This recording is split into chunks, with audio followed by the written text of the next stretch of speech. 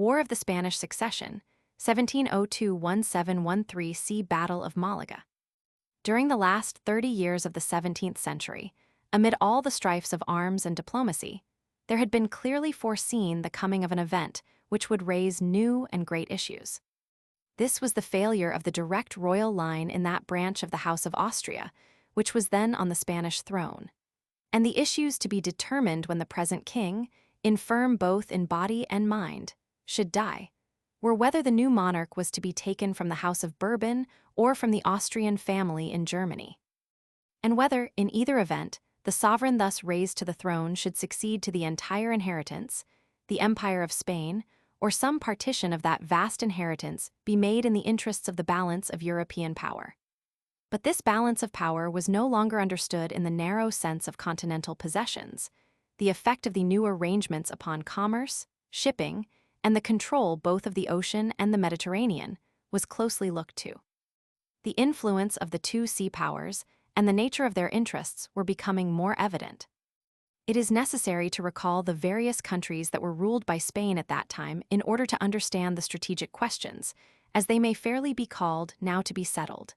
These were, in Europe, the Netherlands, now Belgium, Naples and the south of Italy, Milan and other provinces in the north, and in the Mediterranean, Sicily, Sardinia, and the Balearic Isles. Corsica at that time belonged to Genoa. In the Western Hemisphere, besides Cuba and Puerto Rico, Spain then held all that part of the continent now divided among the Spanish-American states, a region whose vast commercial possibilities were coming to be understood. And in the Asian archipelago, there were large possessions that entered less into the present dispute. The excessive weakness of this empire, owing to the decay of the central kingdom, had hitherto caused other nations, occupied as they were with more immediate interests, to regard with indifference its enormous extent. This indifference could not last when there was a prospect of a stronger administration, backed possibly by alliances with one of the great powers of Europe. It would be foreign to our subject to enter into the details of diplomatic arrangement, which, by shifting about peoples and territories from one ruler to another, sought to reach a political balance peacefully. The cardinal points of each nation's policy may be shortly stated. The Spanish cabinet and people objected to any solution which dismembered the empire. The English and the Dutch objected to any extension of France in the Spanish Netherlands, and to the monopoly by the French of the trade with Spanish America, both which they feared as the results of placing a Bourbon on the Spanish throne. Louis Roman XIV wanted Naples and Sicily for one of his sons, in case of any partition, thus giving France a strong Mediterranean position, but one which would be at the mercy of the sea powers, a fact which induced William Roman III to acquiesce in this demand. The Emperor of Austria particularly objected to these Mediterranean positions going away from his family and refused to come into any of the partition treaties. Before any arrangement was perfected, the actual King of Spain died, but before his death was induced by his ministers to sign a will, bequeathing all his states to the grandson of Louis Roman XIV, then Duke of Anjou, known afterward as Philip V of Spain. By this step it was hoped to preserve the whole, by enlisting in its defense the nearest and one of the most powerful states in Europe nearest, if are accepted the powers ruling the sea, which are always near any country whose ports are open to their ships. Louis Roman XIV accepted the bequest, and in so doing felt bound in honor to resist all attempts at partition. The union of the two kingdoms under one family promised important advantages to France, henceforth delivered from that old enemy in the rear, which had balked so many of her efforts to extend her frontiers eastward. As a matter of fact, from that time, with rare breaks, there existed between the two kingdoms an alliance, the result of family ties, which only the weakness of Spain kept from being dangerous to the rest of Europe. The other countries at once realized the situation, and nothing could have saved war but some backward step on the part of the French king. The statesmen of England and Holland, the two powers on whose wealth the threatened war must depend, proposed that the Italian states should be given to the son of the Austrian emperor, Belgium be occupied by themselves, and that the new King of Spain should grant no commercial privileges in the Indies to France above other nations. To the credit of their wisdom, it must be said that this compromise was the one which after 10 years of war was found, on the whole, best, and in it is seen the growing sense of the value of extension by sea. Louis, however, would not yield. On the contrary, he occupied, by connivance of the Spanish governors, towns in the Netherlands which had been held by Dutch troops under treaties with Spain. Soon after, in February 1701, the English Parliament met and denounced any treaty which promised France the dominion of the Mediterranean. Holland began to arm, and the Emperor of Austria pushed his troops into northern Italy, where a campaign followed, greatly to the disadvantage of Louis. In September of the same year, 1701, the two sea powers and the Emperor of Austria signed a secret treaty, which laid down the chief lines of the coming war, with the exception of that waged in the Spanish peninsula itself. By it, the Allies undertook to conquer the Spanish Netherlands in order to place a barrier between France and the United Provinces, to conquer Milan as a security for the emperor's other provinces, and to conquer Naples and Sicily for the same security, and also for the security of the navigation and commerce of the subjects of His Britannic Majesty and of the United Provinces. The sea powers should have the right to conquer, for the utility of the said navigation and commerce, the countries and towns of the Spanish Indies, and all that they should be able to take there should be for them and remain theirs. The war begun, none of the Allies could treat without the others, nor without having taken just measures first, to prevent the kingdoms of France and Spain from ever being united under the same king. Second, to prevent the French from ever making themselves masters of the Spanish Indies, or from sending ships thither to engage, directly or indirectly, in commerce. Third, to secure to the subjects of His Britannic Majesty and of the United Provinces the commercial privileges which they enjoyed in all the Spanish states under the late king. It will be noticed that in these conditions there is no suggestion of any intention to resist the accession of the Bourbon king, who was called to the throne by the Spanish government and at first acknowledged by England and Holland. But on the other hand, the Emperor of Austria does not withdraw the Austrian claim, which sent it in his own person. The voice of the sea powers was paramount in the coalition, as the terms of the treaty safeguarding their commercial interests show, though, as they were about to use German armies for the land war, German claims also had to be considered. As a French historian points out, this was really a new treaty of partition. William Roman III, who had conducted all, had taken care not to exhaust England and Holland in order to restore the Spanish monarchy, intact, to the emperor. His final condition was to reduce the new king, Philip V, to Spain proper, and to secure to England and Holland at once the commercial use of all the regions that had been under the Spanish monarchy, together with important military and maritime positions against France. But though war was imminent, the countries about to engage hesitated. Holland would not move without England, and despite the strong feeling of the latter country against France, the manufacturers and merchants still remembered the terrible sufferings of the last war. Just then, as the scales were wavering, James Roman II died. Louis, yielding to a sentiment of sympathy and urged by his nearest intimates, formally recognized the son of James as King of England, and the English people, enraged at what they looked on as a threat and an insult, threw aside all merely prudential considerations.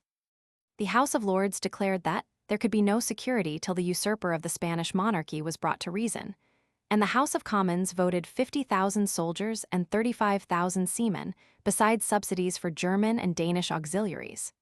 William Roman III died soon after in March 1702, but Queen Anne took up his policy, which had become that of the English and Dutch peoples.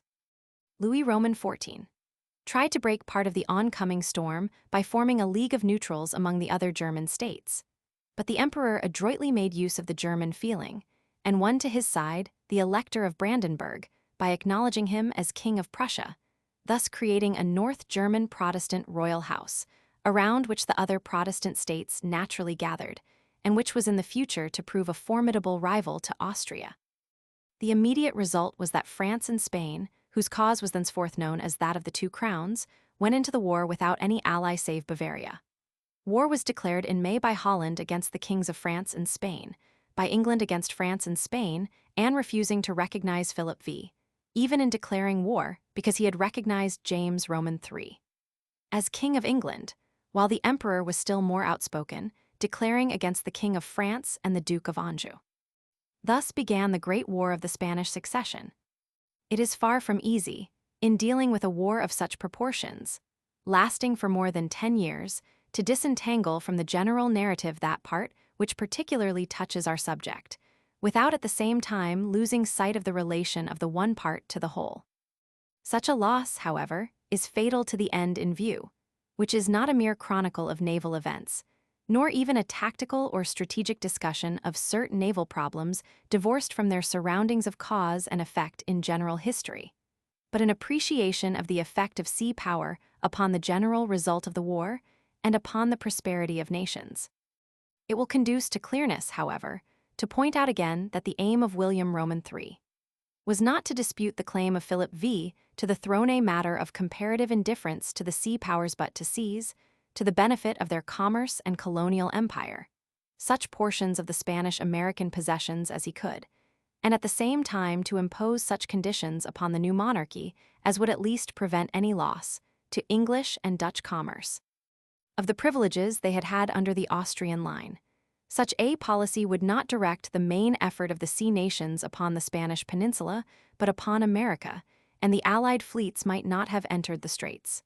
Sicily and Naples were to go, not to England, but to Austria. Subsequent causes led to an entire change in this general plan. A new candidate, a son of the Emperor of Germany, was set up in 1703 by the coalition under the name of Carlos Roman III. And the peninsula became the scene of a doubtful and bloody war, keeping the Anglo-Dutch fleets hovering round the coasts, with the result, as regards the sea powers, that nothing of decisive importance was done in Spanish America, but that England issued from the strife with Gibraltar and Port Mahon in her hands to be thenceforth a Mediterranean power.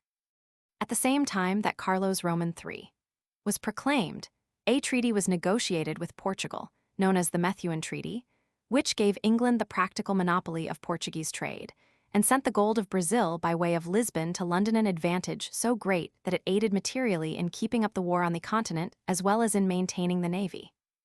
At the same time, the efficiency of the latter so increased that the losses by French cruisers, though still heavy, were at no time unendurable.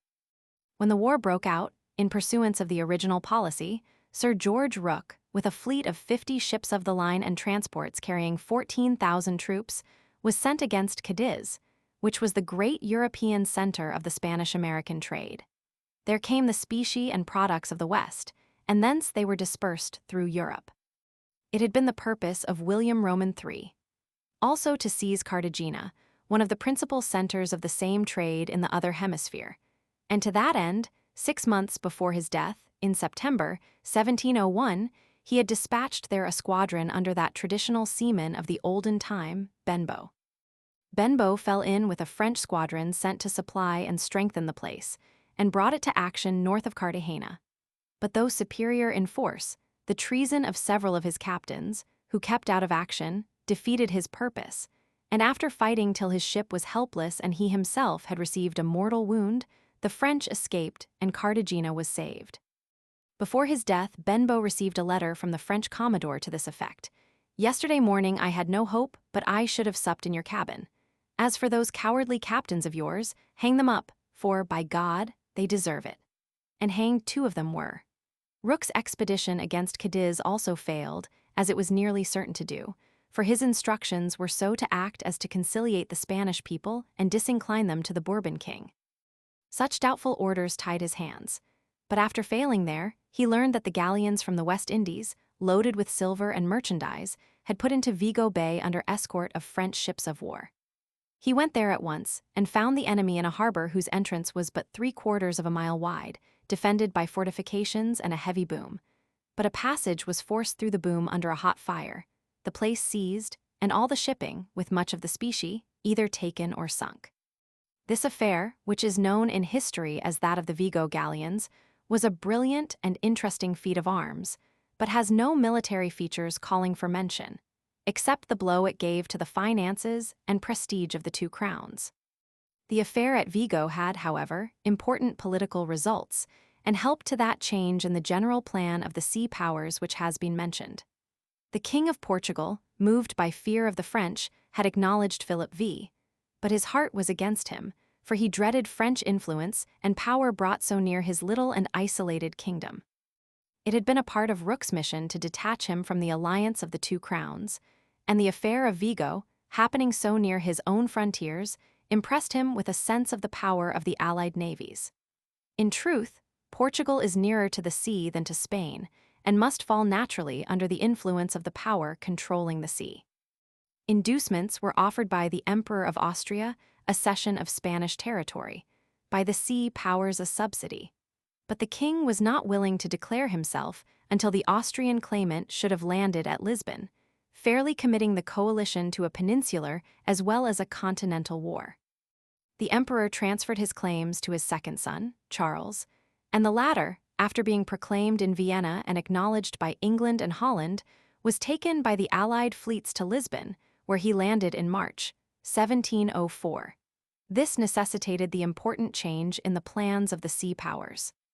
Pledged to the support of Carlos, their fleets were thenceforth tied to the shores of the peninsula and the protection of commerce, while the war in the West Indies, becoming a side issue on a small scale, led to no results.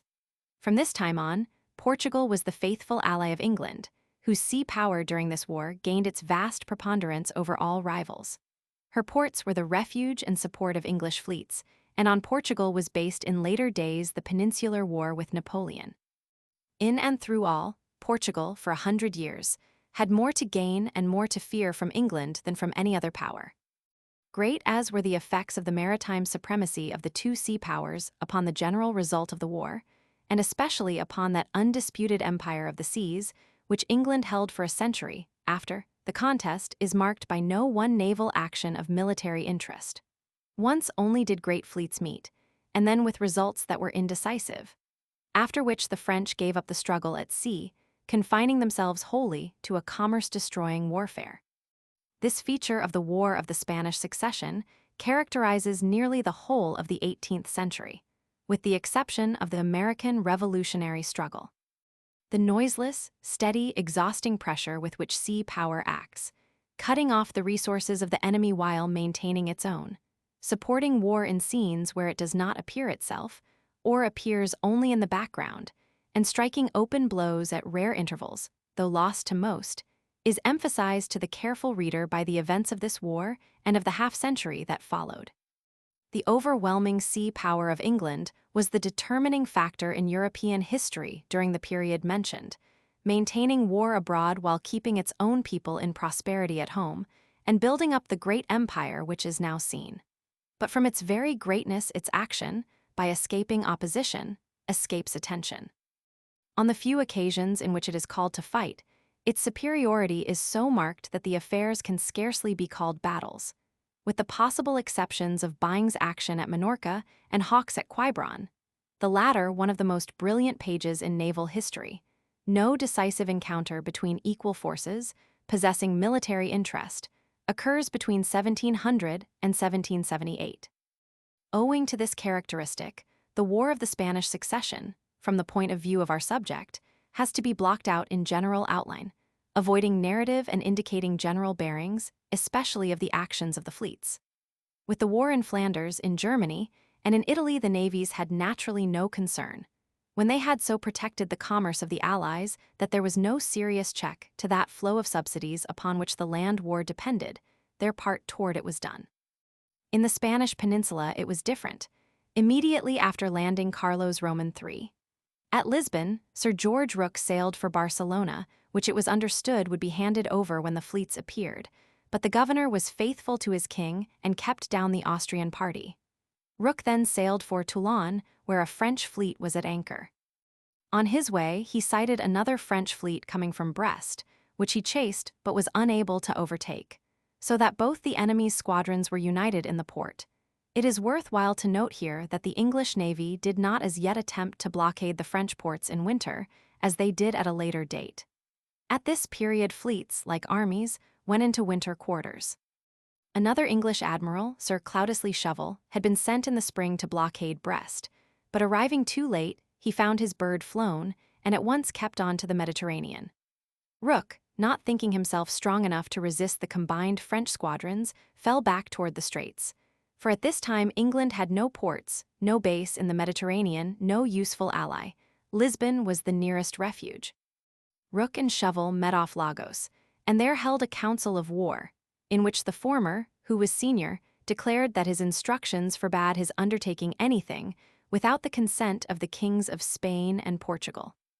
This was indeed tying the hands of the sea powers, but Rooke at last, chafing at the humiliating inaction and ashamed to go home without doing something, decided to attack Gibraltar for 3 reasons. Because he heard it was insufficiently garrisoned, because it was of infinite importance as a port for the present war, and because its capture would reflect credit on the Queen's arms. The place was attacked, bombarded, and then carried by an assault in boats. The English possession of Gibraltar dates from August 4, 1704, and the deed rightly keeps alive the name of Rooke, to whose judgment and fearlessness of responsibility England owes the key of the Mediterranean.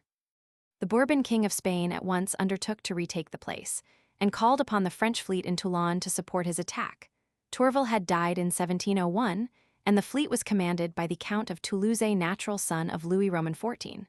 Only 26 years old, Rooke also sailed eastward, and the 2 fleets met on the 24th of August off Vélez, Malaga. The Allies were to windward with a northeast wind, both fleets on the port tack heading to the southward and eastward. There is some uncertainty as to the numbers. The French had 52 ships of the line, their enemy probably half a dozen more. The Allies kept away together, each ship for its opposite. There was apparently no attempt on Rooke's part at any tactical combination. The Battle of Malaga possesses indeed no military interest, except that it is the first in which we find fully developed that wholly unscientific method of attack by the English which Clerke criticized, and which prevailed throughout the century. It is instructive to notice that the result in it was the same as in all others fought on the same principle. The van opened out from the center, leaving quite an interval, and the attempt made to penetrate this gap and isolate the van was the only tactical move of the French. We find in them at Malaga no trace of the cautious, skillful tactics which Clerke rightly thought to recognize at a later day. The degeneracy from the able combinations of Monk, Ryder, and Tourville to the epic of mere seamanship is clearly marked by the Battle of Malaga, and gives it its only historical importance. In it was realized that primitive mode of fighting which Macaulay has sung, and which remained for many years the ideal of the English Navy. Then on both sides the leaders gave signal for the charge, and on both sides the footmen strode forth with lance and targe, and on both sides the horsemen struck their spurs deep in gore. And front to front the armies met with a mighty roar. Human movement is not always advance, and there are traces of a somewhat similar ideal in the naval periodical literature of our own day. The fight was severe, lasting from 10 in the morning till 5 in the afternoon, but was entirely indecisive. The next day the wind shifted, giving the weather gauge to the French, but they did not use the opportunity to attack, for which they were much to blame if their claim of the advantage the day before is well founded. Rooke could not have fought. Nearly half his fleet, 25 ships, it is said, had used up all their ammunition. Even during the battle itself, several of the Allied ships were towed out of line, because they had not powder and ball for a single broadside. This was doubtless due to the attack upon Gibraltar, in which 15,000 shot were expended, and to the lack of any port serving as a base of supplies deficiency, which the new possession would hereafter remove. Rooke, in seizing Gibraltar, had the same object in view that prompted the United States to seize Port Royal at the beginning of the Civil War, and which made the Duke of Parma urge upon his king, before sending the Spanish Great Armada, to seize Flushing on the coast of Holland advice, which, had it been followed, would have made unnecessary that dreary and disastrous voyage to the north of England. The same reasons would doubtless lead any nation intending serious operations against our seaboard to seize points remote from the great centers and susceptible of defense, like Gardiner's Bay or Port Royal, which in an inefficient condition of our navy they might hold with and for their fleets. Rooke retired in peace to Lisbon, bestowing by the way on Gibraltar all the victuals and ammunition that could be spared from the fleet. Toulouse, instead of following up his victory, if it was won, went back to Toulon, sending only 10 ships of the line to support the attack on Gibraltar. All the attempts of the French against the place were carried on in a futile manner. The investing squadron was finally destroyed, and the land attack converted into a blockade. With this reverse, says a French naval officer, began in the French people a regrettable reaction against the navy. The wonders to which it had given birth, its immense services, were forgotten.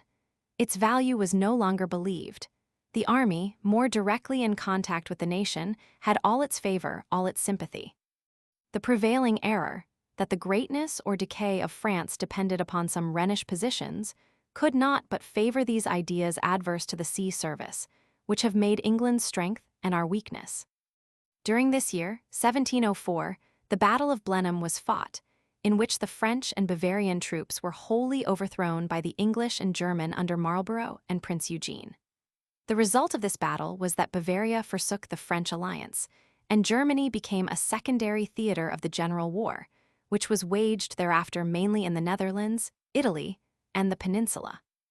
The following year, 1705, the Allies moved against Philip V by two roads from Lisbon upon Madrid and by way of Barcelona. The former attack, though based upon the sea, was mainly by land and resultless. The Spanish people in that quarter showed unmistakably that they would not welcome the king set up by foreign powers. It was different in Catalonia. Carlos Roman III went there in person with the Allied fleet. The French navy, inferior in numbers, kept in port. The French army also did not appear. The Allied troops invested the town, aided by 3,000 seamen and supported by supplies landed from the fleet, which was to them both base of supplies and line of communications. Barcelona surrendered on the 9th of October. All Catalonia welcomed Carlos, and the movement spread to Aragon and Valencia, the capital of the latter province declaring for Carlos. The following year, 1706, the French took the offensive in Spain on the borders of Catalonia, while defending the passes of the mountains toward Portugal. In the absence of the Allied fleet, and of the succors which it brought and maintained, the resistance was weak, and Barcelona was again besieged, this time by the French party supported by a French fleet of 30 sail of the line and numerous transports with supplies from the neighboring port of Toulon. The siege, begun April 5, was going on hopefully. The Austrian claimant himself was within the walls, the prize of success. But on the 10th of May the Allied fleet appeared, the French ships retired, and the siege was raised in disorder. The Bourbon claimant dared not retreat into Aragon, and so passed by Roussillon into France, leaving his rival in possession. At the same time, there moved forward from Portugal that other base, which the sea power of the English and Dutch at once controlled and utilized another army, maintained by the subsidies earned from the ocean. This time, the western attack was more successful. Many cities in Estremadura and Leon fell, and as soon as the Allied generals learned the raising of the siege of Barcelona, they pressed on by way of Salamanca to Madrid. Philip V, after escaping into France, had returned to Spain by the Western Pyrenees, but on the approach of the Allies he had again to fly, leaving to them his capital. The Portuguese and Allied troops entered Madrid, June 26, 1706. The Allied fleet, after the fall of Barcelona, seized Alicante and Cartagena. So far success had gone, but the inclinations of the Spanish people had been mistaken, and the strength of their purpose and pride, supported by the natural features of their country, was not yet understood. The national hatred to the Portuguese was aroused, as well as the religious dislike to heretics, the English general himself being a Huguenot refugee. Madrid and the surrounding country were disaffected, and the South sent the Bourbon king assurance of its fidelity. The Allies were not able to remain in the hostile capital, particularly as the region around was empty of supplies and full of guerrillas. They retired to the eastward, drawing toward the Austrian claimant in Aragon. Reverse followed reverse, and on the 25th of April, 1707, the Allied army was disastrously overthrown at Almansa, losing 15,000 men. All Spain fell back again into the power of Philip V, except the province of Catalonia, part of which also was subdued. The next year, 1708, the French made some progress in the same quarter, but were not able to attack Barcelona. Valencia and Alicante, however, were reduced. The year 1707 was not marked by any naval event of importance. During the summer, the Allied fleets in the Mediterranean were diverted from the coast of Spain to support an attack upon Toulon made by the Austrians and Piedmontese. The latter moved from Italy along the coast of the Mediterranean, the fleet supporting the flank on the sea and contributing supplies. The siege, however, failed, and the campaign was inconclusive. Returning home, the admiral Sir Claudius Lee Shovel, with several ships of the line, was lost on the Scilly Islands, in one of those shipwrecks which have become historical. In 1708, the Allied fleets seized Sardinia, which from its fruitfulness and nearness to Barcelona became a rich storehouse to the Austrian claimant, so long as by the Allied help he controlled the sea. The same year Minorca, with its valuable harbor, Port Mahon, was also taken, and from that time for 50 years remained in English hands. Blocking Cadiz and Cartagena by the possession of Gibraltar, and facing Toulon with Port Mahon, Great Britain was now as strongly based in the Mediterranean as either France or Spain. While, with Portugal as an ally, she controlled the two stations of Lisbon and Gibraltar, watching the trade routes both of the ocean and of the inland sea. By the end of 1708, the disasters of France by land and sea, the frightful sufferings of the kingdom, and the almost hopelessness of carrying on a strife which was destroying France, and easily borne by England, led Louis Roman XIV to offer most humiliating concessions to obtain peace. He undertook to surrender the whole Spanish monarchy, reserving only Naples for the Bourbon king.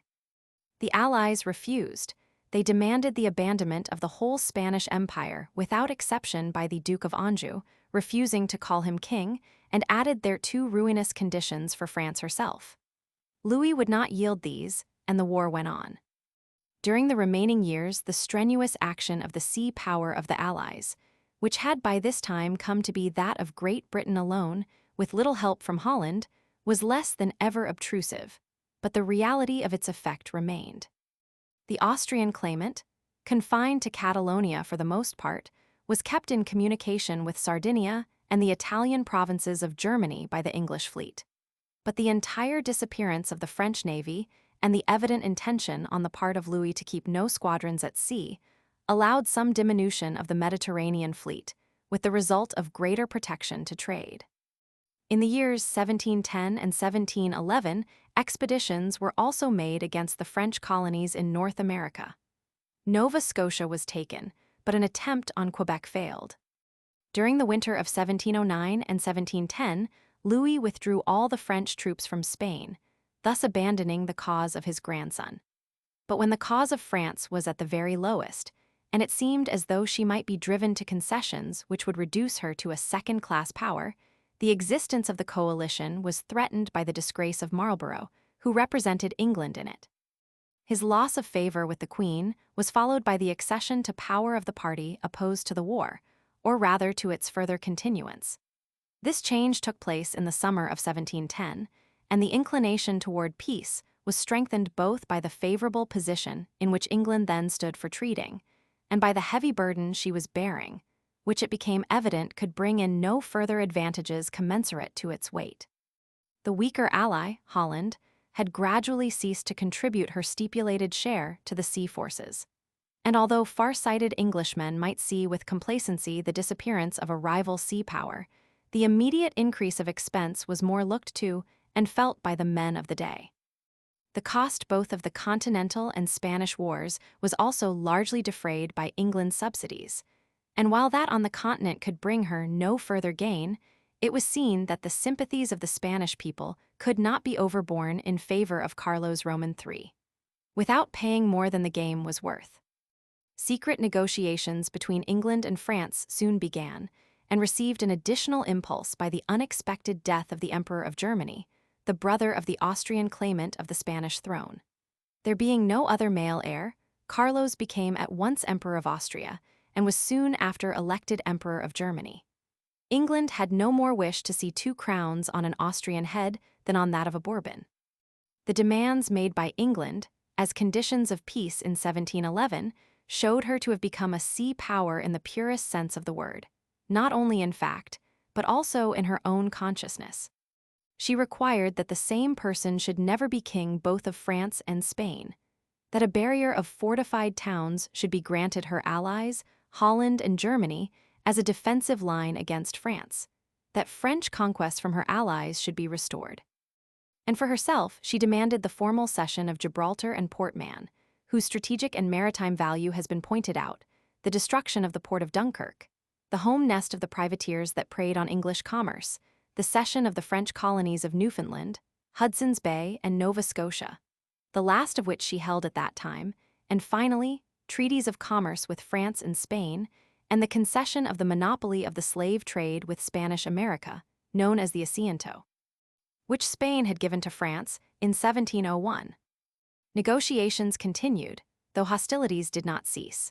And in June 1712, a 4-month truce between Great Britain and France removed the English troops from the Allied armies on the continent, their great leader Marlborough having been taken from their head the year before. The campaign of 1712 was favorable to France, but in almost any event, the withdrawal of Great Britain made the end of the war a question of but a short time. The remonstrances of Holland were met by the reply that since 1707, the Dutch had not furnished more than 1/3 their quota of ships, and taking the war through, not over 1/2. The House of Commons, in an address to the throne in 1712, complained that the service at sea hath been carried on through the whole course of the war in a manner highly disadvantageous to your Majesty's kingdom, for the necessity requiring that great fleets should be fitted out every year for maintaining a superiority in the Mediterranean, and for opposing any force which the enemy might prepare either at Dunkirk or in the ports of West France. Your Majesty's readiness, in fitting out your proportion of ships for all parts of that service, hath not prevailed with Holland, which has been greatly deficient every year in proportion to what your Majesty hath furnished. Hence your Majesty hath been obliged to supply those deficiencies with additional reinforcements of your own ships, and your Majesty's ships have been forced in greater numbers to continue in remote seas, and at unseasonable times of the year, to the great damage of the navy. This also hath straitened the convoys for trade. The coasts have been exposed for want of cruisers, and you have been disabled from annoying the enemy in their most beneficial commerce with the West Indies, whence they received those vast supplies of treasure, without which they could not have supported the expenses of the war. In fact, between 1701 and 1716, the commerce of Spanish America had brought into France $40 million in specie. To these complaints, the Dutch envoy to England could only reply that Holland was not in a condition to fulfill her compacts. The reverses of 1712, added to Great Britain's fixed purpose to have peace, decided the Dutch to the same, and the English still kept, amid their dissatisfaction with their allies, so much of their old feeling against France as to support all the reasonable claims of Holland. April 11, 1713, an almost general peace known as the Peace of Utrecht, one of the landmarks of history, was signed between France on the one hand, and England, Holland, Prussia, Portugal, and Savoy on the other. The emperor still held out, but the loss of British subsidies fettered the movements of his armies, and with the withdrawal of the sea powers, the continental war might have fallen of itself.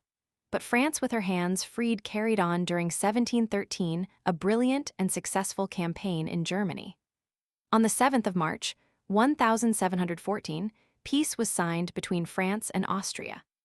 Some embers of the war continued to burn in Catalonia and the Balearic Islands, which persisted in their rebellion against Philip V. But the revolt was stifled as soon as the arms of France were turned against them. Barcelona was taken by storm in September 1714. The islands submitted in the following summer. The changes effected by this long war and sanctioned by the peace, neglecting details of lesser or passing importance, may be stated as follows.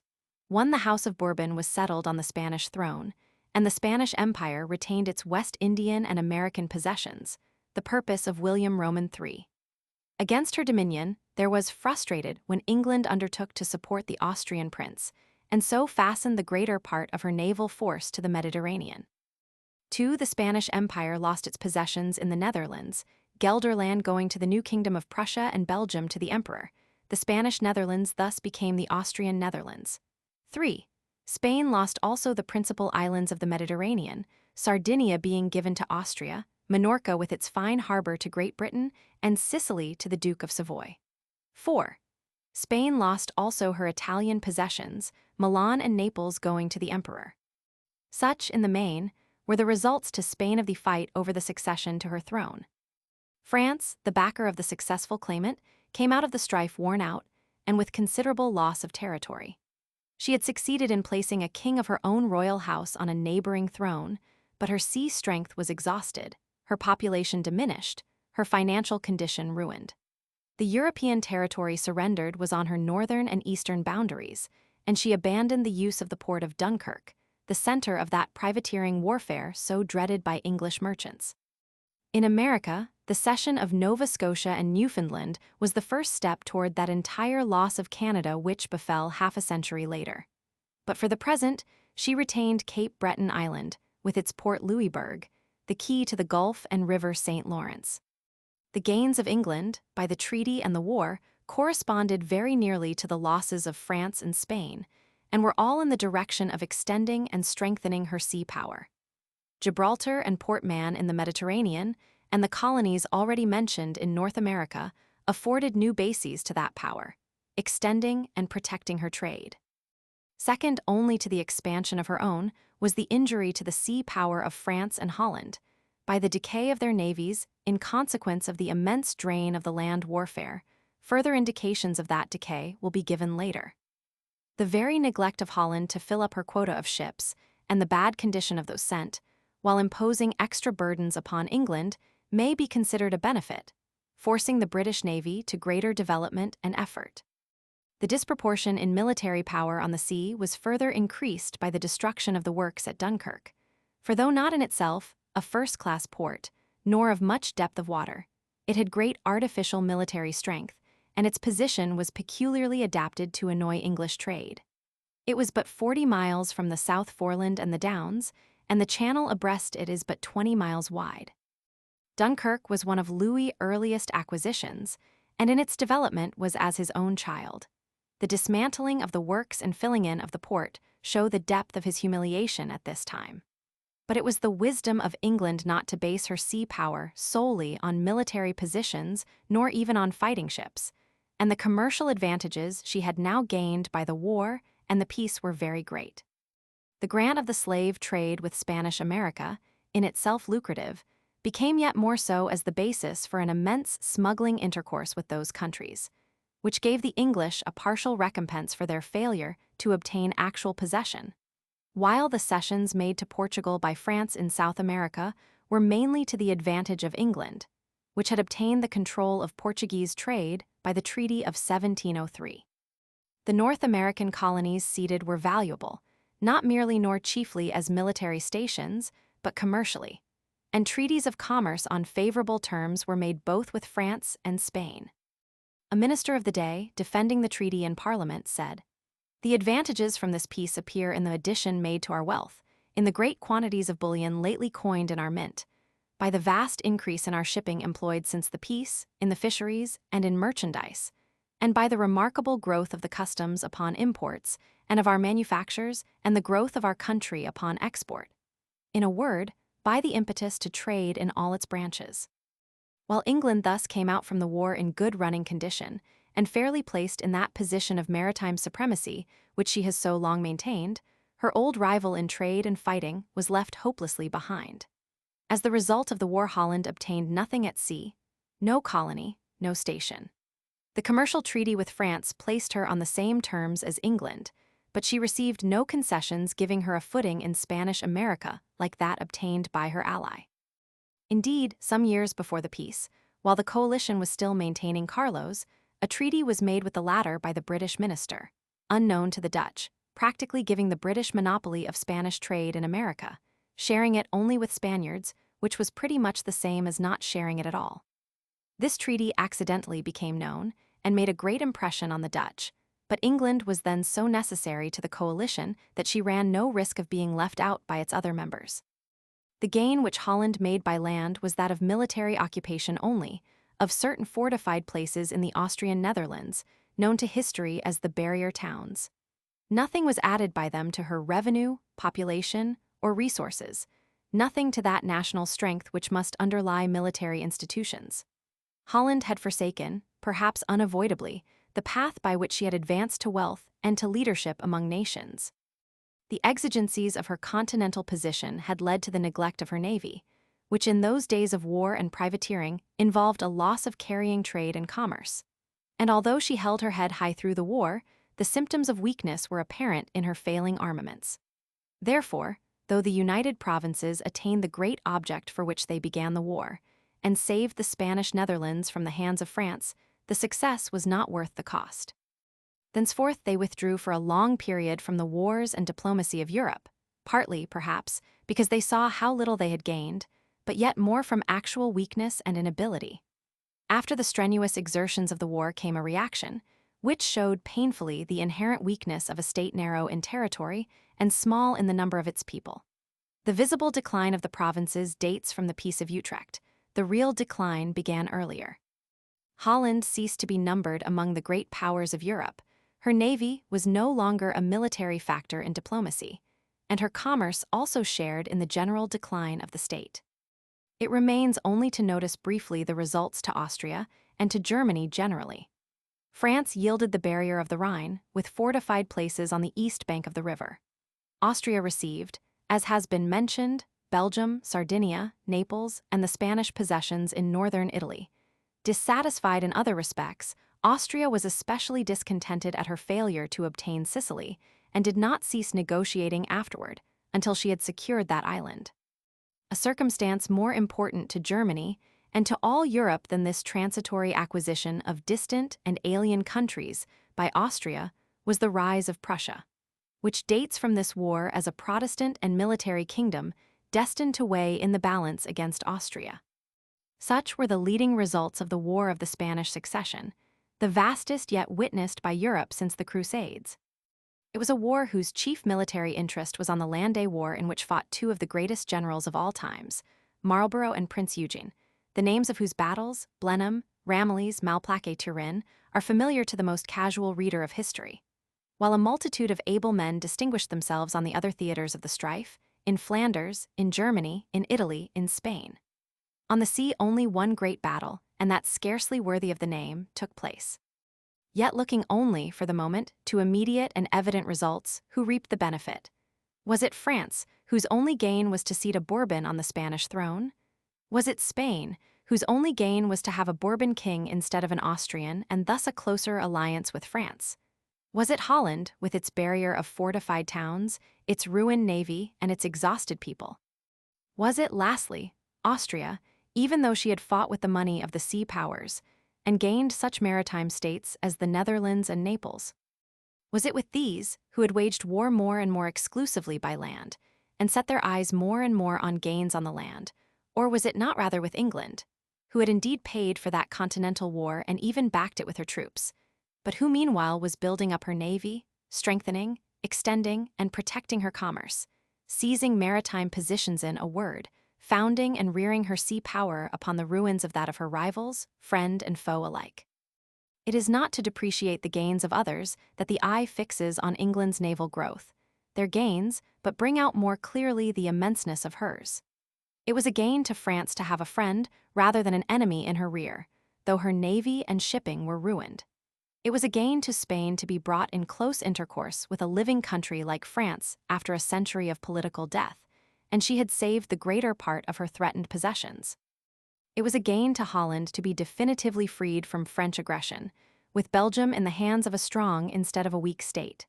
And it doubtless was a gain to Austria not only to have checked, chiefly at the expense of others, the progress of her hereditary enemy, but also to have received provinces like Sicily and Naples, which, under wise government, might become the foundation of a respectable sea power. But not one of these gains, nor altogether, compared in greatness, and much less in solidity, with the gain to England of that unequaled sea power which started ahead during the War of the League of Augsburg and received its completeness and seal during that of the Spanish Succession.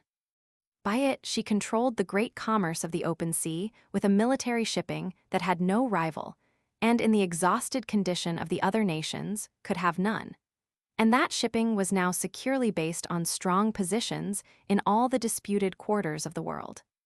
Although her Indian empire was not yet begun, the vast superiority of her navy would enable her to control the communications of other nations with those rich and distant regions, and to assert her will in any disputes arising among the trading stations of the different nationalities. The commerce which had sustained her in prosperity and her allies in military efficiency during the war, though checked and harassed by the enemy's cruisers, to which she could pay only partial attention amid the many claims upon her, started with a bound into new life when the war was over. All over the world, exhausted by their share of the common suffering, people were longing for the return of prosperity and peaceful commerce. And there was no country ready as England was in wealth, capital, and shipping to forward, and reap the advantages of every enterprise by which the interchange of commodities was promoted, either by lawful or unlawful means. In the War of the Spanish Succession, by her own wise management, and through the exhaustion of other nations, not only her navy but her trade was steadily built up. And indeed, in that dangerous condition of the seas, traversed by some of the most reckless and restless cruisers France ever sent out, the efficiency of the navy meant safer voyages, and so more employment for the merchant ships. The British merchant ships, being better protected than those of the Dutch, gained the reputation of being far safer carriers, and the carrying trade naturally passed more and more into their hands, while the habit of employing them in preference, once established, was likely to continue. Taking all things together, says an historian of the British Navy, I doubt whether the credit of the English nation ever stood higher than at this period, or the spirit of the people higher. The success of our arms at sea, the necessity of protecting our trade, and the popularity of every step taken to increase our maritime power, occasioned such measures to be pursued as annually added to our force. Hence arose that mighty difference which at the close of the year 1706 appeared in the Royal Navy. This, not only in the number but in the quality of the ships, was much superior to what it had been at the time of the Revolution or even before. Hence it was that our trade rather increased than diminished during the last war, and that we gained so signally by our strict intercourse with Portugal. The sea power of England, therefore, was not merely in the great navy, with which we too commonly and exclusively associate it. France had had such a navy in 1688, and it shriveled away like a leaf in the fire. Neither was it in a prosperous commerce alone.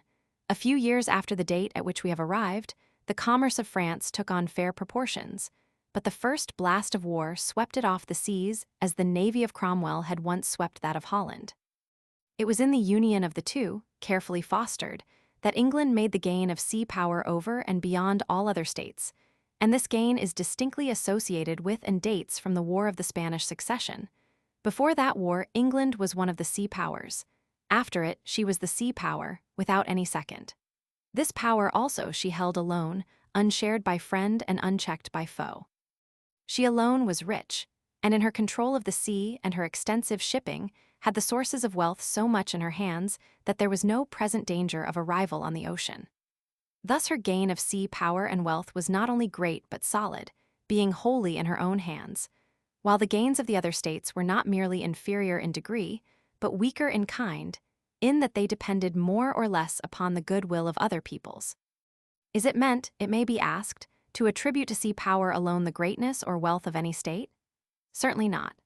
The due use and control of the sea is but one link in the chain of exchange by which wealth accumulates, but it is the central link, which lays under contribution other nations for the benefit of the one holding it, and which, history seems to assert, most surely of all gathers to itself riches.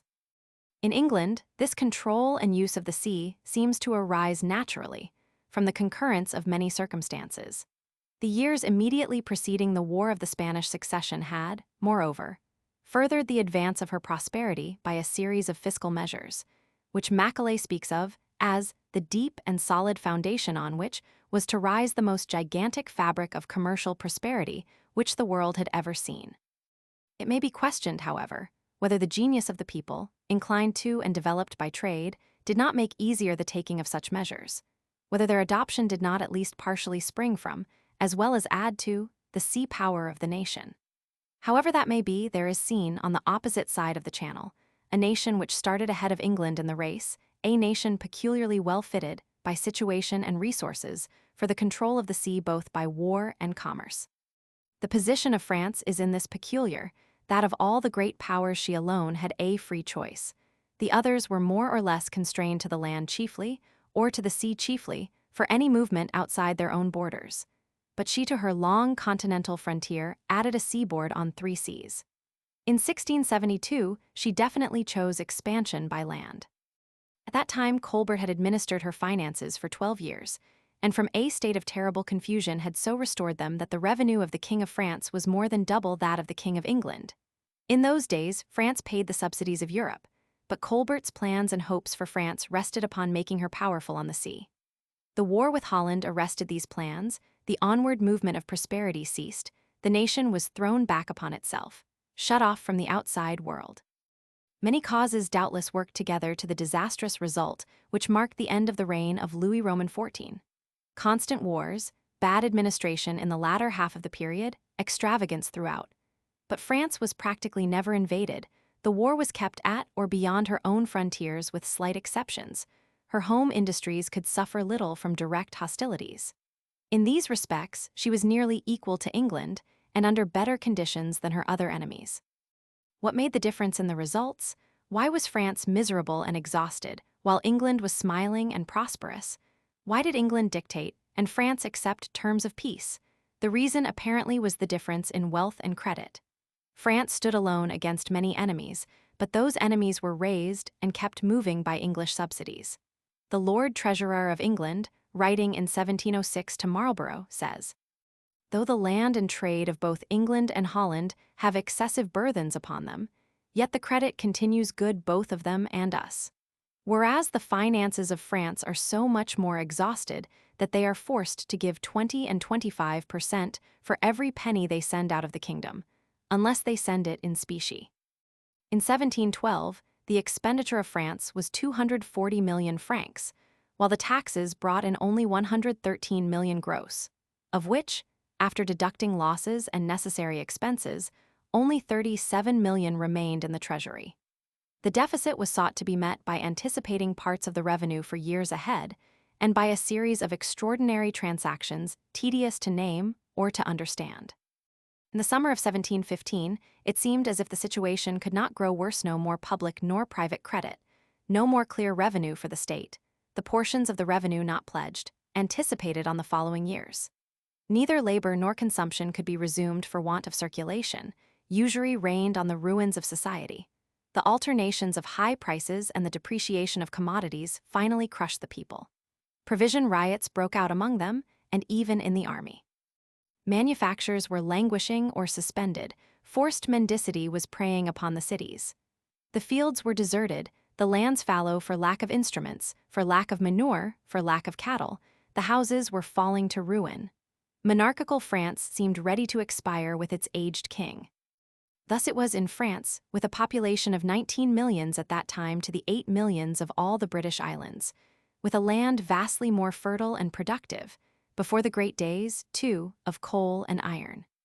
In England, on the contrary, the immense grants of Parliament in 1710 struck the French prodigiously, for while their credit was low, or in a manner quite gone, ours was at its zenith. During that same war, there appeared that mighty spirit among our merchants, which enabled them to carry on all their schemes with a vigor that kept a constant circulation of money throughout the kingdom, and afforded such mighty encouragement to all manufactures as has made the remembrance of those times grateful in worse. By the treaty with Portugal we were prodigious gainers. The Portuguese began to feel the comfortable effects of their Brazil gold mines, and the prodigious commerce that followed with us made their good fortune in great measure ours. And so it has been ever since. Otherwise, I know not how the expenses of the war had been borne. The running cash in the kingdom increased very considerably, which must be attributed in great measure to our Portuguese trade. And this, as I have made manifest, we owed wholly to our power at sea, which took Portugal from the alliance of the two crowns and threw her upon the protection of the maritime powers. Our trade with the Spanish West Indies by way of Cadiz was certainly much interrupted at the beginning of this war, but afterward it was in great measure restored, as well by direct communication with several provinces when under the Archduke, as through Portugal, by which a very great though contraband trade was carried on. We were at the same time very great gainers by our commerce with the Spaniards in the West Indies. Our colonies, though complaining of neglect, grew richer, more populous, and carried their trade farther than in former times. Our national end with respect to England was in this war particularly in great measure answered. I mean the destruction of the French power at sea, for, after the Battle of Malaga, we hear no more of their great fleets. And though by this the number of their privateers was very much increased, yet the losses of our merchants were far less in the latter than in the former reign. It is certainly a matter of great satisfaction that, setting out at first with the sight of so great a naval power as the French king had assembled in 1688, while we struggled under such difficulties, and when we got out of that troublesome war, in 1697, found ourselves loaded with a debt too heavy to be shaken off in the short interval of peace. Yet by 1706, instead of seeing the navy of France riding upon our coast, we sent every year a powerful fleet to insult theirs, superior to them not only in the ocean, but in the Mediterranean, forcing them entirely out of that sea by the mere sight of our flag. By this we not only secured our trade with the Levant and strengthened our interests with all the Italian princes, but struck the states of Barbary with terror and awed the Sultan from listening to any proposals from France. Such were the fruits of the increase of our naval power, and of the manner in which it was employed. Such fleets were necessary. They at once protected our flag and our allies, and attached them to our interest. And, what is of greater importance than all the rest, they established our reputation for maritime force so effectually that we feel even to this day the happy effects of the fame thus acquired. It is needless to add more.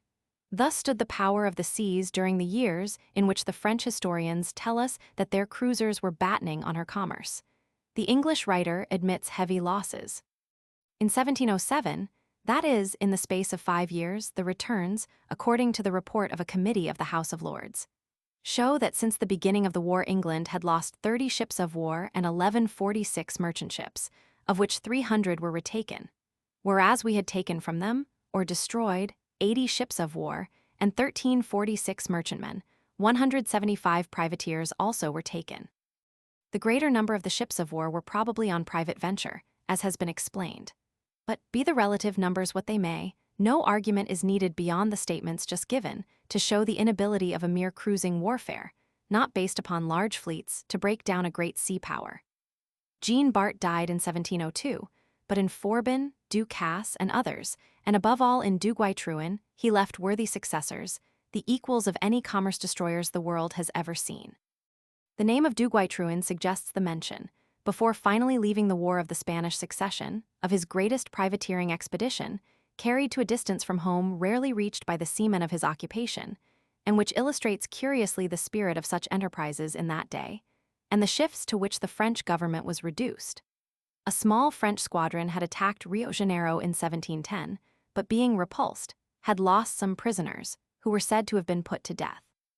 Du Guay-Trouin sought permission to avenge the insult to France.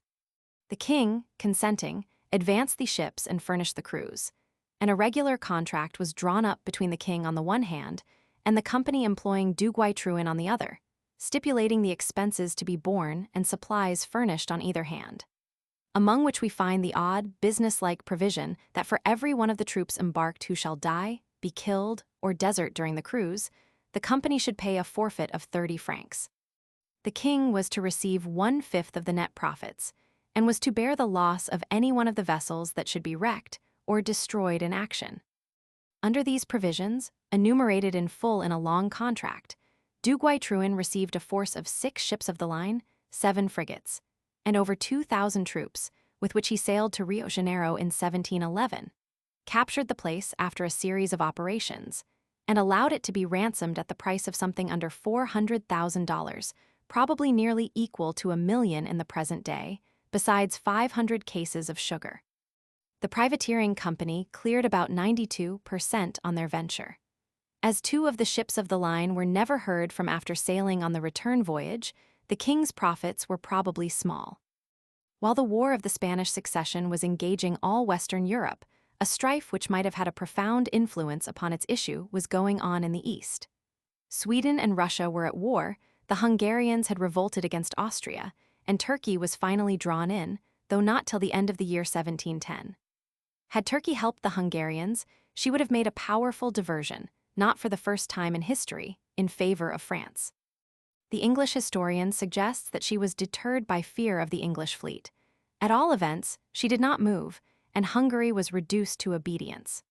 The war between Sweden and Russia was to result in the preponderance of the latter upon the Baltic, the subsidence of Sweden, the old ally of France, into a second-rate state, and the entrance of Russia definitively into European politics. Footnotes: Martin, History of France. Lapiraus Bonfils, Hist. de la Marine Francaise. Campbell, Lives of the Admirals. Martin, History of France. Campbell, Lives of the Admirals. Chapter 6. The Regency in France. Alberoni in Spain. Policies of Walpole and Fleury. War of the Polish Succession. English contraband, trade in Spanish America. Great Britain declares war against Spain. 1715-1739. The Peace of Utrecht was soon followed by the deaths of the rulers of the two countries which had played the foremost part in the War of the Spanish Succession. Queen Anne died August 1, 1714, Louis Roman 14. On the 1st of September, 1715. The successor to the English throne, the German George I, though undoubtedly the choice of the English people, was far from being their favorite, and was rather endured as a necessary evil, giving them a Protestant instead of a Roman Catholic king. Along with the coldness and dislike of his own partisans, he found a very considerable body of disaffected men who wished to see the son of James Roman II on the throne. There was therefore a lack of solidity, more apparent than real, but still real in his position.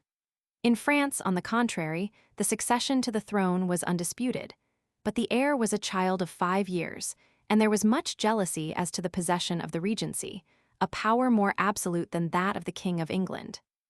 The regency was obtained and exercised by the next in succession to the throne, Philip, Duke of Orleans, but he had to apprehend not only attempts on the part of rivals in France to shake his hold, but also the active enmity of the Bourbon King of Spain, Philip V., an enmity which seems to have dated from an intrigue of Orleans during the late war to supplant Philip on the Spanish throne. There was therefore a feeling of instability, of apprehension, in the governments of England and France, which influenced the policy of both. As regards the relations of France and Spain, the mutual hatred of the actual rulers stood for a while in the way of the friendly accord. Louis Roman 14 had hoped from family ties and was injurious to the true interests of both nations. The regent Orleans, under the advice of the most able and celebrated French statesman of that day, the Abbé Dubois, made overtures of alliance to the King of Great Britain. He began first by commercial concessions of the kind generally acceptable to the English, forbidding French shipping to trade to the South Seas under penalty of death, and lowering the duties on the importation of English coal.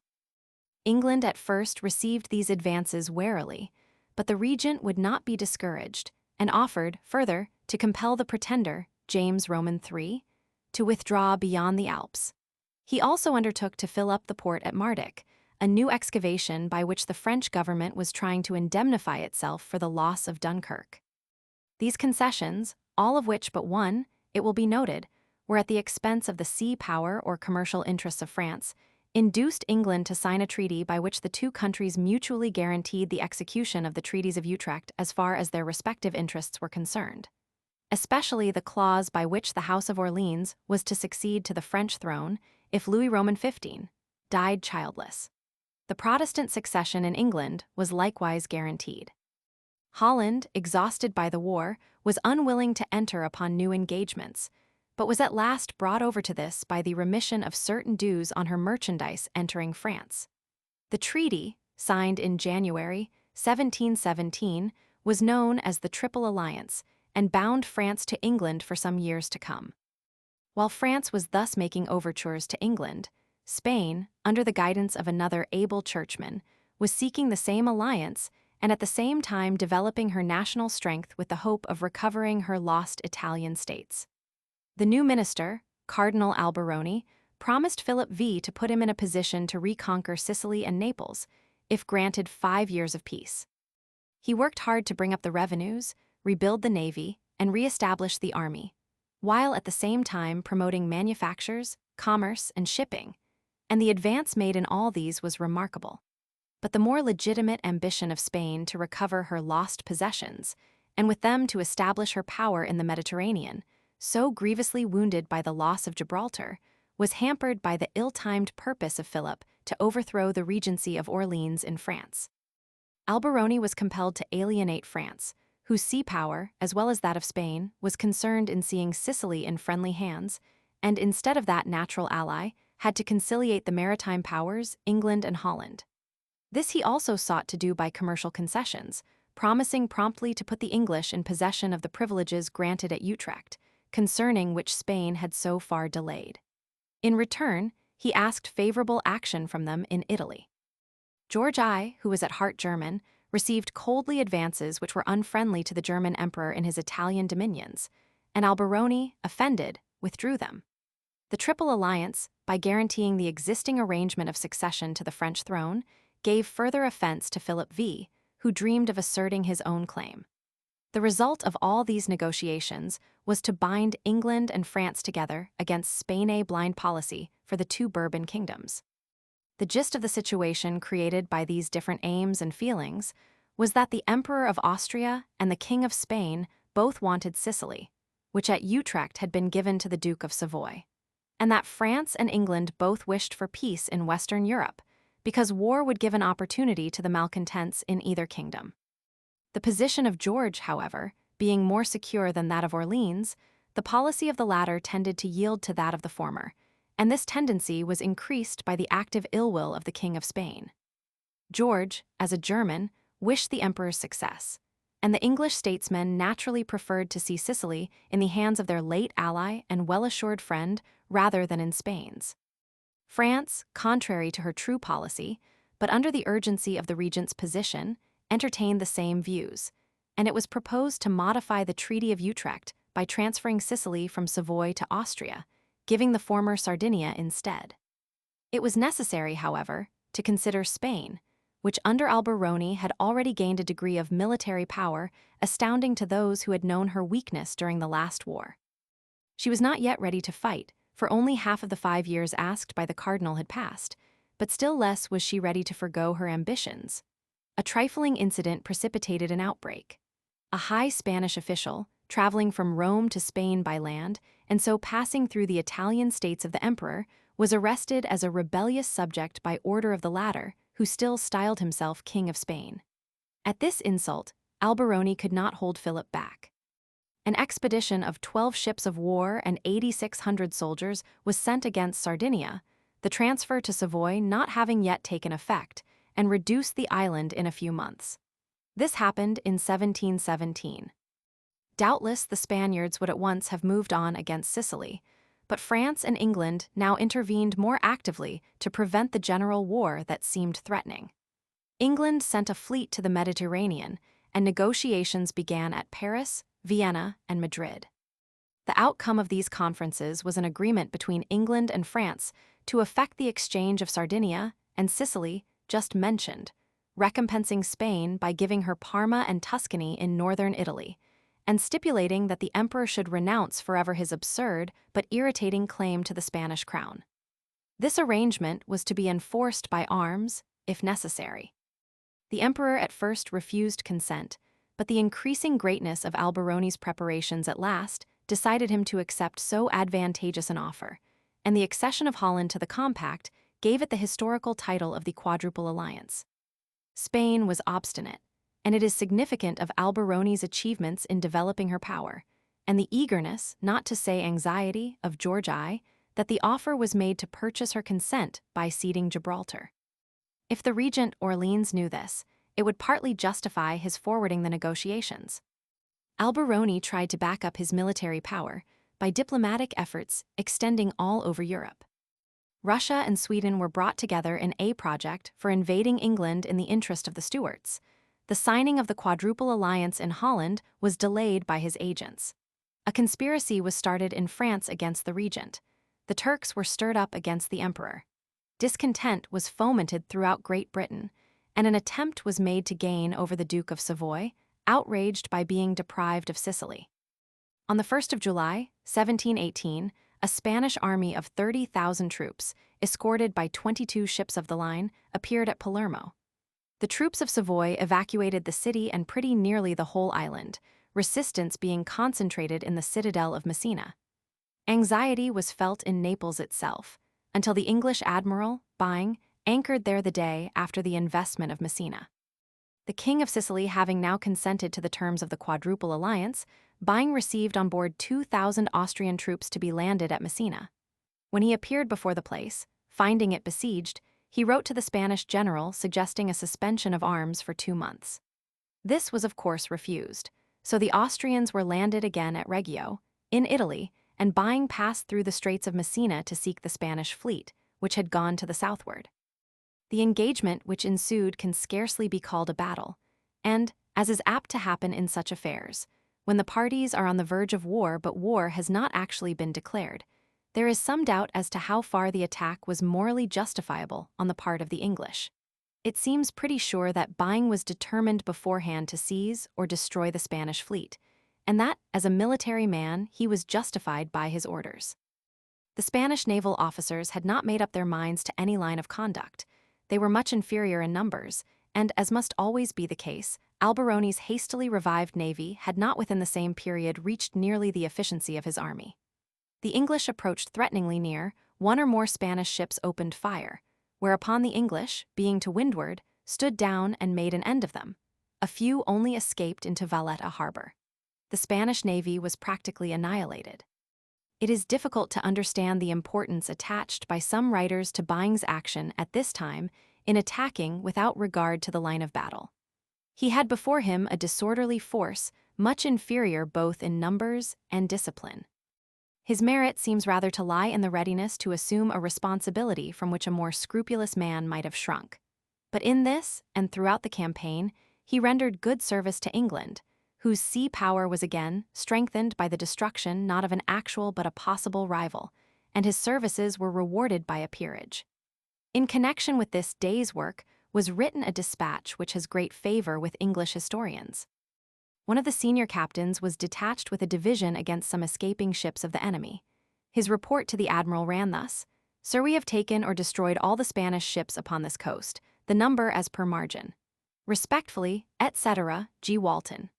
One English writer makes, and another endorses, the uncalled for but characteristic fling at the French, that the ships thus thrust into the margin would have filled some pages of a French narration. It may be granted that the so-called Battle of Cape Passero did not merit a long description, and Captain Walton possibly felt so.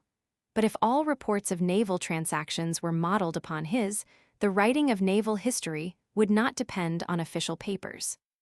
Thus the Spanish navy was struck down on the 11th of August, 1718 off Cape Passero. This settled the fate of Sicily, if it had been doubtful before. The English fleet cruised round the island, supporting the Austrians and isolating the Spaniards, none of whom were permitted to withdraw before peace was made.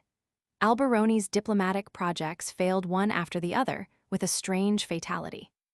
In the following year, the French, in pursuance of the terms of the alliance, invaded the north of Spain and destroyed the dockyards, burning 9 large ships on the stocks, besides the materials for 7 more, at the instigation of an English attaché accompanying the French headquarters. Thus was completed the destruction of the Spanish navy, which, says an English historian, was ascribed to the maritime jealousy of England. "This was done," wrote the French commander, the Duke of Berwick, a bastard of the House of Stuart, "in order that the English government may be able to show the next Parliament that nothing has been neglected to diminish the navy of Spain." The acts of Sir George Byng, as given by the English naval historian, make yet more manifest the purpose of England at this time. While the city and citadel of Messina were being besieged by the Austrians, English, and Sardinians, a dispute arose as to the possession of the Spanish men of war within the mole. Byng, reflecting within himself that possibly the garrison might capitulate for the safe return of those ships into Spain, which he was determined not to suffer. That on the other hand, the right of possession might breed an inconvenient dispute at a critical juncture among the princes concerned, and if it should at length be determined that they did not belong to England, it were better they belonged to no one else, proposed to Count de Mercy, the Austrian general, to erect a battery and destroy them as they lay. After some demur on the part of the other leaders, this was done. If constant care and watchfulness deserve success, England certainly deserved her sea power. But what shall be said of the folly of France at this time and in this connection? The steady stream of reverses and the hopelessness of contending for distant maritime possessions when without a navy broke down the resistance of Spain. England and France insisted upon the dismissal of Alberoni, and Philip yielded to the terms of the Quadruple Alliance. The Austrian power, necessarily friendly to England, was thus firmly settled in the central Mediterranean, in Naples and Sicily, as England herself was in Gibraltar and Port Mahon. Sir Robert Walpole, the minister now coming into power in England, failed at a later day to support this favorable conjunction and so far betrayed the traditional policy of his country. The dominion of the House of Savoy in Sardinia, which then began, has lasted. It is only within our own day that the title King of Sardinia has merged in the broader one of King of Italy.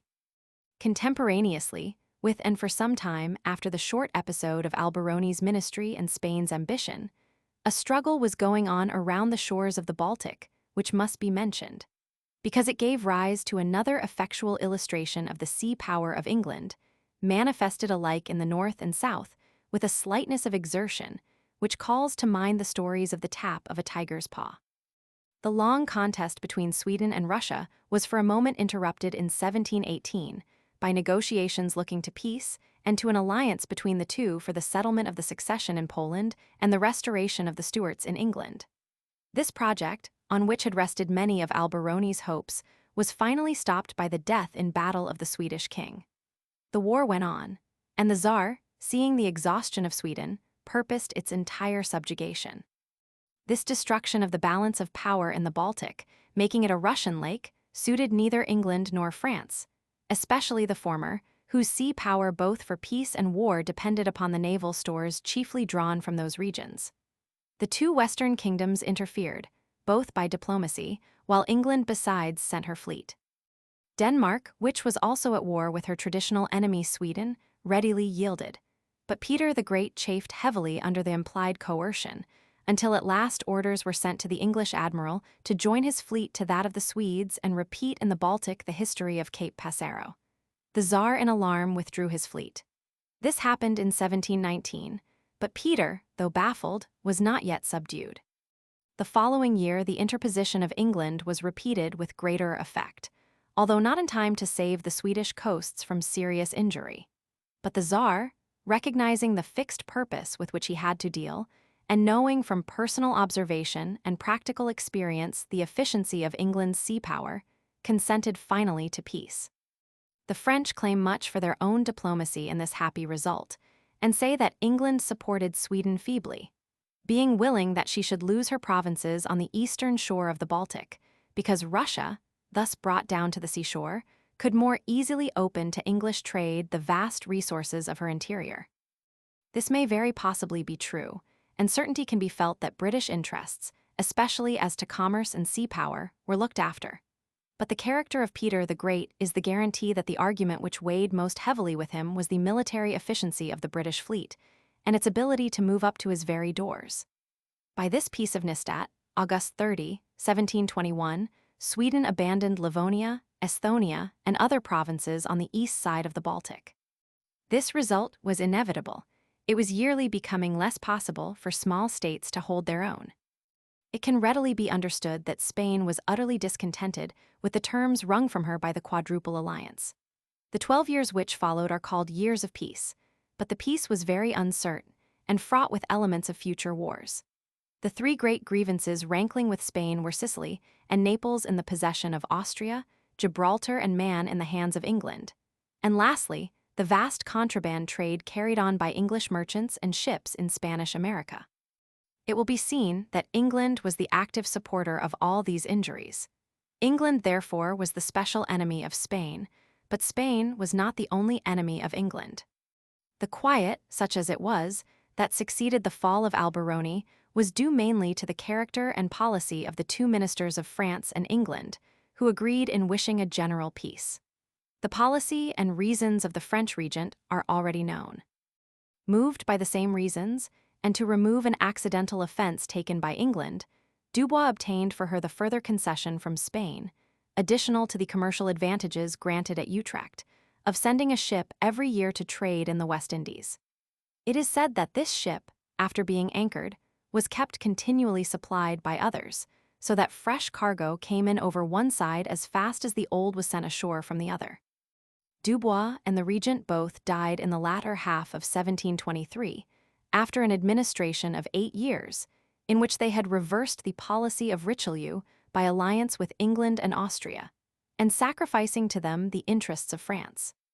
The regency and the nominal government of France passed to another member of the royal family, but the real ruler was Cardinal Fleury, the preceptor of the young king, who was now 13 years of age.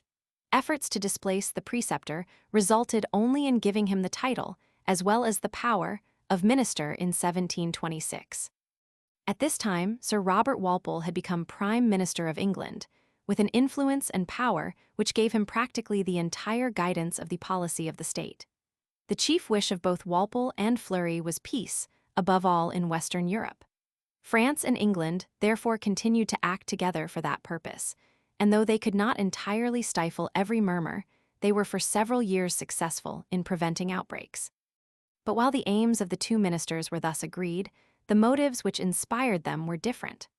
Walpole desired peace because of the still unsettled condition of the English succession, for the peaceful growth of English commerce, which he had ever before his eyes, and probably also because his spirit, impatient of equals in the government, shrank from war which would raise up stronger men around him.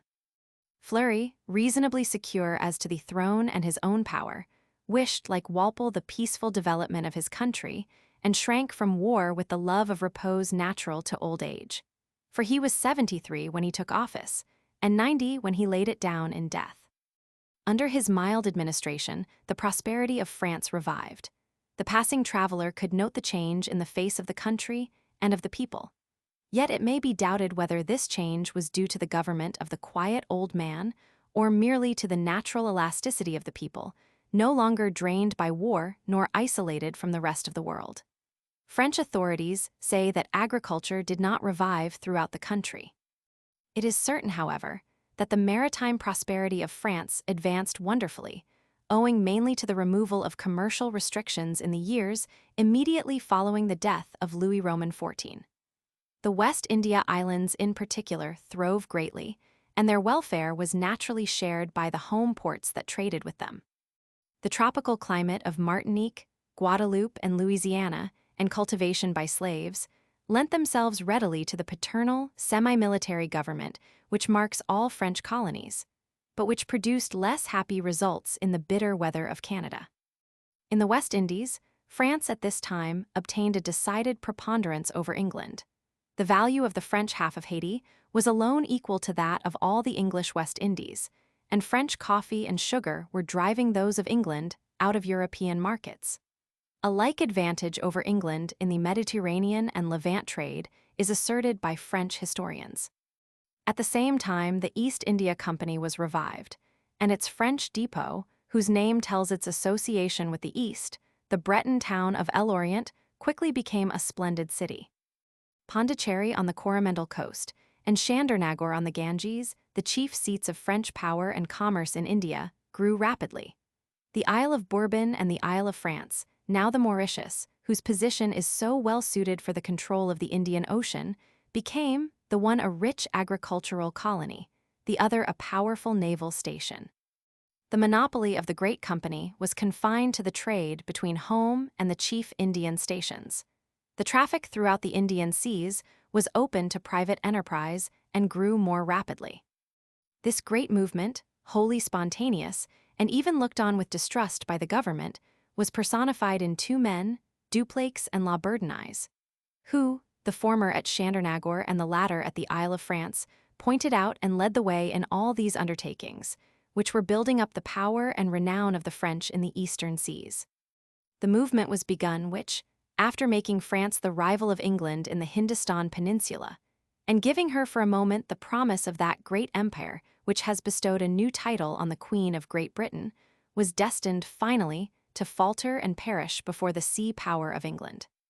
The extent of this expansion of French trade, consequent upon peace and the removal of restrictions, and not due in any sense to government protection, is evidenced by the growth of French merchant shipping from only 300 vessels at the death of Louis Roman XIV to 1,800, 20 years later. This, a French historian claims, refutes the deplorable prejudices, born of our misfortunes, that France is not fitted for sea commerce, the only commerce that indefinitely extends the power of a nation with its sphere of activity. This free and happy movement of the people was far from acceptable to Fleury, who seems to have seen it with the distrust of a hen that has hatched ducklings.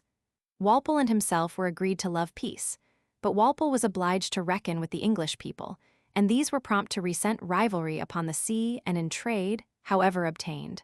Moreover, Fleury had inherited the unfortunate policy of Louis Roman XIV. His eyes were fixed on the continent. He did not indeed wish to follow the course of the Regency in quarreling with Spain, but rather to draw near to her.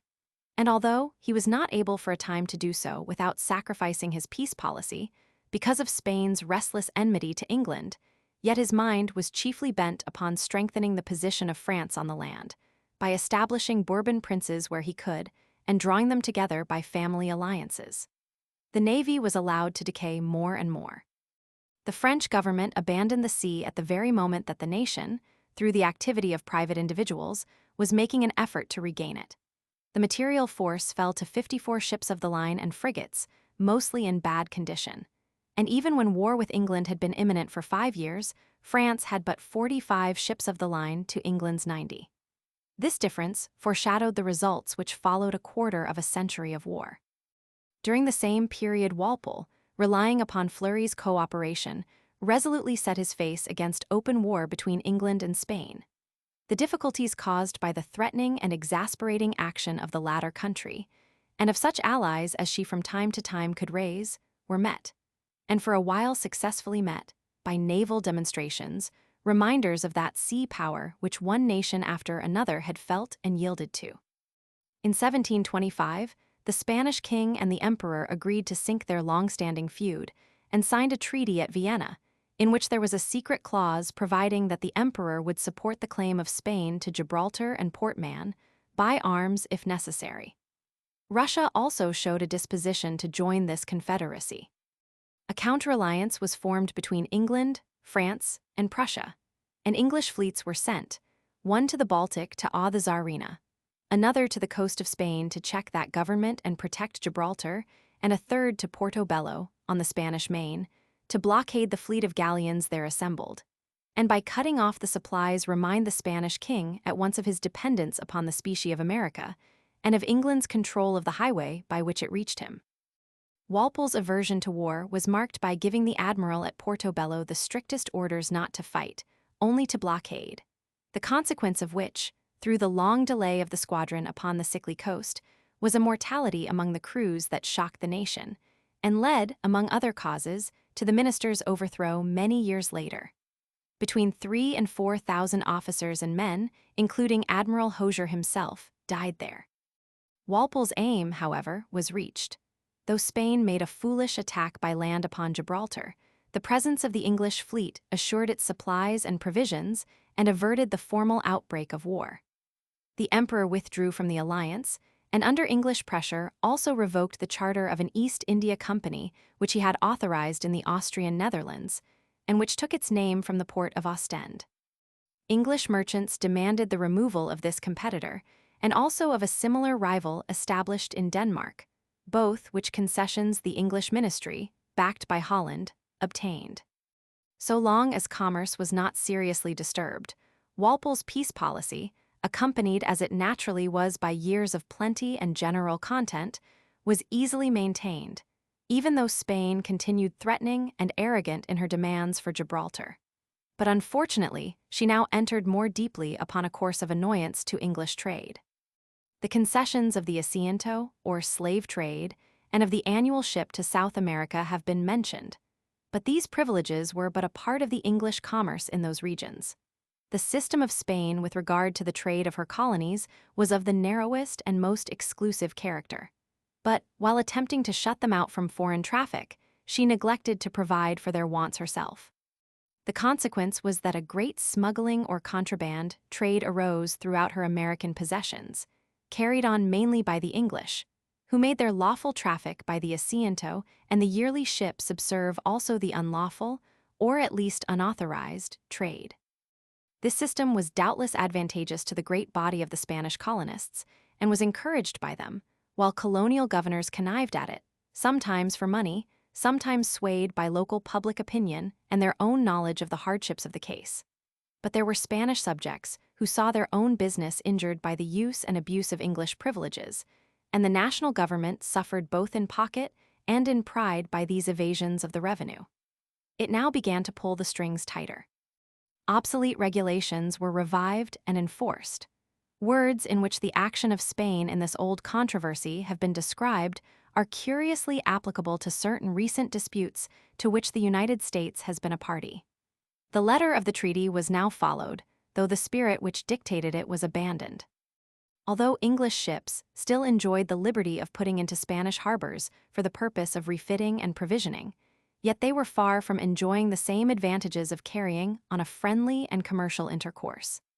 They were now watched with a scrupulous jealousy, strictly visited by guardacostas, and every efficient means adopted to prevent any commerce with the colonies, except what was allowed by the annual ship. If Spain could have confined herself to closer watchfulness and to enforcing in her own waters vexatious customs regulations, not essentially different from those sanctioned by the general commercial ideas of that day, perhaps no further harm would have resulted. But the condition of things and the temper of her government would not let her stop there. It was not possible to guard and effectually seal a seacoast extending over hundreds of miles, with innumerable inlets. Nor would traders and seamen, in pursuit of gain which they had come to consider their right, be deterred by fears of penalties nor consideration for Spanish susceptibilities. The power of Spain was not great enough to enforce on the English ministry any regulation of their shipping, or stoppage of the abuse of the treaty privileges in face of the feelings of the merchants.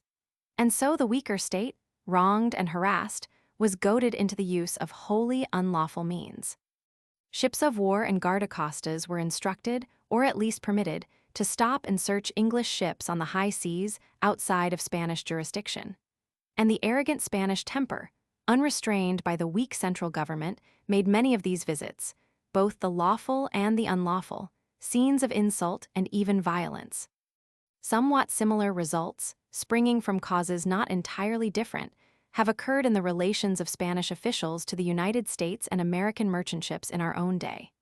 The stories of these acts of violence coming back to England, coupled with cases of loss by confiscation and by the embarrassment of trade, of course stirred up the people. In 1737, the West India merchants petitioned the House of Commons, saying, "For many years past their ships have not only frequently been stopped and searched, but also forcibly and arbitrarily seized upon the high seas, by Spanish ships fitted out to cruise, under the plausible pretext of guarding their own coasts. That the commanders thereof, with their crews, have been inhumanly treated, and their ships carried into some of the Spanish ports, and there condemned with their cargoes, in manifest violation of the treaties subsisting between the two crowns. That the remonstrances of His Majesty's ministers at Madrid receive no attention, and that insults and plunder must soon destroy their trade." Walpole struggled hard, during the 10 years following 1729, to keep off war. In that year, a treaty signed at Seville professed to regulate matters, restoring the conditions of trade to what they had been 4 years before, and providing that 6,000 Spanish troops should at once occupy the territory of Tuscany and Parma. Walpole argued with his own people that war would lose them the commercial privileges they already enjoyed in Spanish dominions, while with Spain he carried on constant negotiations, seeking concessions and indemnities that might silence the home clamor. In the midst of this period, a war broke out concerning the succession to the Polish throne. The father-in-law of the French king was one claimant. Austria supported his opponent. A common hostility to Austria once more drew France and Spain together, and they were joined by the King of Sardinia, who hoped through this alliance to wrest Milan from Austria and add it to his own territory of Piedmont. The neutrality of England and Holland was secured by a promise not to attack the Austrian Netherlands, the possession of any part of which by France was considered to be dangerous to England's sea power. The Allied states declared war against Austria in October 1733, and their armies entered Italy together. But the Spaniards, intent on their long-cherished projects against Naples and Sicily, left the others and turned southward. The two kingdoms were easily and quickly conquered, the invaders having command of the sea and the favor of the population. The second son of the King of Spain was proclaimed king under the title of Carlos Roman III, and the Bourbon Kingdom of the Two Sicilies thus came into existence. Walpole's aversion to war, leading him to abandon a long-standing ally, thus resulted in the transfer of the central Mediterranean to a control necessarily unfriendly to Great Britain. But while Walpole thus forsook the emperor, he was himself betrayed by his friend Fleury. While making the open alliance with Spain against Austria, the French government agreed to a secret clause directed against England. This engagement ran as follows. Whenever it seems good to both nations alike, the abuses which have crept into commerce, especially through the English, shall be abolished, and if the English make objection, France will ward off their hostility with all its strength by land and sea. And this compact was made, as the biographer of Lord Hawke points out, during a period of intimate and ostentatious alliance with England itself. Thus the policy against which William Roman III had called on England and Europe to arm at last came into existence. Had Walpole known of this secret agreement, it might have seemed to him an additional argument in favor of peace, for, his keen political sagacity warning him of the existence of a danger which he yet could not see, he told the House of Commons that, if the Spaniards had not private encouragement from powers more considerable than themselves, they would never have ventured on the insults and injuries which have been proved at your bar. And he expressed the opinion that England was not a match for the French and Spaniards too. Fleury had indeed given his old friend and fellow statesman an ugly fall. The particular question which excited the 2 years' war of the Polish succession, the choice of a ruler for a distracted kingdom fated soon to disappear from the list of European states, seems a small matter.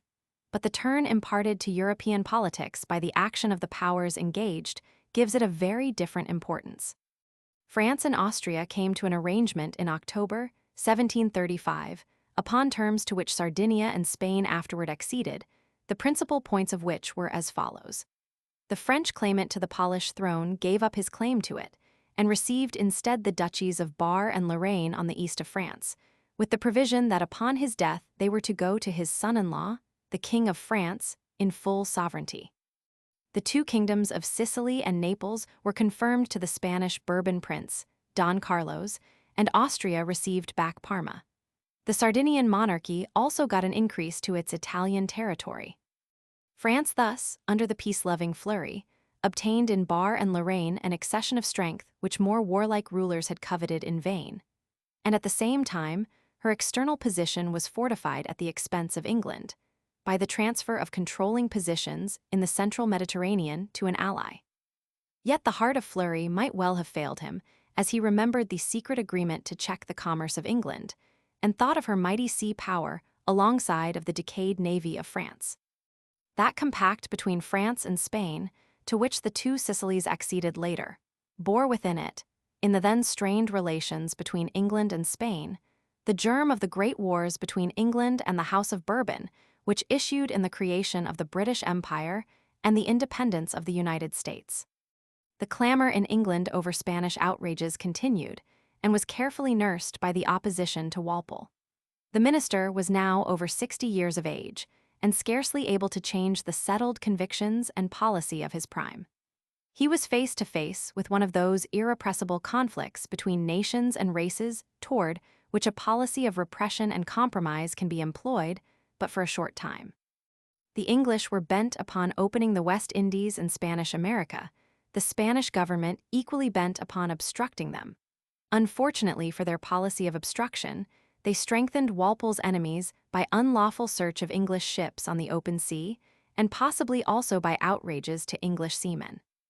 Some of the latter were brought before the bar of the House of Commons, and testified that they had been not merely plundered, but tortured, shut up in prison, and compelled to live and work under loathsome conditions.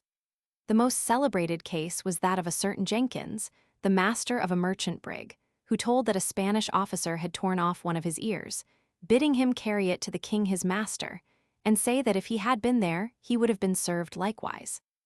Being asked what were his feelings at such a moment of danger and suffering, he was said to have replied, "I commended my soul to God and my cause to my country." This well-turned dramatic utterance from the mouth of a man of his class throws a suspicion of high coloring over the whole story, but it can be readily imagined what a capital campaign cry it would be in the heat of a popular movement. The tide of feeling swept away Walpole's patchwork of compromise, and war was declared against Spain by Great Britain on the 19th of October, 1739. The English ultimatum insisted upon a formal renunciation of the right of search as claimed and exercised by the Spaniards, and upon an express acknowledgement of the British claims in North America. Among these claims was one relating to the limits of Georgia, then a recently established colony, touching the Spanish territory of Florida. How far the war thus urged on and begun by England, against the judgment of her able minister, was morally justifiable has been warmly argued on either side by English writers. The laws of Spain with regard to the trade of her colonies did not differ in spirit from those of England herself as shown by her Navigation Act, and Spanish naval officers found themselves in a position nearly identical with that of Nelson when captain of a frigate in the West Indies half a century later. American ships and merchants then, after the separation from the mother country, continued the trade which they had enjoyed as colonists. Nelson, zealous for the commercial advantage of England as then understood, undertook to enforce the act, and in so doing found against him the feeling of the West Indians and of the colonial authorities. It does not seem that he or those supporting him searched unlawfully, for the power of England was great enough to protect her shipping interests without using irregular means. Whereas Spain between 1730 and 1740, being weak, was tempted, as she has since been, to seize those whom she knew to have injured her wherever she could find them, even outside her lawful jurisdiction. After reading the entirely sympathetic presentation of the case of Walpole's opponents, urging war, which is given by Professor Burroughs in his Life of Lord Hawke, a foreigner can scarcely fail to conclude that the Spaniards were grievously wronged, according to the rights of the mother country over colonies as commonly admitted in that day, though no nation could tolerate the right of search as claimed by them. It chiefly concerns our subject to notice that the dispute was radically a maritime question, that it grew out of the uncontrollable impulse of the English people to extend their trade and colonial interests. It is possible that France was acting under a similar impulse, as English writers have asserted, but the character and general policy of Fleury, as well as the genius of the French people, make this unlikely. There was no parliament and no opposition to make known popular opinion in the France of that day, and very different estimates of Fleury's character and administration have found voice since then. The English look rather at the ability which obtained Lorraine for France and the Sicilies for the House of Bourbon, and blame Walpole for being overreached. The French say of Fleury that he lived from day to day, seeking only to have quiet in his old age. He had stupefied France with opiates, instead of laboring to cure her. He could not even prolong this silent sleep until his own death. When the war broke out between England and Spain, the latter claimed the advantage of her defensive alliance with France. Fleury, grievously against his will, was forced to fit out a squadron. He did so in niggardly fashion. This squadron of 22 ships convoyed to America the Spanish fleet assembled at Ferrol, and the reinforcement prevented the English from attacking.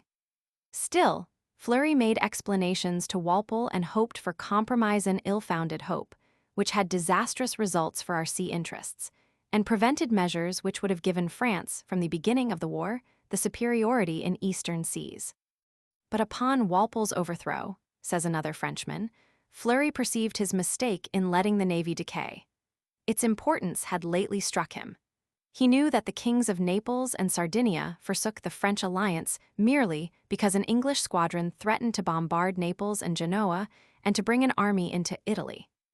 For lack of this element of greatness, France silently swallowed the greatest humiliations and could only complain of the violence of English cruisers, which pillaged our commerce in violation of the law of nations, during the years of nominal peace that elapsed between the time when the French fleet was confined to protecting the Spanish against the English and the outbreak of formal war. The explanation of these differing views seems not very hard. The two ministers had tacitly agreed to follow lines which apparently could not cross. France was left free to expand by land, provided she did not excite the jealousy of the English people and Walpole's own sense of English interests by rivalry at sea. This course suited Fleury's views and wishes. The one sought power by sea, the other by land. which had been wiser, war was to show, for, with Spain as an ally to one party, war had to come, and that on the sea.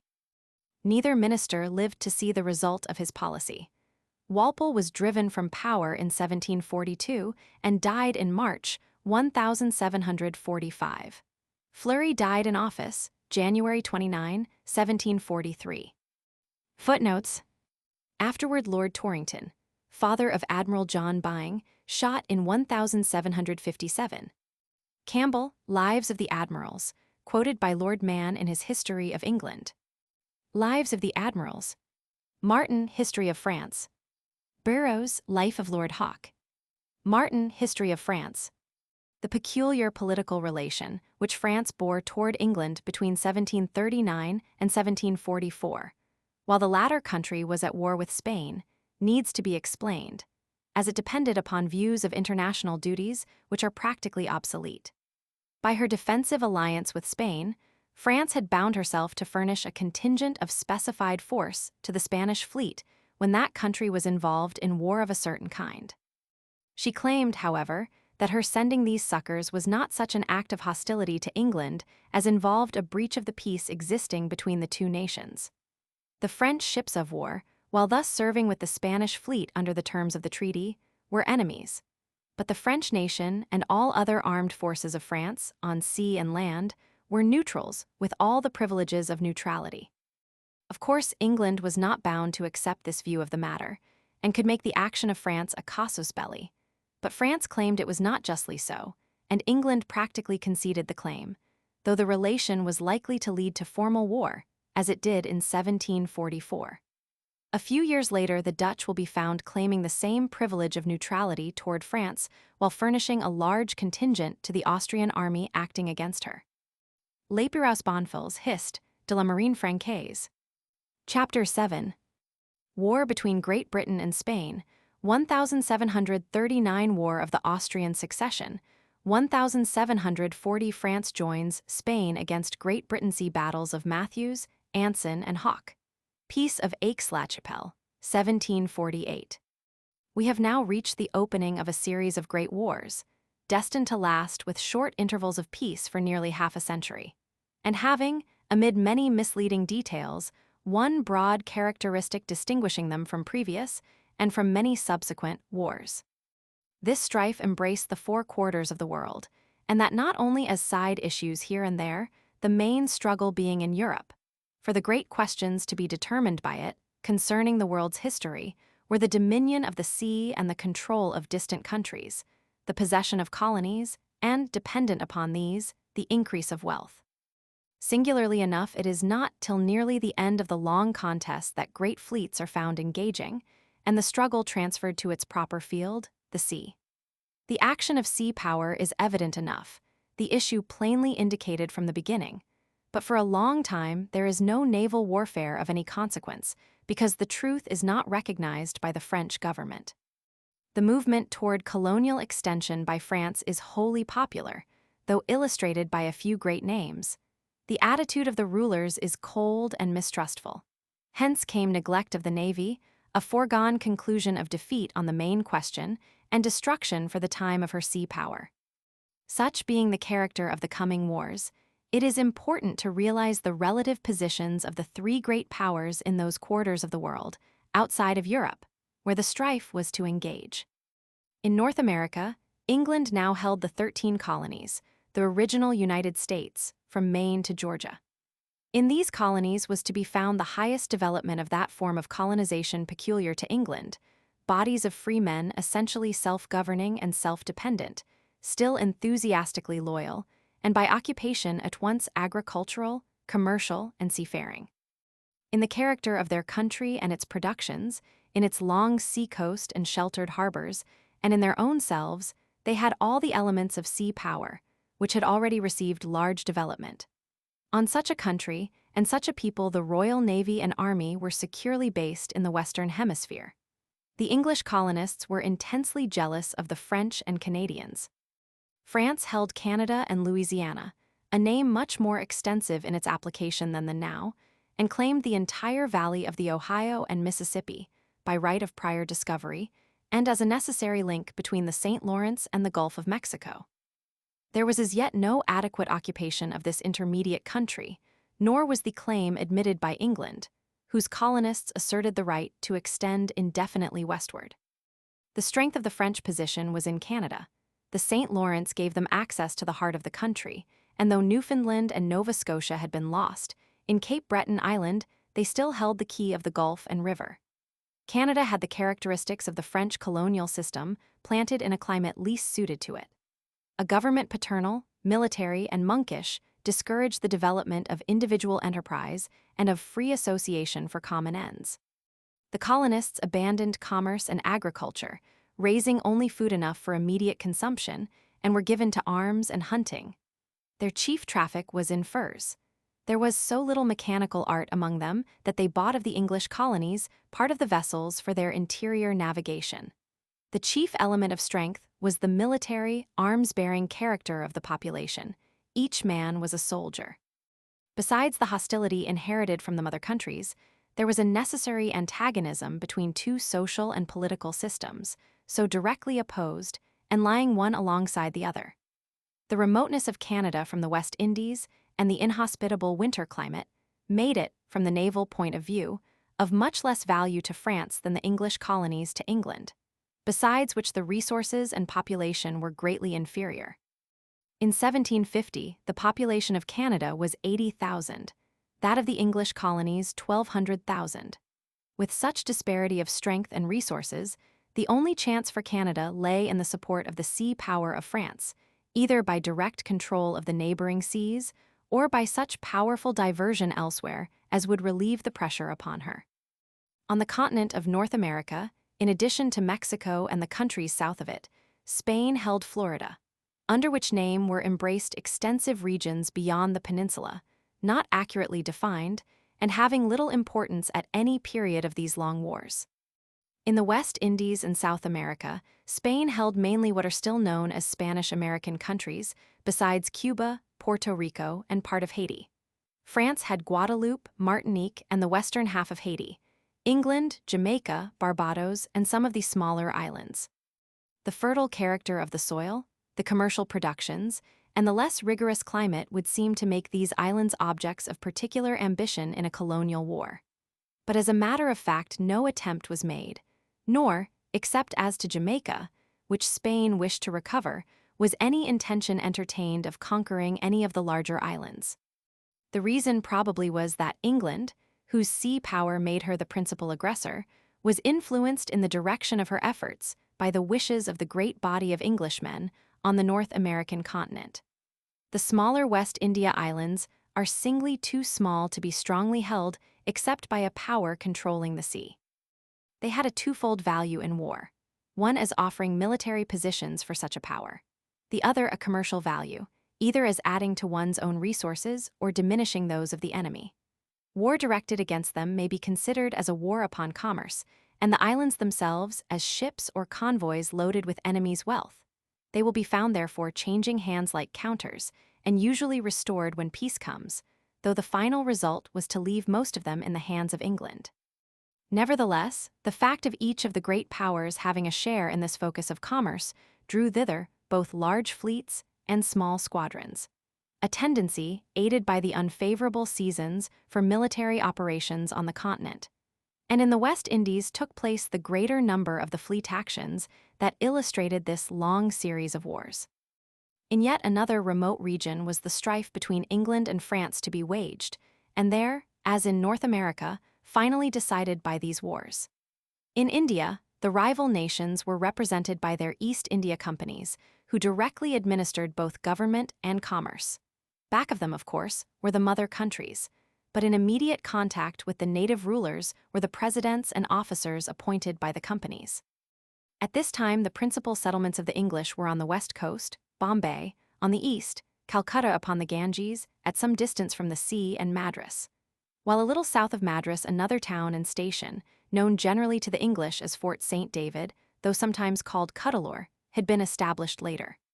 The three presidencies of Bombay, Calcutta, and Madras were at this time mutually independent and responsible only to the court of directors in England. France was established at Chandernagore, on the Ganges above Calcutta, at Pondicherry on the east coast, 80 miles south of Madras.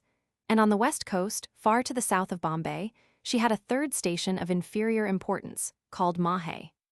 The French, however, had a great advantage in the possession of the intermediate station already pointed out in the Indian Ocean, the neighboring islands of France and Bourbon. They were yet more fortunate in the personal character of the two men who were at this time at the head of their affairs in the Indian peninsula and the islands, Dupleix and La Bourdonnais, men to whom no rivals in ability or force of character had as yet appeared among the English Indian officials. Yet in these two men, whose cordial fellow-working might have ruined the English settlement in India, there appeared again that singular conflict of ideas, that hesitation between the land and the sea as the stay of power, a prophecy of which seems to be contained in the geographical position of France itself. The mind of Dupleix, though not inattentive to commercial interests, was fixed on building up a great empire in which France should rule over a multitude of vassal native princes. In the pursuit of this end, he displayed great tact and untiring activity, perhaps also a somewhat soaring and fantastic imagination.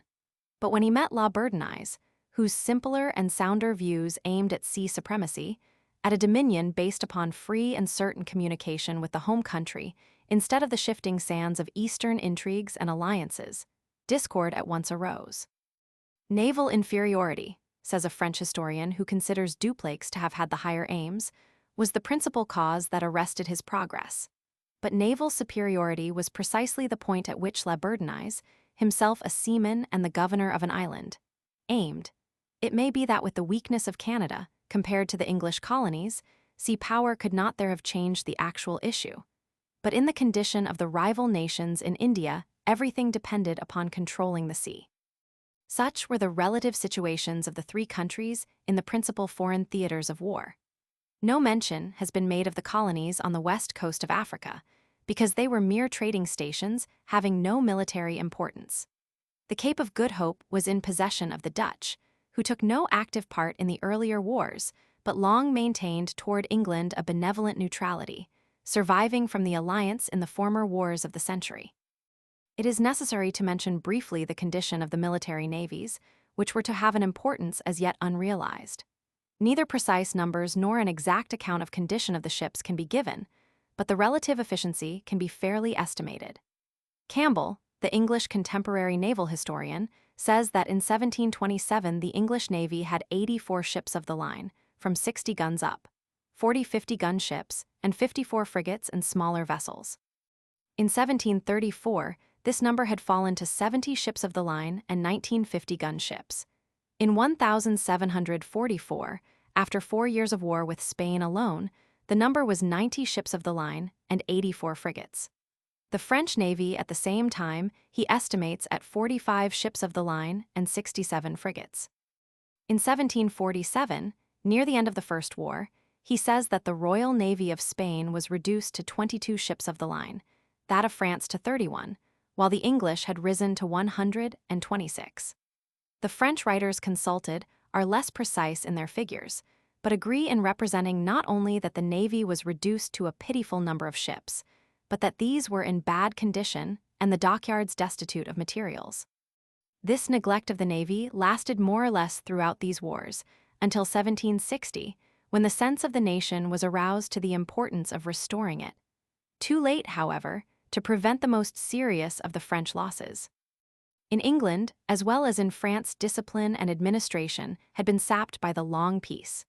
The inefficiency of the armaments sent out was notorious, and recalls the scandals that marked the outbreak of the Crimean War, while the very disappearance of the French ships led, by the necessity of replacing them, to putting afloat vessels superior singly, because more modern and scientific, to the older ships of the same class in England. Care must be had, however, in accepting too easily the complaints of individual writers. French authors will be found asserting that English ships are faster, while at the same period Englishmen complain that they are slower. It may be accepted as generally true that the French ships built between 1740 and 1800 were better designed and larger, class for class, than the English. The latter had the undoubted superiority both in the number and quality of the seamen and officers. Keeping some fleets always afloat, whether better or worse, the officers could not quite lose touch of their profession. Whereas in France it is said that not 1/5 of the officers were, in 1744, employed. This superiority was kept and increased by the practice, which henceforth obtained, of blockading the French military ports with superior force. The enemy's squadrons, when they put to sea, found themselves at once at a disadvantage in point of practical skill. On the other hand, large as was the number of English seamen, the demands of commerce were so great that war found them scattered all over the world, and part of the fleet was always paralyzed for lack of crews.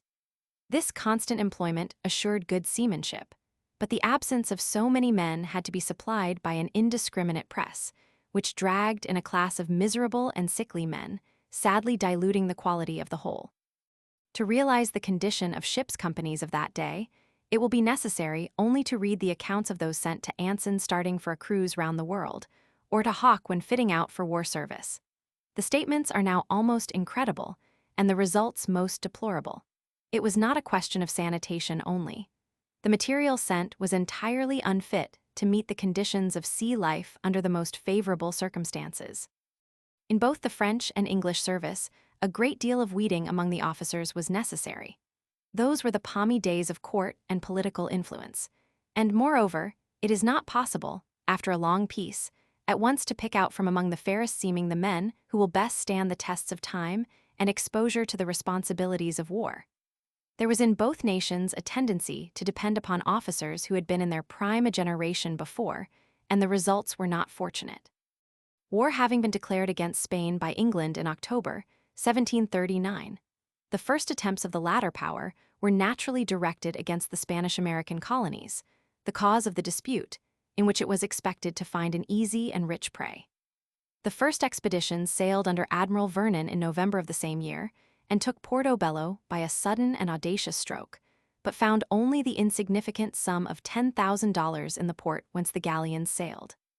Returning to Jamaica, Vernon received large reinforcements of ships, and was joined by a land force of 12,000 troops.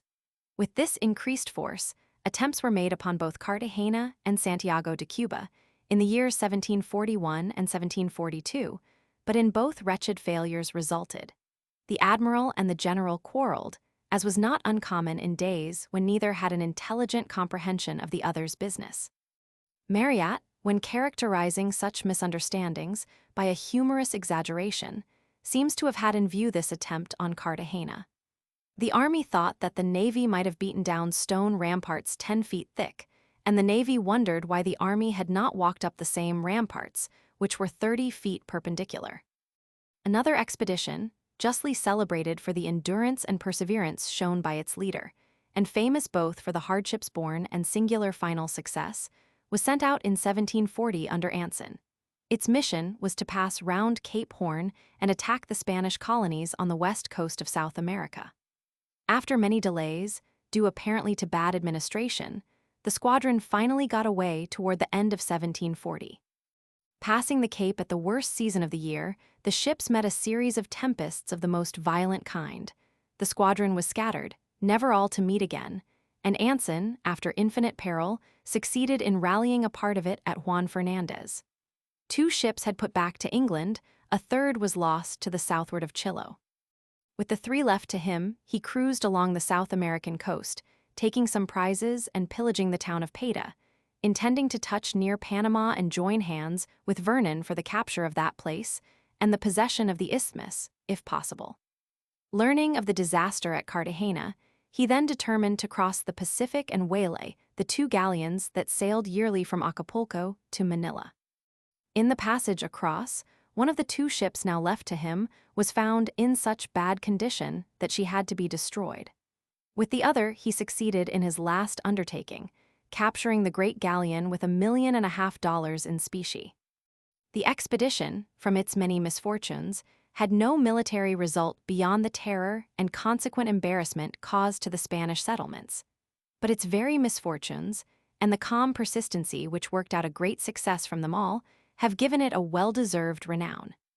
During the year 1740 happened 2 events which led to a general European war breaking in upon that in which Spain and England were already engaged. In May of that year, Frederick the Great became King of Prussia, and in October the Emperor Charles Roman VI, formerly the Austrian claimant of the Spanish throne, died. He had no son, and left by will the sovereignty of his estates to his eldest daughter, the celebrated Maria Theresa, to secure whose succession the efforts of his diplomacy had been directed for many years. This succession had been guaranteed by the European powers, but the apparent weakness of her position excited the ambitions of other sovereigns. The Elector of Bavaria laid claim to the whole inheritance, in which he was supported by France, while the Prussian king claimed and seized the province of Silesia.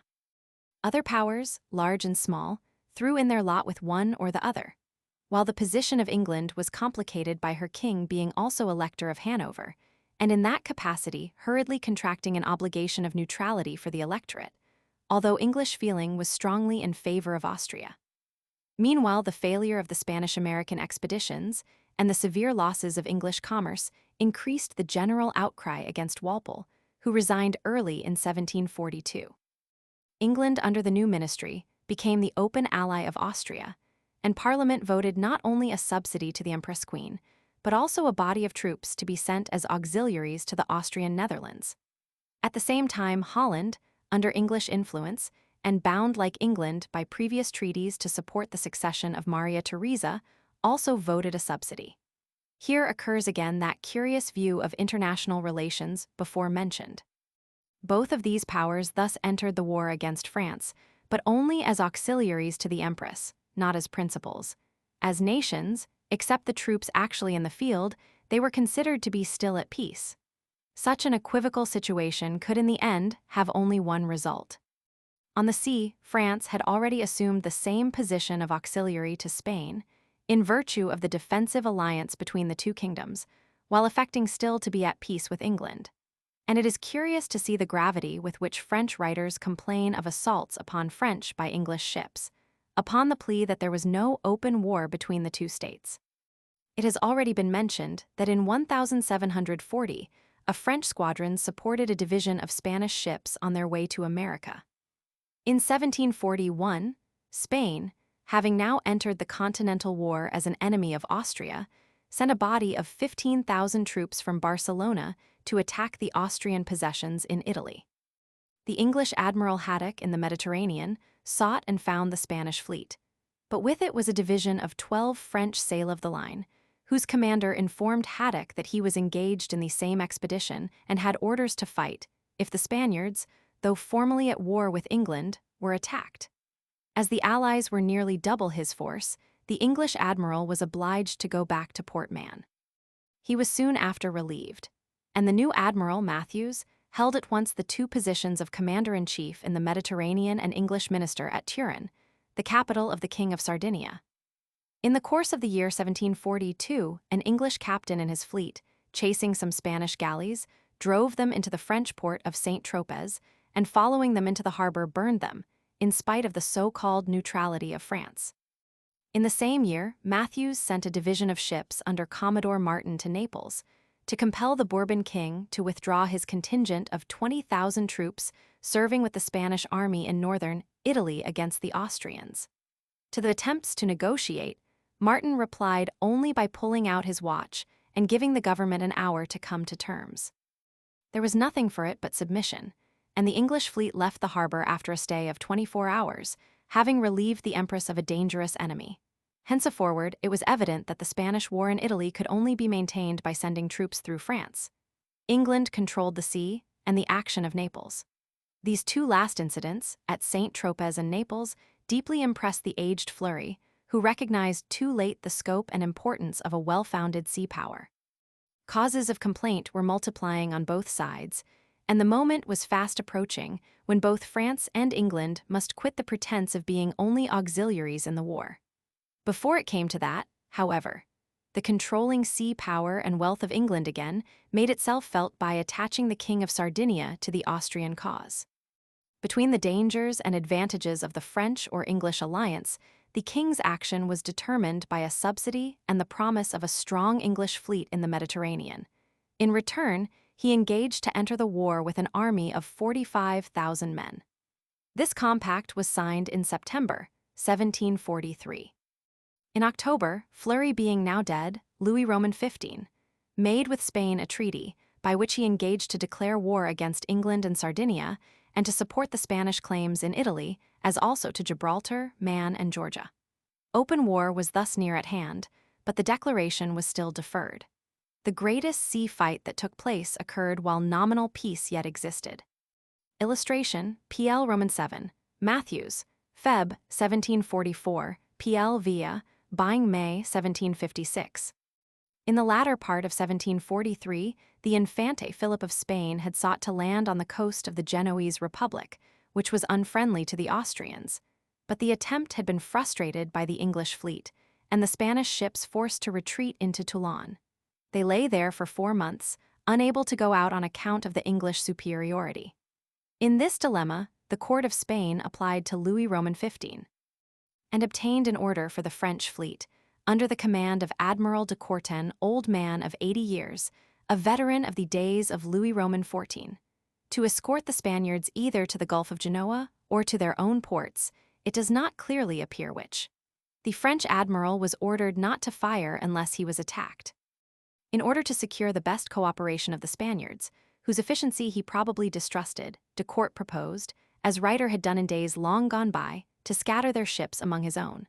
But as the Spanish admiral, Navarro, refused, the line of battle was formed with 9 French ships in the van, in the center 6 French and 3 Spaniards, in the rear 9 Spanish ships. In all, 27. In this order, the combined fleets sailed from Toulon February 19, 1744. The English fleet, which had been cruising off Hyères in observation, chased, and on the 22d its van and center came up with the Allies. But the rear division was then several miles to windward and astern, quite out of supporting distance, Plate Roman 7. R. The wind was easterly, both fleets heading to the southward, and the English had the weather gauge. The numbers were nearly equal, the English having 29 to the Allied 27, but this advantage was reversed by the failure of the English rear to join. The course of the rear admiral has been generally attributed to ill will toward Matthews, for although he proved that in his separated position he made all sail to join, he did not attack later on when he could, on the plea that the signal for the line of battle was flying at the same time as the signal to engage, meaning that he could not leave the line to fight without disobeying the order to form line. This technical excuse was, however, accepted by the subsequent court-martial. Under the actual conditions, Matthews, mortified and harassed by the inaction of his lieutenant, and fearing that the enemy would escape if he delayed longer, made the signal to engage when his own van was abreast the enemy's center, and at once bore down himself out of the line and attacked with his flagship of 90 guns the largest ship in the enemy's line, the Royal Philip, of 110 guns, carrying the flag of the Spanish admiral, A. In doing this, he was bravely supported by his next ahead and astern. The moment of attack seems to have been judiciously chosen. 5 Spanish ships had straggled far to the rear, leaving their admiral with the support only of his next ahead and astern, while 3 other Spaniards continued on with the French. The English van stood on, engaging the Allied center, while the Allied van was without antagonists. Being thus disengaged, the latter was desirous of tacking to windward of the head of the English line, thus putting it between 2 fires, but was checked by the intelligent action of the 3 leading English captains, who, disregarding the signal to bear down, kept their commanding position and stopped the enemy's attempts to double. For this they were cashiered by the court-martial, but afterward restored. This circumspect but justifiable disregard of signals was imitated without any justification by all the English captains of the center, save the admiral's seconds already mentioned, as well as by some of those in the van, who kept up a cannonade at long range while their commander-in-chief was closely and even furiously engaged. The one marked exception was Captain Hawke, afterward the distinguished admiral, who imitated the example of his chief, and after driving his first antagonist out of action, quitted his place in the van B, brought to close quarters, B, a fine Spanish ship that had kept at bay 5 other English ships, and took her, the only prize made that day. The commander of the English van, with his seconds, also behaved with spirit and came to close action. It is unnecessary to describe the battle further. As a military affair, it deserves no attention, and its most important result was to bring out the merit of Hawke, whom the king and the government always remembered for his share in it. The general inefficiency and widespread misbehavior of the English captains, after 5 years of declared war, will partly explain the failure of England to obtain from her undoubted naval superiority the results she might have expected in this war. The first act in a 40 years drama, and they give military officers a lesson on the necessity of having their minds prepared and stocked by study of the conditions of war in their own day, if they would not be found unready and perhaps disgraced in the hour of battle. It is not to be supposed that so many English seamen misbehaved through so vulgar and rare a defect as mere cowardice. It was unpreparedness of mind and lack of military efficiency in the captains, combined with bad leadership on the part of the admiral, with a possible taint of ill will toward him as a rude and domineering superior, that caused this fiasco. Attention may here fitly be drawn to the effect of a certain cordiality and goodwill on the part of superiors toward their subordinates. It is not perhaps essential to military success, but it undoubtedly contributes to the other elements of that success: a spirit, a breath of life, which makes possible what would otherwise be impossible, which reaches heights of devotion and achievement that the strictest discipline, not so enkindled, cannot attain. Doubtless it is a natural gift. The highest example of it possibly ever known among seamen was Nelson. When he joined the fleet just before Trafalgar, the captains who gathered on board the flagship seemed to forget the rank of their admiral in their desire to testify their joy at meeting him. "This Nelson," wrote Captain Duff, who fell in the battle, "is so lovable and excellent a man, so kindly a leader, that we all wish to exceed his desires and anticipate his orders." He himself was conscious of this fascination and its value. When writing of the Battle of the Nile to Lord Howe, he said, "I had the happiness to command a band of brothers." The celebrity attained by Matthews's action off Toulon, certainly not due to the skill with which it was managed, nor to its results, sprang from the clamor at home, and chiefly from the number and findings of the courts-martial that followed. Both the admiral and his second, and also 11 captains out of the 29, had charges preferred against them. The admiral was cashiered because he had broken the line. That is, because his captains did not follow him when he left it to get at the enemy, a decision that smacks more of the Irish bull than of the Irish love of fighting. The second was acquitted on the technical grounds already given. He avoided the fault of breaking the line by keeping far enough away. Of the 11 captains, 1 died, 1 deserted, 7 were dismissed or suspended, 2 only were acquitted. Nor were the French and Spaniards better pleased. Mutual recriminations passed. Admiral de Court was relieved from his command, while the Spanish admiral was decorated by his government with the title of Marquis de la Victoria, a most extraordinary reward for what was at best a drawn fight. The French, on the other hand, assert that he left the deck on the plea of a very slight wound, and that the ship was really fought by a French captain who happened to be on board. To use a common expression, this battle, the first general action since that off Malaga 40 years before, woke up the English people and brought about a healthful reaction. The sifting process begun by the battle itself was continued, but the result was reached too late to have its proper effect on the current war. It is rather by its deficient action than by such conspicuous successes as were attained in earlier and later times that the general value of England's sea power is now shown, like some precious faculty, scarcely valued when possessed, but keenly missed when withdrawn. Mistress now of the seas rather by the weakness of her enemies than by her own disciplined strength, she drew from that mastery no adequate results. The most solid success, the capture of Cape Breton Island, in 1745, was achieved by the colonial forces of New England, to which indeed the Royal Navy lent valuable aid, for to troops so situated the fleet is the one line of communication. The misconduct off Toulon was repeated by officers high in command in the West and East Indies, resulting in the latter case in the loss of Madras. Other causes concurred with the effete condition of the naval officers to hamper the action of that sea power which launches out far from home. The condition of England itself was insecure. The cause of the Stuarts was still alive, and though a formidable invasion by 15,000 troops under Marshal Saxe in 1744 was foiled, partly by the English Channel Fleet, and partly by a storm which wrecked several of the transports assembled off Dunkirk, with the loss of many lives. Yet the reality of the danger was shown in the following year, when the pretender landed in Scotland with only a few men at his back, and the northern kingdom rose with him. His successful invasion was carried well down into England itself, and sober historians have thought that at one time the chances of ultimate success were rather with than against him. Another serious fetter upon the full use of England's power was the direction given to the French operations on land and the mistaken means used to oppose them.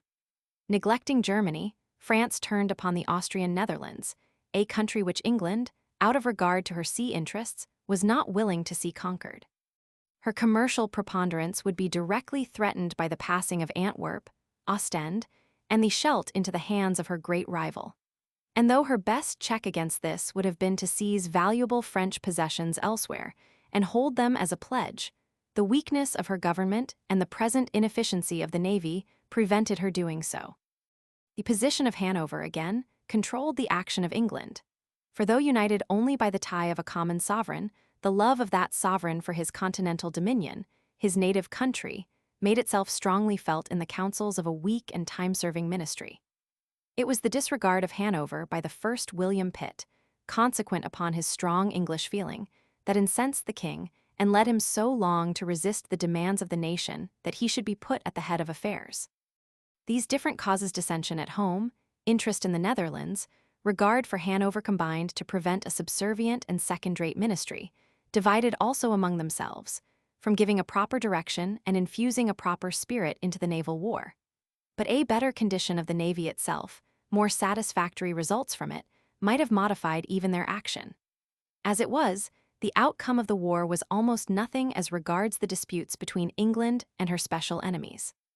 On the continent, the questions after 1745 reduced themselves to what part of the Austrian possessions should be given to Prussia, Spain, and Sardinia, and how peace was to be wrenched by France from England and Holland. The sea countries still, as of old, bore the expenses of the war, which however now fell chiefly upon England. Marshal Saxe, who commanded the French in Flanders throughout this war, summed up the situation in half a dozen words to his king. "Sire," said he, "peace is within the walls of Maastricht." This strong city opened the course of the Meuse and the way for the French army into the United Provinces from the rear, for the English fleet, in conjunction with that of Holland, prevented an attack from the sea. By the end of 1746, despite the efforts of the Allies, nearly all Belgium was in the hands of the French. But up to this time, although Dutch subsidies were supporting the Austrian government and Dutch troops in the Netherlands were fighting for it, there was nominal peace between the United Provinces and France. In April 1747, the King of France invaded Dutch Flanders, announcing that he was obliged to send his army into the territory of the Republic to arrest the protection granted by the States General to the Austrian and English troops, but that he had no intention of breaking with it, and that the places and provinces occupied would be restored to the United Provinces as soon as they gave proof that they had ceased to succor the enemies of France. This was actual, but not formal, war. Numerous places fell during the year, and the successes of the French inclined both Holland and England to come to terms. Negotiations went on during the winter, but in April 1748, Saxe invested Maastricht. This forced a peace.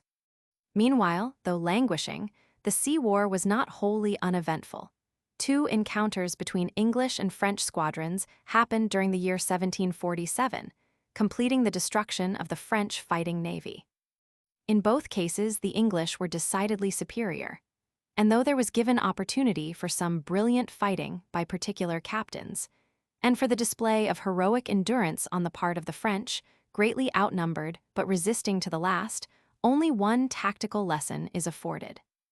This lesson is that when an enemy, either as the result of battle or from original inequality, is greatly inferior in force obliged to fly without standing on the order of his flying, the regard otherwise due to order must be in a measure at least dismissed, and a general chase ordered. The mistake of Tourville in this respect after Beaky Head has already been noted. In the first of the cases now under discussion, the English Admiral Anson had 14 ships against 8 French, weaker individually as well as in total number. In the second, Sir Edward Hawke had 14 against 9, the latter being somewhat larger, ship for ship, than the English. In both cases, the signal was made for a general chase, and the action which resulted was a merlée. There was no opportunity for anything else. The one thing necessary was to overtake the running enemy, and that can only certainly be done by letting the fleetest or best situated ships get ahead, sure that the speed of the fastest pursuers is better than that of the slowest of the pursued, and that therefore either the latter must be abandoned or the whole force brought to bay. In the second case, the French commander, Commodore L'Étendard, did not have to be followed far. He had with him a convoy of 250 merchant ships.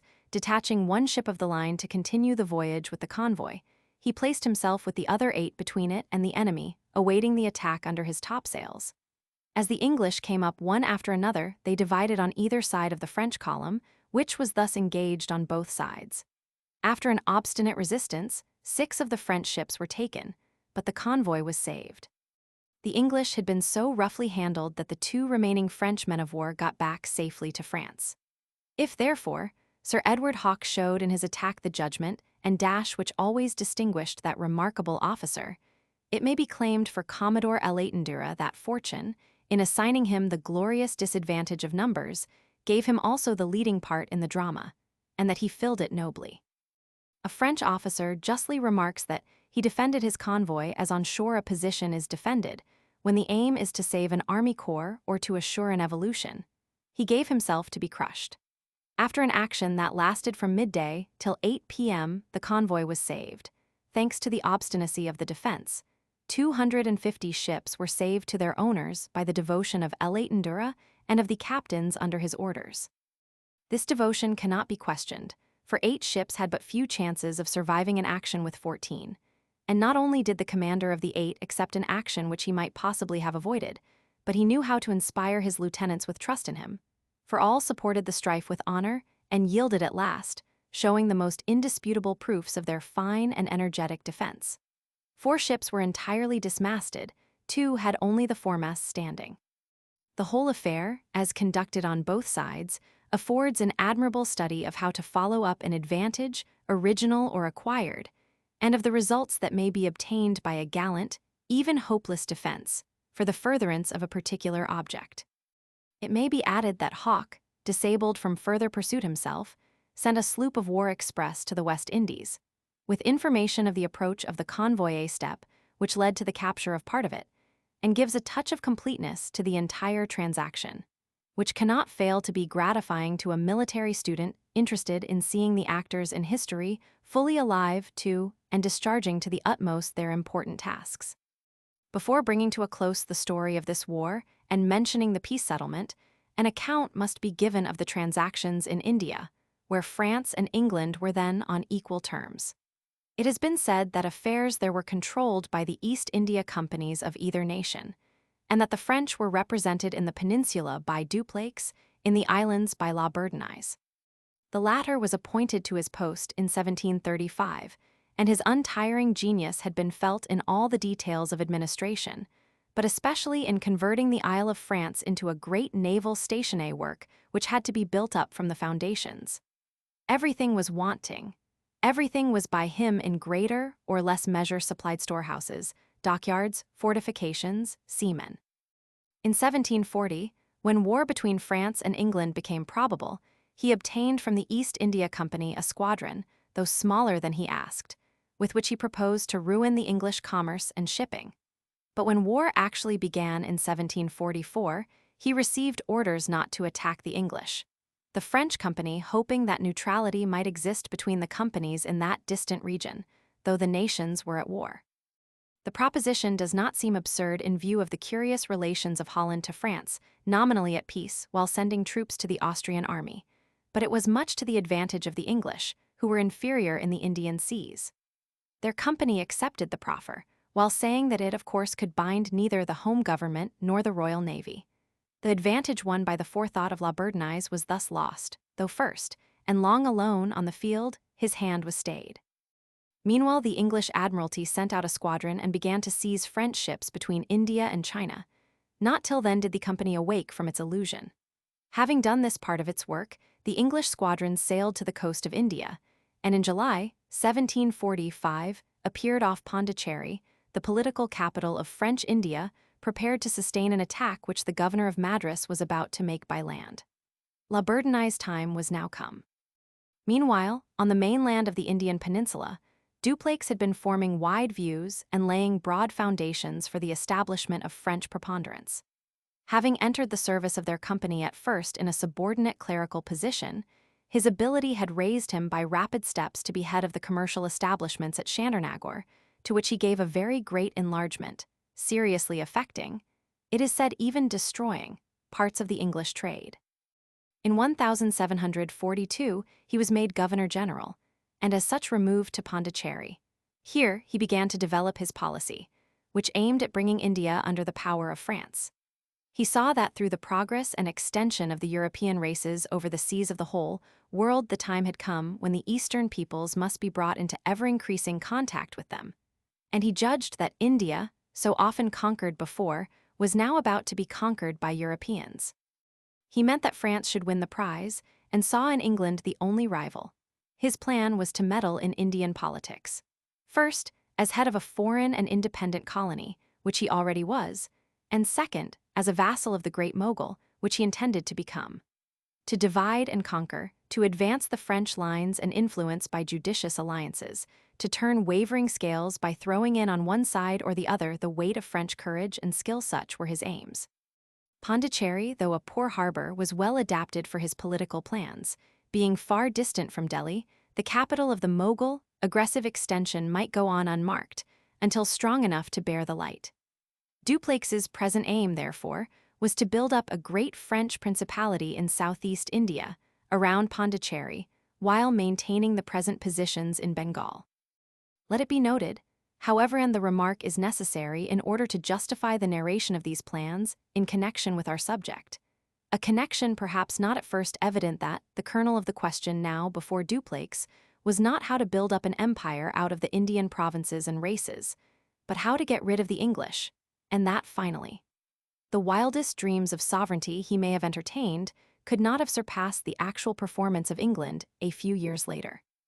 European qualities were bound to tell, if not offset by the opposition of other Europeans, and such opposition on the one side or the other depended upon the control of the sea. In a climate so deadly to the white races, the small numbers whose heroism bore up the war against fearful odds on many a field must be continually renewed. As everywhere and always, the action of sea power was here quiet and unperceived.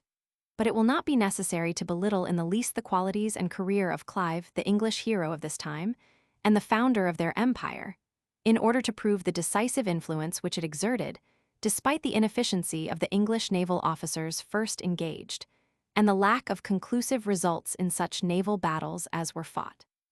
If during the 20 years following 1743, French fleets instead of English had controlled the coasts of the peninsula and the seas between it and Europe, can it be believed that the schemes of Dupleix would have utterly failed? Naval inferiority, justly says a French historian, was the principal cause that arrested the progress of Dupleix. The French Royal Navy did not make its appearance in the East Indies in his day. It remains to tell the story briefly.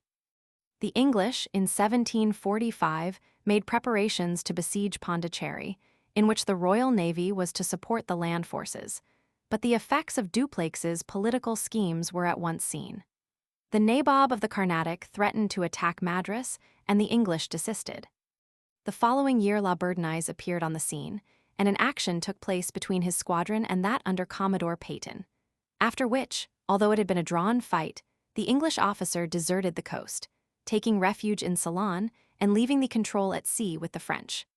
La Bourdonnais anchored at Pondicherry, where quarrels between him and Dupleix soon arose and were aggravated by the conflicting tone of their instructions from home. In September he went to Madras, attacked by land and sea, and took the place, but made with the governor the stipulation that it might be ransomed, and a ransom of $2 million was accordingly paid. When Dupleix heard of this, he was very angry, and claimed to annul the terms of capitulation on the ground that, once taken, the place was within his jurisdiction. La Bourdonnais resented this attempt as dishonorable to him after the promise given. While the quarrel was going on, a violent cyclone wrecked 2 of his ships and dismasted the rest. He soon after returned to France, where his activity and zeal were repaid by 3 years' imprisonment under charges, from the effects of which treatment he died. After his departure, Dupleix broke the capitulation, seized and kept Madras, drove out the English settlers, and went on to strengthen the fortifications. From Madras, he turned against Fort St. David, but the approach of an English squadron compelled him to raise the siege in March, 1747. During this year, the disasters to the French navy in the Atlantic, already related, left the English undisturbed masters of the sea.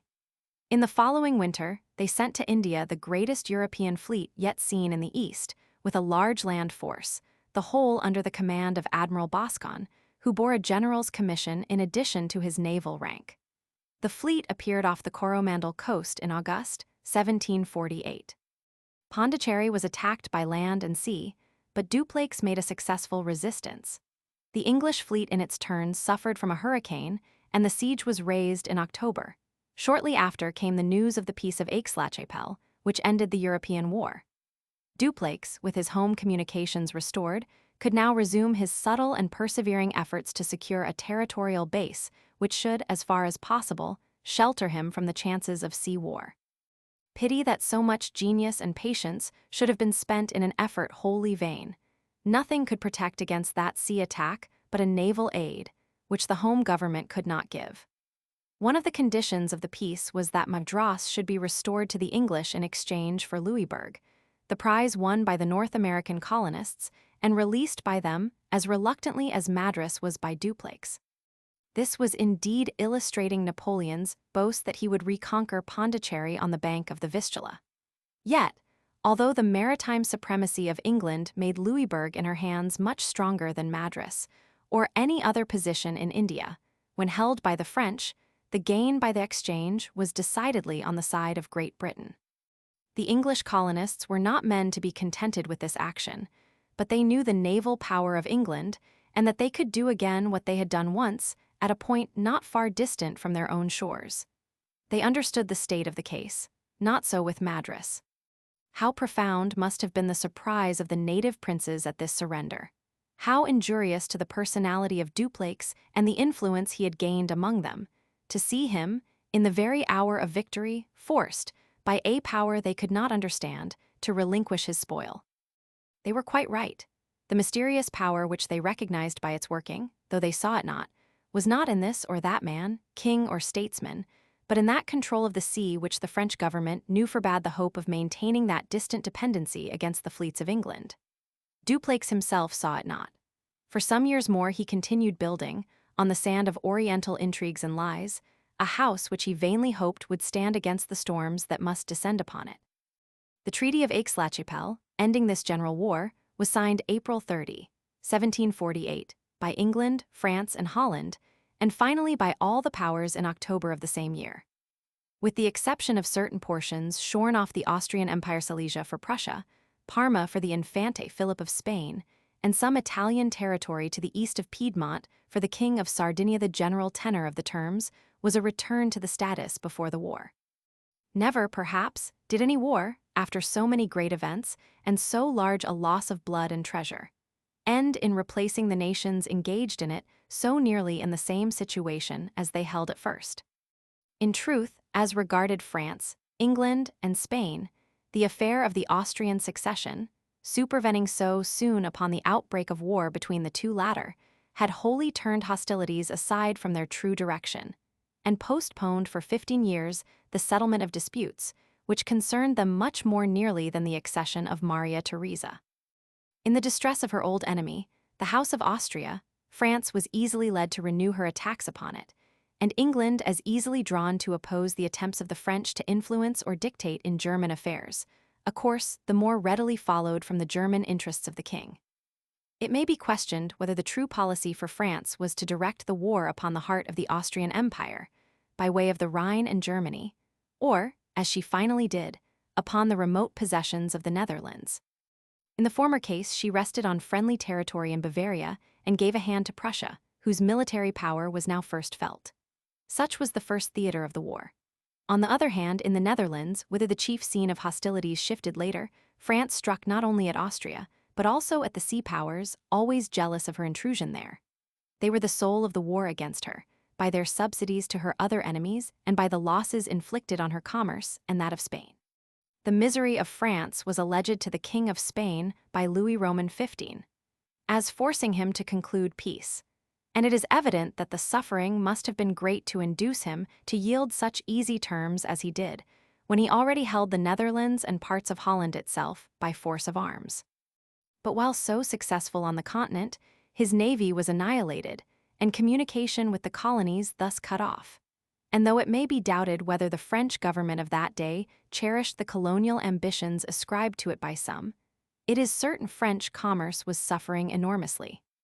While this was the condition of France, impelling her to peace, England in 1747 found that, from disputes about trade in Spanish America and through the inefficient action of her navy, she had been led away into a continental war, in which she had met with disaster, incurred nearly £80 million of debt, and now saw her ally Holland threatened with invasion.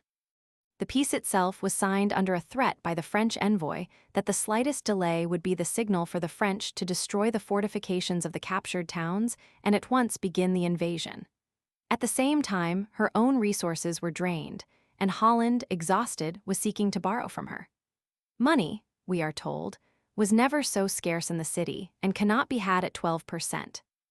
Had France, therefore, at this time had a navy able to make head against that of England, even though somewhat inferior in strength, she might, with her grip on the Netherlands and Maastricht, have exacted her own conditions.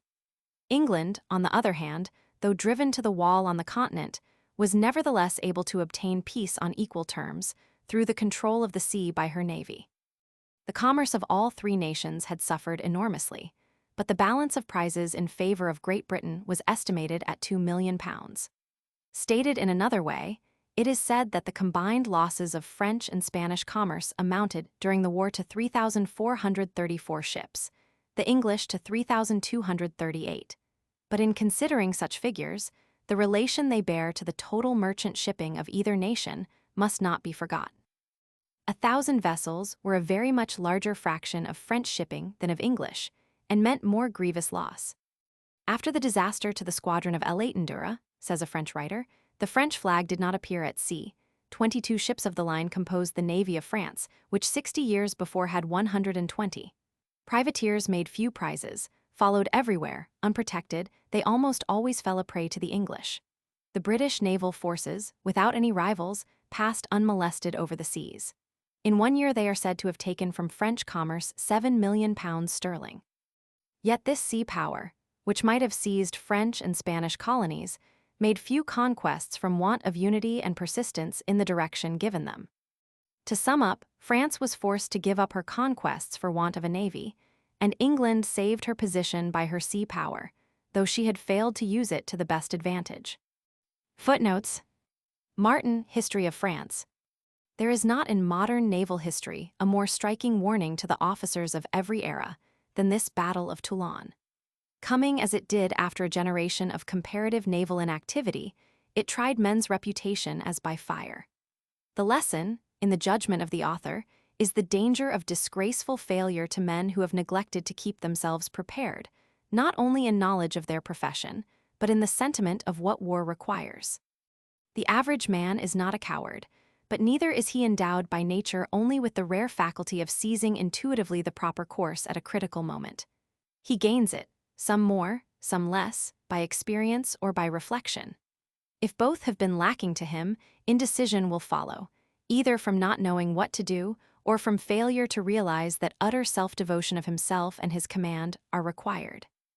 Of one of the captains cashiered it is said, "No man had ever lived with a fairer or more honorable character previous to the unfortunate event, which did such irreparable injury to his reputation." Many of his contemporaries, men in the highest popular estimation, who knew him well, could scarcely credit what were indisputably established as facts, and declared, with the utmost astonishment, they believed it next to impossible for Captain Burrish to behave otherwise than as a man of gallantry and intrepidity. He had been 25 years in service, and 11 afloat as a Captain Charnock's Biographia Navalis. Others of the condemned men bore fair characters, and even Richard Norris, who absconded to avoid trial, had been of respectable repute. Troude, Batel's Navals de la France. Notwithstanding the extraordinary effort made by the French, in sending out M. Lally with a considerable force last year. I am confident before the end of this, they will be near their last gasp in the Carnatic, unless some very unforeseen event interpose in their favor. The superiority of our squadron and the plenty of money and supplies of all kinds which our friends on that coast will be furnished with from this province, while the enemy are in total want of everything, without any visible means of redress, are such advantages as, if properly attended to, cannot fail of wholly effecting their ruin in that as well as in every other part of India. Letter of Clive to Pitt, Calcutta, January 7, 1759. Gleig's Life of Lord Clive. It will be remembered that the control and use of Bengal, upon which Clive here counts, had only lately been acquired by the English. In the days of Dupleix, they did not possess them. As will be seen later, Clive's predictions in this letter were wholly fulfilled. L'Épiraus Bonfils, Hist, de la Marine Francaise. Chapter 8. 7 Years' War, 1756–1763. England's overwhelming power and conquests on the seas, in North America, Europe, and East and West Indies sea battles. Buying off Minorca, Hawke and Conflans, Pocock and Duché in East Indies. The urgency with which peace was desired by the principal parties to the War of the Austrian Succession may perhaps be inferred from the neglect to settle definitely and conclusively many of the questions outstanding between them, and notably the very disputes about which the war between England and Spain began. It seems as though the powers feared to treat thoroughly matters that contained the germs of future quarrels, lest the discussion should prolong the war that then existed. England made peace because the fall of Holland was otherwise inevitable, not because she had enforced or surrendered her claims of 1739 against Spain. The right of uninterrupted navigation in West Indian seas, free from any search, was left undetermined, as were other kindred matters. Not only so, but the boundaries between the English and French colonies in the valley of the Ohio, toward Canada, and on the land side of the Nova Scotian peninsula remained as vague as they had before been. It was plain that peace could not last, and by it, if she had saved Holland, England surrendered the control of the sea which she had won. The true character of the strife, shrouded for a moment by the Continental War, was revealed by the so-called peace. Though formally allayed, the contention continued in every part of the world. In India, Dupleix, no longer able to attack the English openly, sought to undermine their power by the line of policy already described, mingling adroitly in the quarrels of surrounding princes, and advancing his own power while so doing, he attained by rapid steps to the political control, in 1751, of the southern extremity of India, a country nearly as large as France. Given the title of Nabob, he now had a place among the princes of the land. A merely commercial policy was in his eyes a delusion. There could be no middle course between conquest and abandonment. In the course of the same year, further grants extended the French power through extensive regions to the north and east, embracing all the coast of Orissa, and made Dupleix ruler of a third of India. To celebrate his triumphs, perhaps also in accordance with his policy of impressing the native mind, he now founded a town and put up a pillar setting forth his successes. But his doings caused the directors of the company only disquietude. Instead of the reinforcements, he asked for they sent him exhortations to peace. And at about this time, Robert Clive, then but 26 years old, began to show his genius. The success of Dupleix and his allies became checkered with reverses. The English under Clive's leadership supported the native opponents of the French. The company at home was but little interested in his political schemes and was annoyed at the failure of dividends. Negotiations were opened at London for a settlement of difficulties, and Dupleix was summoned home, the English government, it is said, making his recall an absolute condition of continued peace. 2 days after his departure, in 1754, his successor signed a treaty with the English governor, wholly abandoning his policy, stipulating that neither company should interfere in the internal politics of India, and that all possessions acquired during the war in the Carnatic should be given back to the Mogul.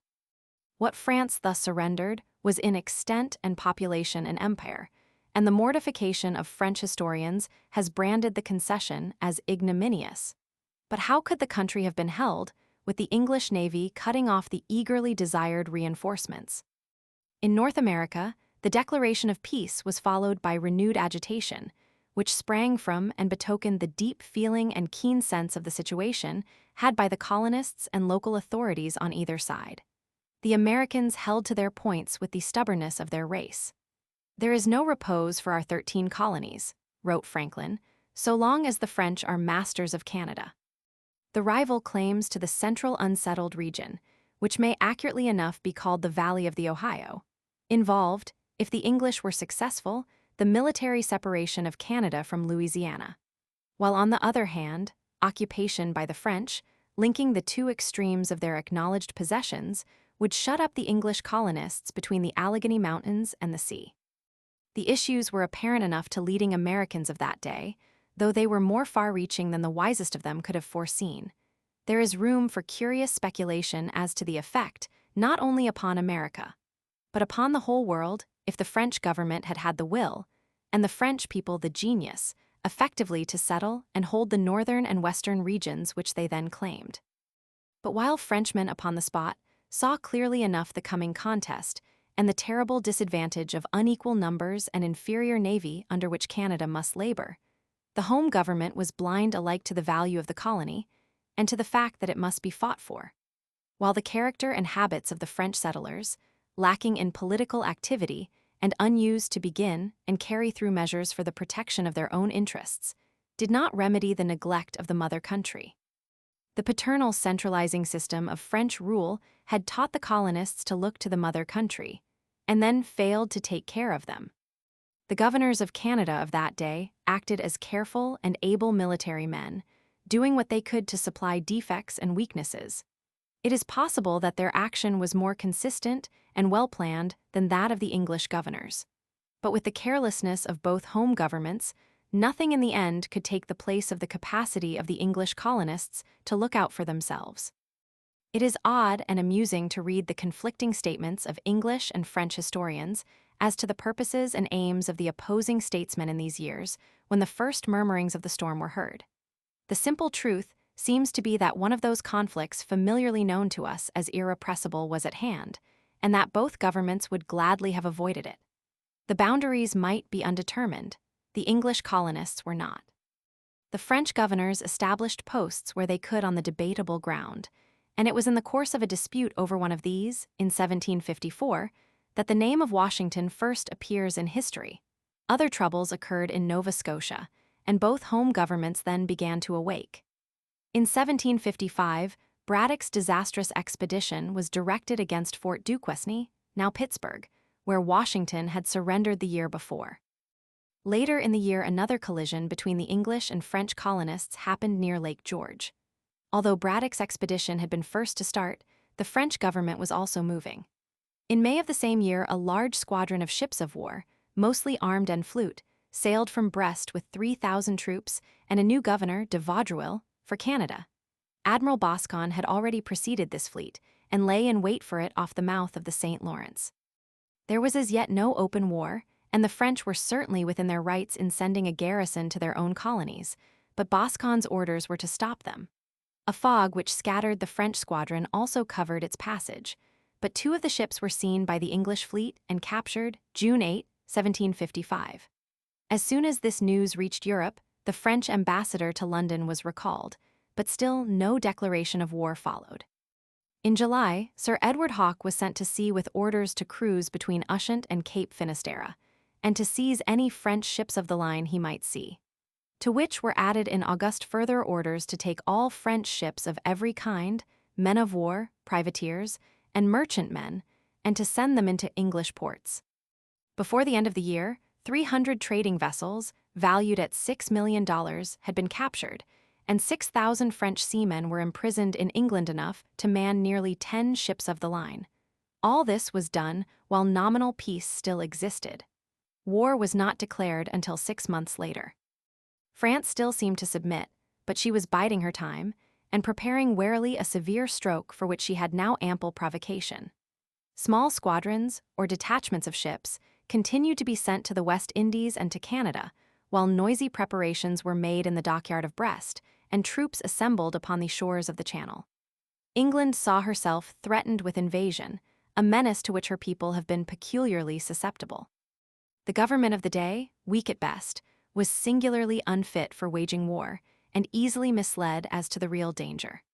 Besides, England was embarrassed, as always at the beginning of a war, not only by the numerous points she had to protect in addition to her commerce, but also by the absence of a large number of her seamen in trading vessels all over the world.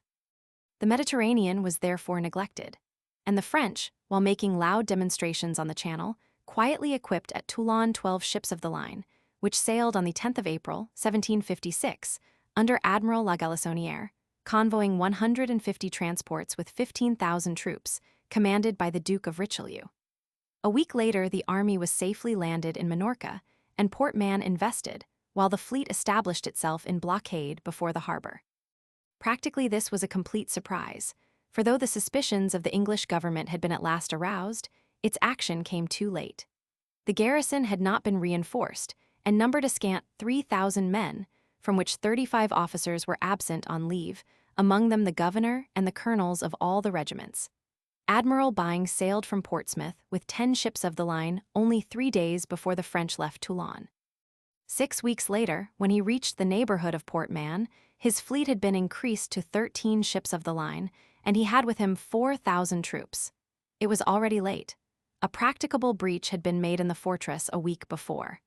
When the English fleet came in sight, La Galissonière stood out to meet it and bar the entrance to the harbor. The battle that followed owes its historical celebrity wholly to the singular and tragic event which arose from it. Unlike Matthews's battle off Toulon, it does afford some tactical instruction, though mainly applicable to the obsolete conditions of warfare under sail. But it is especially linked to the earlier action through the effect produced upon the mind of the unfortunate Byng by the sentence of the court-martial upon Matthews. During the course of the engagement, he repeatedly alluded to the censure upon that admiral for leaving the line, and seems to have accepted the judgment as justifying, if not determining, his own course. Briefly, it may be said that the two fleets, having sighted each other on the morning of the 20th of May, were found after a series of maneuvers both on the port tack, with an easterly wind heading southerly, the French to leeward, between the English and the harbor. Byng ran down in line ahead off the wind, the French remaining by it, so that when the former made the signal to engage, the fleets were not parallel, but formed an angle of from 30 to 40 degrees, plate via A. The attack which Byng by his own account meant to make, each ship against its opposite in the enemy's line, difficult to carry out under any circumstances, was here further impeded by the distance between the two rears being much greater than that between the vans, so that his whole line could not come into action at the same moment. When the signal was made, the van ships kept away in obedience to it, and ran down for the French so nearly head-on B as to sacrifice their artillery fire in great measure. They received 3 raking broadsides and were seriously dismantled aloft. The 6th English ship, counting from the van, had her foretopmast shot away, flew up into the wind, and came aback, stopping and doubling up the rear of the line. Then undoubtedly was the time for Byng, having committed himself to the fight, to have set the example and borne down, just as Farragut did at Mobile when his line was confused by the stopping of the next ahead. But according to the testimony of the flag captain, Matthews's sentence deterred him. "You see, Captain Gardiner, that the signal for the line is out, and that I am ahead of the ships Louisa and Trident, which in the order should have been ahead of him. You would not have me, as the admiral of the fleet, run down as if I were going to engage a single ship. It was Mr. Matthews's misfortune to be prejudiced by not carrying down his force together, which I shall endeavor to avoid." The affair thus became entirely indecisive. The English van was separated from the rear and got the brunt of the fight seas. One French authority blames Galissonière for not tacking to windward of the enemy's van and crushing it. Another says he ordered the movement, but that it could not be made from the damage to the rigging. But this seems improbable, as the only injury the French squadron underwent aloft was the loss of one topsail yard, whereas the English suffered very badly. The true reason is probably that given and approved by one of the French authorities on naval warfare. Galissonière considered the support of the land attack on Mahon paramount to any destruction of the English fleet, if he thereby exposed his own. The French navy has always preferred the glory of assuring or preserving a conquest to that more brilliant perhaps, but actually less real, of taking some ships, and therein has approached more nearly the true end that has been proposed in war. The justice of this conclusion depends upon the view that is taken of the true end of naval war. If it is merely to assure one or more positions ashore, the Navy becomes simply a branch of the Army for a particular occasion, and subordinates its action accordingly. But if the true end is to preponderate over the enemy's navy, and so control the sea, then the enemy's ships and fleets are the true objects to be assailed on all occasions. A glimmer of this view seems to have been present to Marogues when he wrote that at sea there is no field of battle to be held, nor places to be won. If naval warfare is a war of posts, then the action of the fleets must be subordinate to the attack and defense of the posts.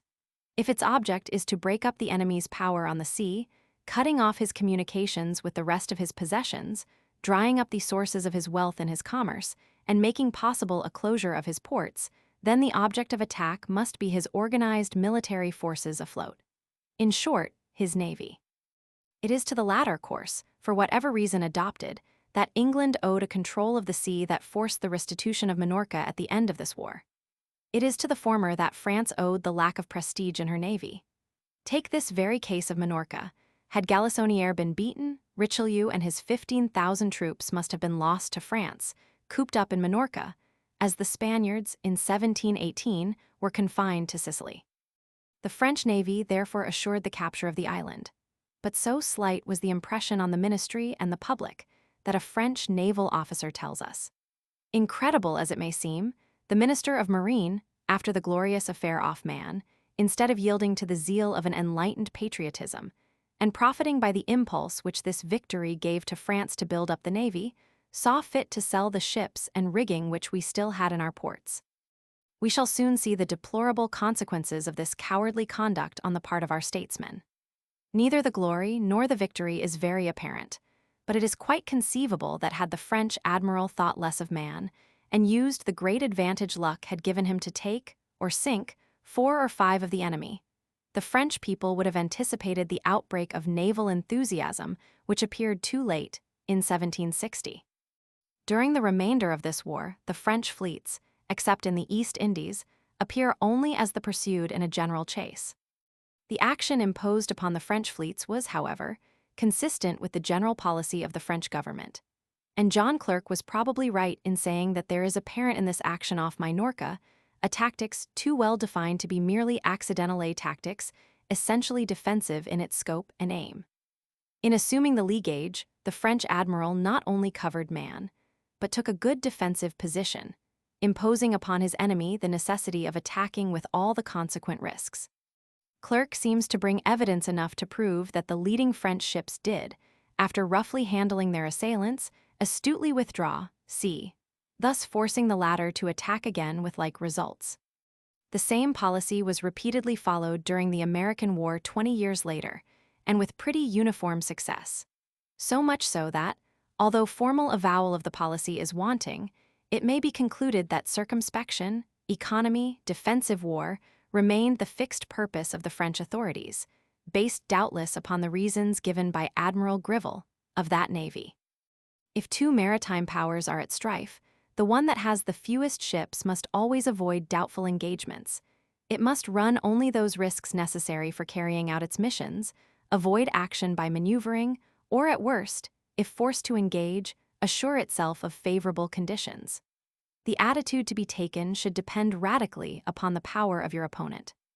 Let us not tire of repeating, according as she has to do with an inferior or superior power, France has before her 2 distinct strategies, radically opposite both in means and ends, grand war and cruising war.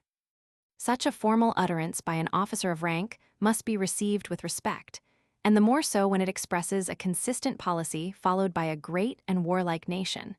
Yet it may be questioned whether a sea power worthy of the name can thus be secured. Logically, it follows from the position assumed that combats between equal forces are to be discouraged, because the loss to you is greater than the loss to your opponent.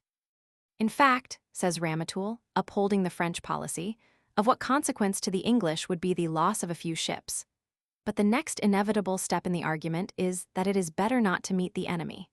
As another Frenchman, previously quoted, says, it was considered a mishap to their ships to fall in with a hostile force, and, if one was met, their duty was to avoid action if possible to do so honorably.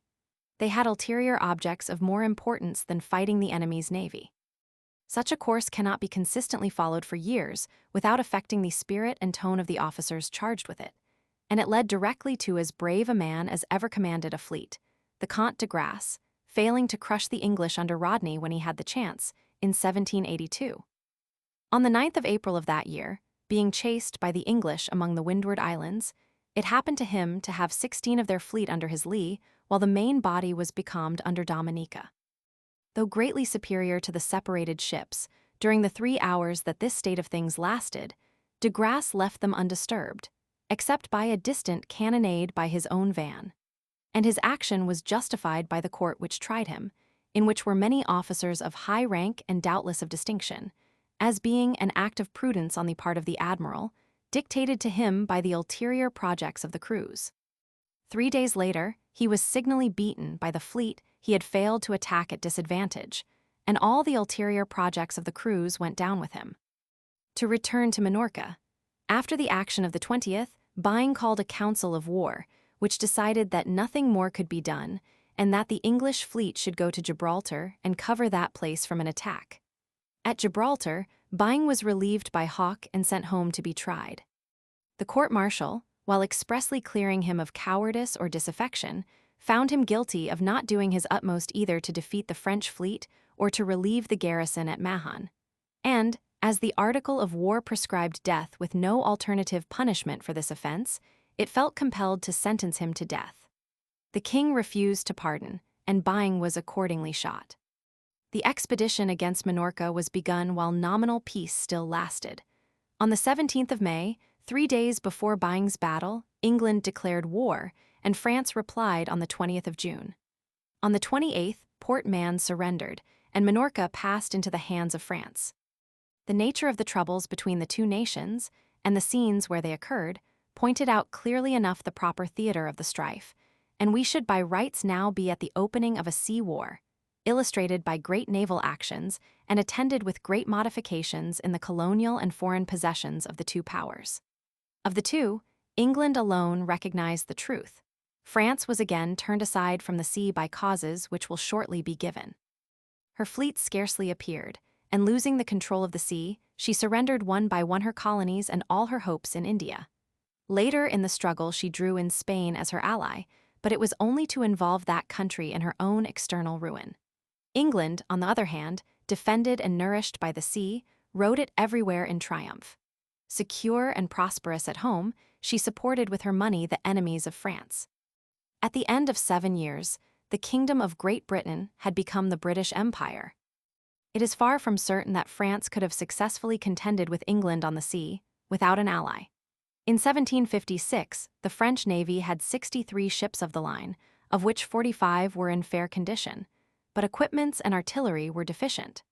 Spain had 46 ships of the line, but from the previous and subsequent performances of the Spanish Navy, it may well be doubted if its worth were equal to its numbers.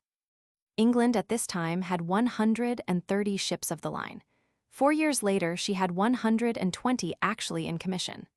Of course, when a nation allows its inferiority, whether on land or sea, to become as great as that of France now was, it cannot hope for success. Nevertheless, she obtained advantages at first. The conquest of Minorca was followed in November of the same year by the acquisition of Corsica. The Republic of Genoa surrendered to France all the fortified harbors of the island. With Toulon, Corsica, and Port Mahon, she now had a strong grip on the Mediterranean. In Canada, the operations of 1756, under Montcalm, were successful despite the inferiority of numbers. At the same time, an attack by a native prince in India took from the English Calcutta and gave an opportunity to the French.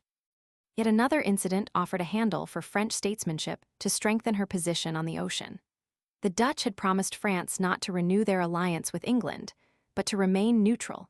England retaliated by declaring all the ports of France in a state of blockade, and all vessels bound to those ports liable to seizure as lawful prize. Such a violation of the rights of neutrals can only be undertaken by a nation that feels it has nothing to fear from their rising against it.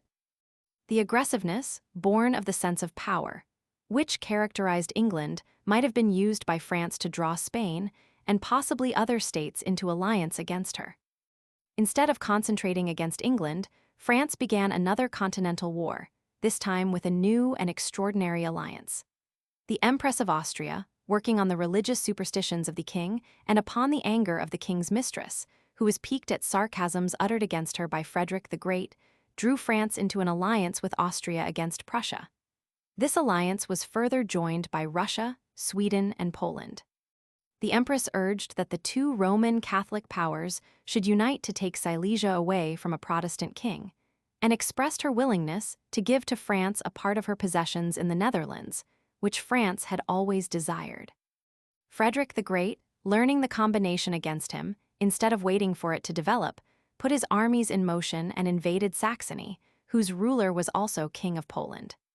This movement, in October 1756, began the 7 Years' War, which, like the War of the Austrian Succession, but not to the same extent, drew some of the contestants off from the original cause of difference.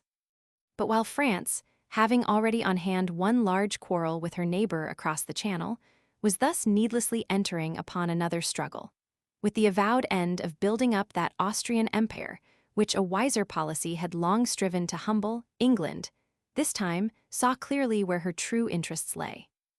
Making the Continental War wholly subsidiary, she turned her efforts upon the sea and the colonies, at the same time supporting Frederick both with money and cordial sympathy in the war for the defense of his kingdom, which so seriously diverted and divided the efforts of France. England thus had really but one war on hand. In the same year, the direction of the struggle was taken from the hands of a weak ministry and given into those of the bold and ardent William Pitt, who retained his office till 1761, by which time the ends of the war had practically been secured. In the attack upon Canada, there were two principal lines to be chosen, that by the way of Lake Champlain and that by the way of the St. Lawrence. The former was entirely inland, and as such does not concern our subject, beyond noting that not till after the fall of Quebec, in 1759, was it fairly open to the English. In 1757, the attempt against Louisbourg failed, the English admiral being unwilling to engage 16 ships of the line he found there, with the 15 under his own command, which were also, he said, of inferior metal. Whether he was right in his decision or not, the indignation felt in England clearly shows the difference of policy underlying the action of the French and English governments. The following year, an admiral of a higher spirit, Boscawen, was sent out accompanied with 12,000 troops, and, it must in fairness be said, found only 5 ships in the port. The troops were landed, while the fleet covered the siege from the only molestation it could fear, and cut off from the besieged the only line by which they could look for supplies. The island fell in 1758, opening the way by the St. Lawrence to the heart of Canada, and giving the English a new base both for the fleet and army. The next year, the expedition under Wolfe was sent against Quebec. All his operations were based upon the fleet, which not only carried his army to the spot, but moved up and down the river as the various feints required. The landing which led to the decisive action was made directly from the ships. Montcalm, whose skill and determination had blocked the attacks by way of Lake Champlain the 2 previous years, had written urgently for reinforcements, but they were refused by the Minister of War, who replied that in addition to other reasons it was too probable that the English would intercept them on the way, and that the more France sent, the more England would be moved to send. In a word, the possession of Canada depended upon sea power. Montcalm, therefore, in view of the certain attack upon Quebec by the river, was compelled to weaken his resistance on the Champlain route. Nevertheless, the English did not get farther than the foot of the lake that year, and their operations, though creditable, had no effect upon the result at Quebec. In 1760, the English, holding the course of the St. Lawrence, with Louisbourg at one end and Quebec at the other, seemed firmly seated. Nevertheless, the French governor de Vaudreuil still held out at Montreal, and the colonists still hoped for help from France. The English garrison at Quebec, though inferior in numbers to the forces of the Canadians, was imprudent enough to leave the city and meet them in the open field. Defeated there and pursued by the enemy, the latter nearly entered Quebec pell-mell with the English troops, and trenches were opened against the city. A few days later, an English squadron came in sight, and the place was relieved. Thus, says the Old English chronicler of the Navy, the enemy saw what it was to be inferior at sea, for, had a French squadron got the start of the English in sailing up the river, Quebec must have fallen. Wholly cut off now, the little body of Frenchmen that remained in Montreal was surrounded by 3 English armies, which had come, one by way of Lake Champlain, the others from Oswego and from Quebec. The surrender of the city on the 8th of September, 1760, put an end forever to the French possession of Canada. In all other quarters of the world, after the accession of Pitt to power, the same good fortune followed the English arms, checkered only at the first by some slight reverses. It was not so on the continent, where the heroism and skill of Frederick the Great maintained with difficulty his brilliant struggle against France, Austria, and Russia.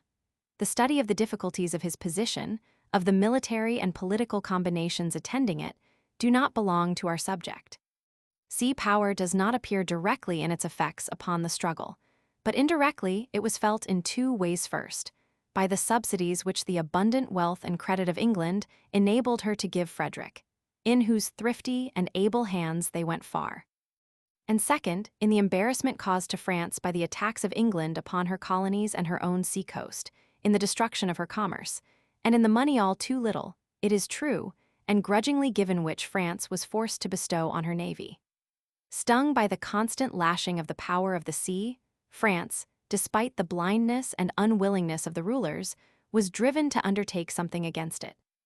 With a navy much inferior, unable to cope in all quarters of the world, it was rightly decided to concentrate upon one object, and the object chosen was Great Britain itself, whose shores were to be invaded.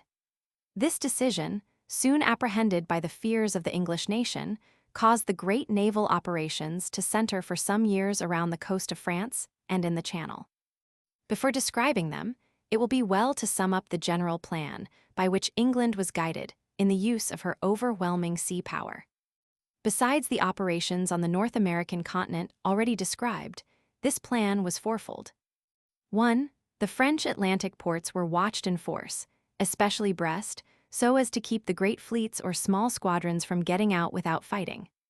2 attacks were made upon the Atlantic and Channel coasts with flying squadrons, followed at times by the descent of small bodies of troops. These attacks, the direction of which could not be foreseen by the enemy, were chiefly intended to compel him to keep on hand forces at many points, and so to diminish the army acting against the King of Prussia. While the tendency would certainly be that way, it may be doubted whether the actual diversion in favor of Frederick was of much consequence. No particular mention will be made of these operations, which had but little visible effect upon the general course of the war. 3. A fleet was kept in the Mediterranean and near Gibraltar to prevent the French Toulon fleet from getting round to the Atlantic. It does not appear that any attempt was seriously made to stop communications between France and Minorca. The action of the Mediterranean fleet, though an independent command, was subsidiary to that in the Atlantic. 4 distant foreign expeditions were sent against the French colonies in the West India Islands and on the coast of Africa, and a squadron was maintained in the East Indies to secure the control of those seas, thereby supporting the English in the peninsula and cutting off the communications of the French. These operations in distant waters, never intermitted, assumed greater activity and larger proportions after the destruction of the French navy had relieved England from the fear of invasion. And when the ill-advised entrance of Spain into the war, in 1762, offered yet richer prizes to her enterprise. The close blockade of the enemy's fleet in Brest, which was first systematically carried out during this war, may be considered rather a defensive than an offensive operation. For though the intention certainly was to fight if opportunity offered, the chief object was to neutralize an offensive weapon in the enemy's hands. The destruction of the weapon was secondary. The truth of this remark is shown by the outburst of fear and anger which swept over England when an unavoidable absence of the blockading fleet in 1759 allowed the French to escape. The effect of the blockade in this and after wars was to keep the French in a state of constant inferiority in the practical handling of their ships, however fair showing their outward appearance or equal their numerical force. The position of the port of Brest was such that a blockaded fleet could not get out during the heavy westerly gales that endangered the blockaders. The latter, therefore, had the habit of running away from them to Torbay or Plymouth, sure, with care, of getting back to their station with an east wind before a large and ill-handled fleet could get much start of them. In the latter part of 1758, France, depressed by the sense of failure upon the continent, mortified and harassed by English descents upon her coasts, which had been particularly annoying that year, and seeing that it was not possible to carry on both the continental and sea wars with her money resources, determined to strike directly at England. Her commerce was annihilated while the enemies throve. It was the boast of London merchants that under Pitt commerce was united with and made to flourish by war. And this thriving commerce was the soul also of the land struggle, by the money it lavished on the enemy of France. At this time, a new and active-minded minister, Choiseul, was called into power by Louis Roman XV. From the beginning of 1759, preparations were made in the ocean and channel ports. Flatboats to transport troops were built at Havre, Dunkirk, Brest, and Rochefort. It was intended to embark as many as 50,000 men for the invasion of England, while 12,000 were to be directed upon Scotland. 2 squadrons were fitted out, each of respectable strength, one at Toulon, the other at Brest.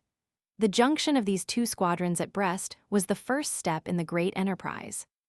It was just here that it broke down, through the possession of Gibraltar by the English and their naval superiority.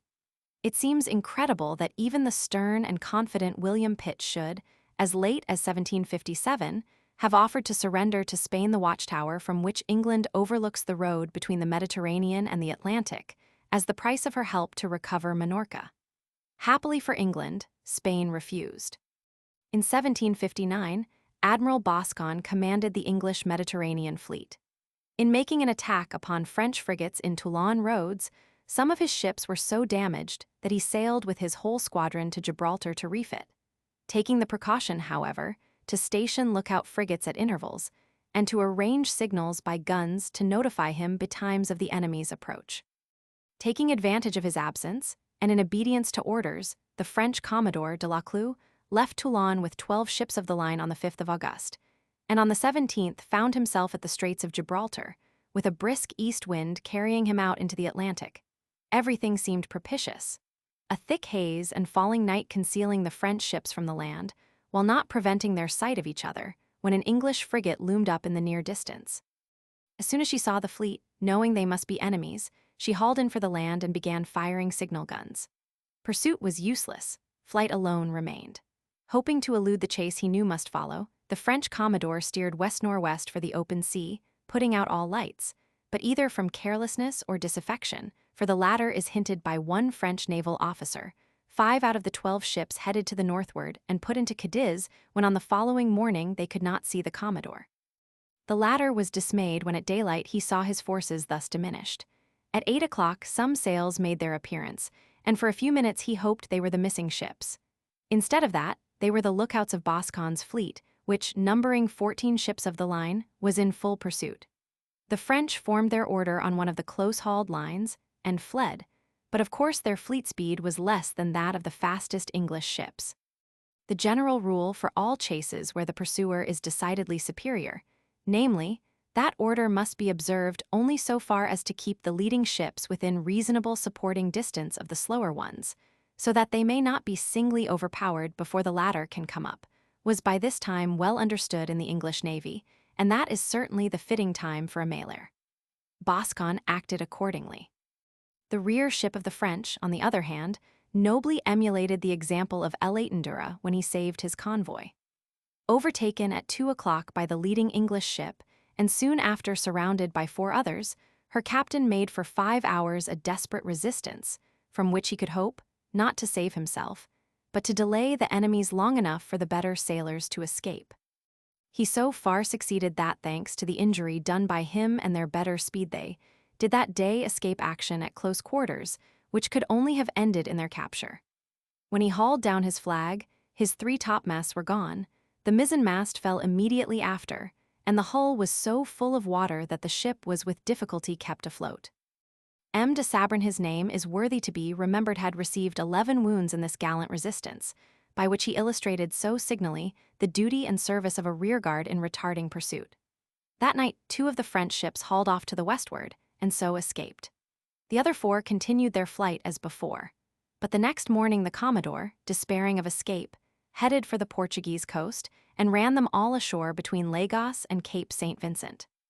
The English admiral followed and attacked them, taking 2 and burning the others, without regard to the neutrality of Portugal. For this insult, no amend was made beyond a formal apology.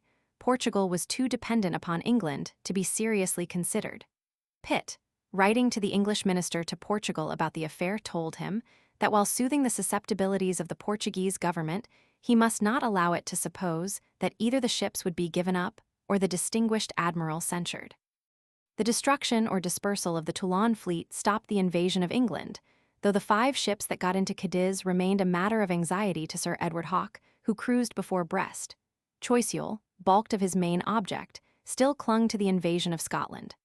The French fleet at Brest, under Marshal de Conflans, a sea officer despite his title, numbered 20 sail of the line, besides frigates.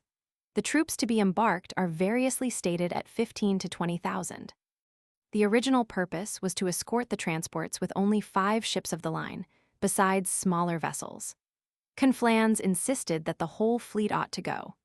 The Minister of the Navy thought that the admiral was not a sufficiently skillful tactician to be able to check the advance of an enemy, and so ensure the safe arrival of the convoy at its destination near the Clyde without risking a decisive encounter.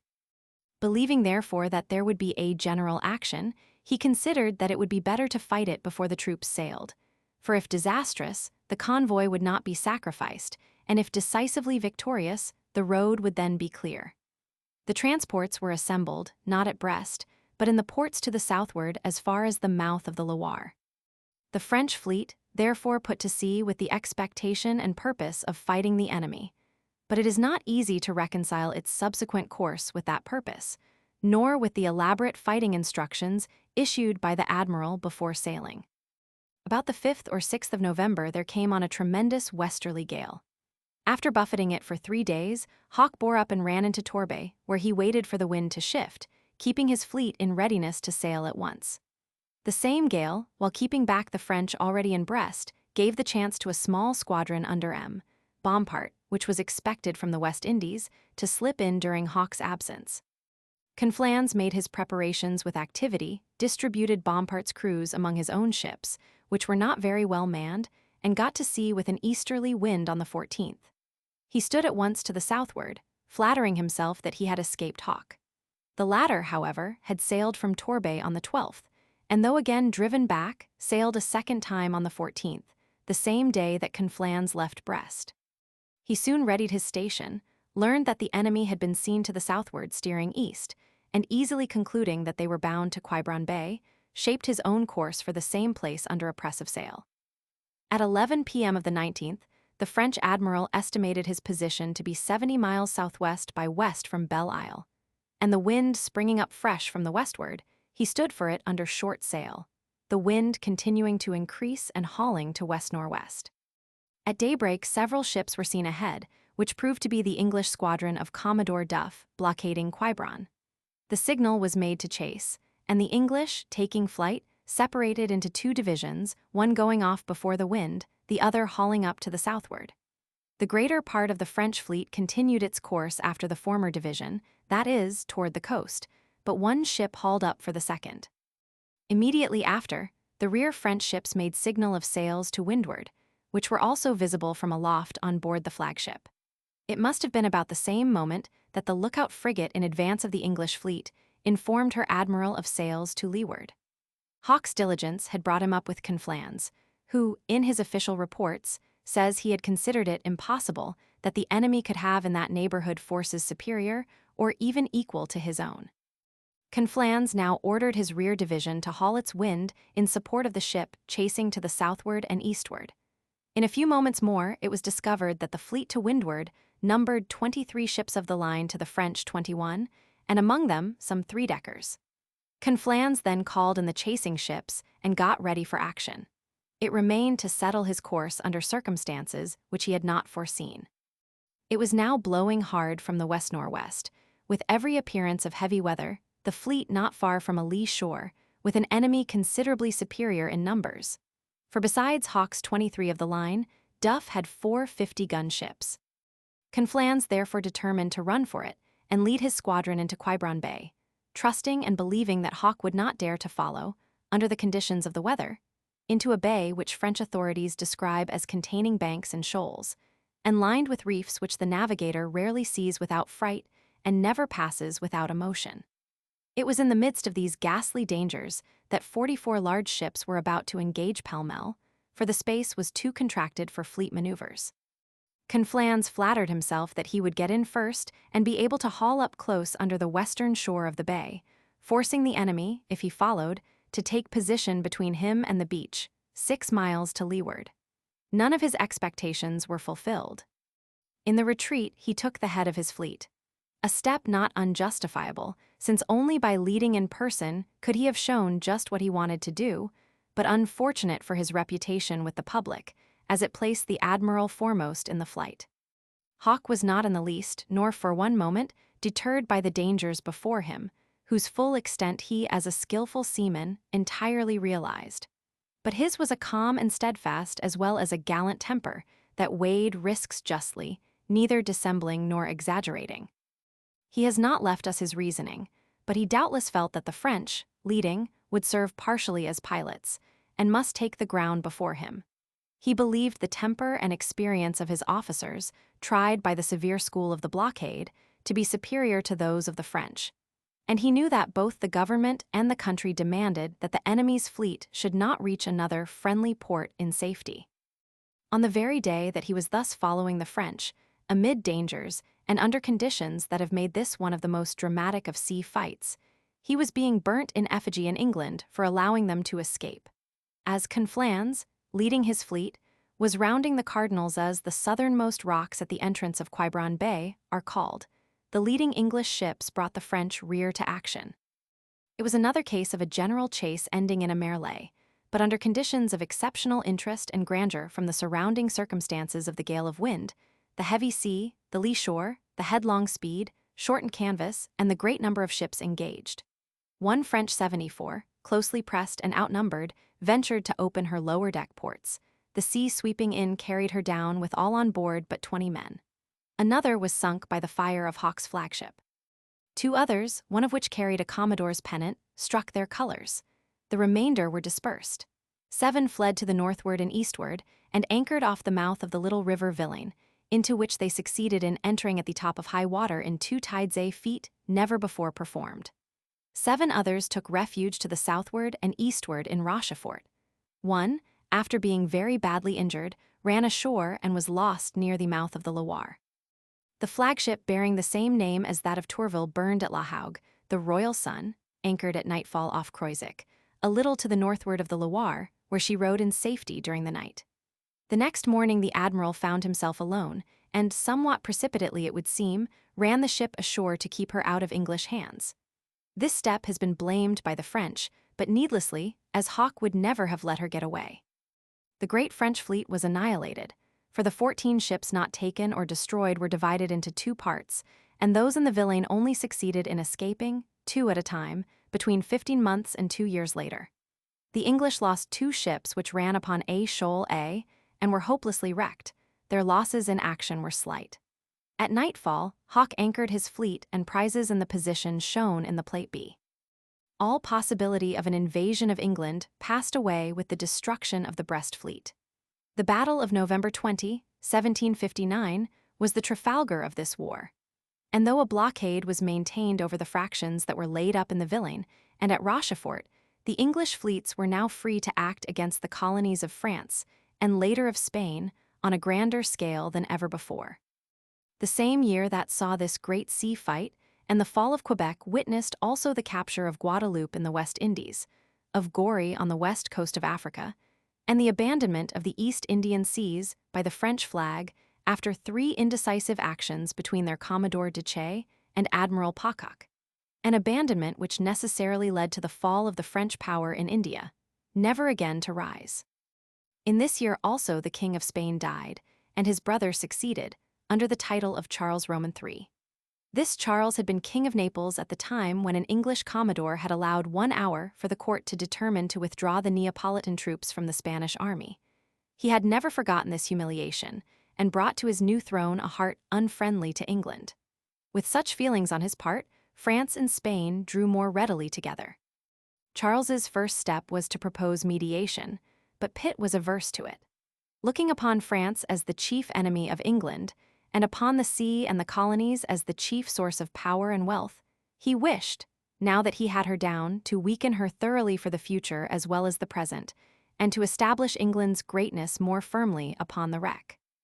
Later on, he offered certain conditions, but the influence of Louis's mistress, attached to the Empress of Austria, prevailed to accept Prussia from the negotiations, and England would not allow the exception.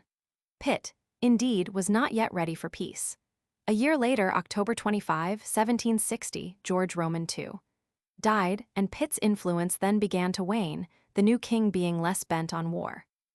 During these years, 1759 and 1760, Frederick the Great still continued the deadly and exhausting strife of his small kingdom against the great states joined against him.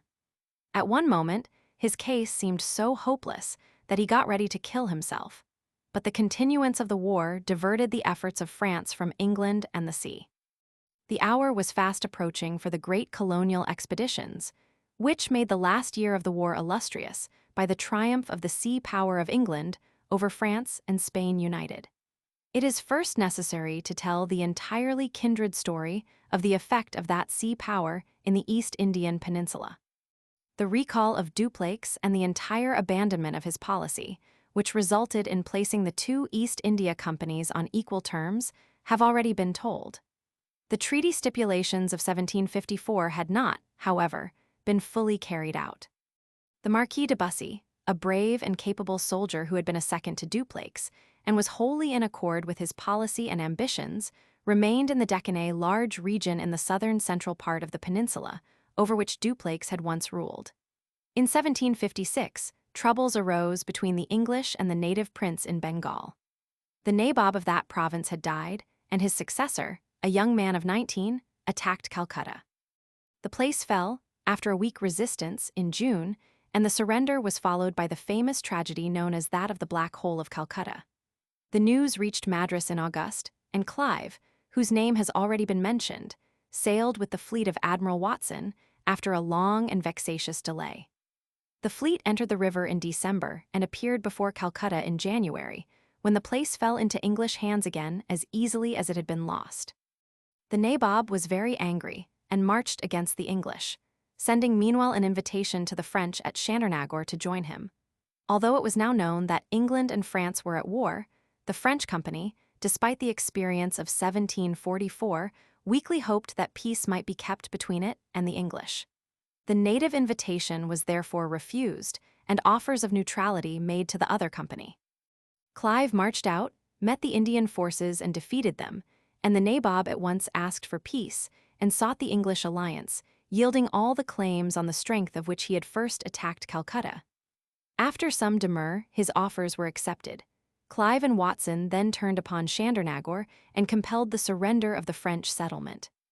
The nabob, who had not meant to allow this, took umbrage and entered into correspondence with Bussy in the Deccan. Clive had full knowledge of his various intrigues, which were carried on with the vacillation of a character as weak as it was treacherous, and seeing no hope of settled peace or trade under the rule of this man, entered into an extensive conspiracy for his dethronement, the details of which need not be given.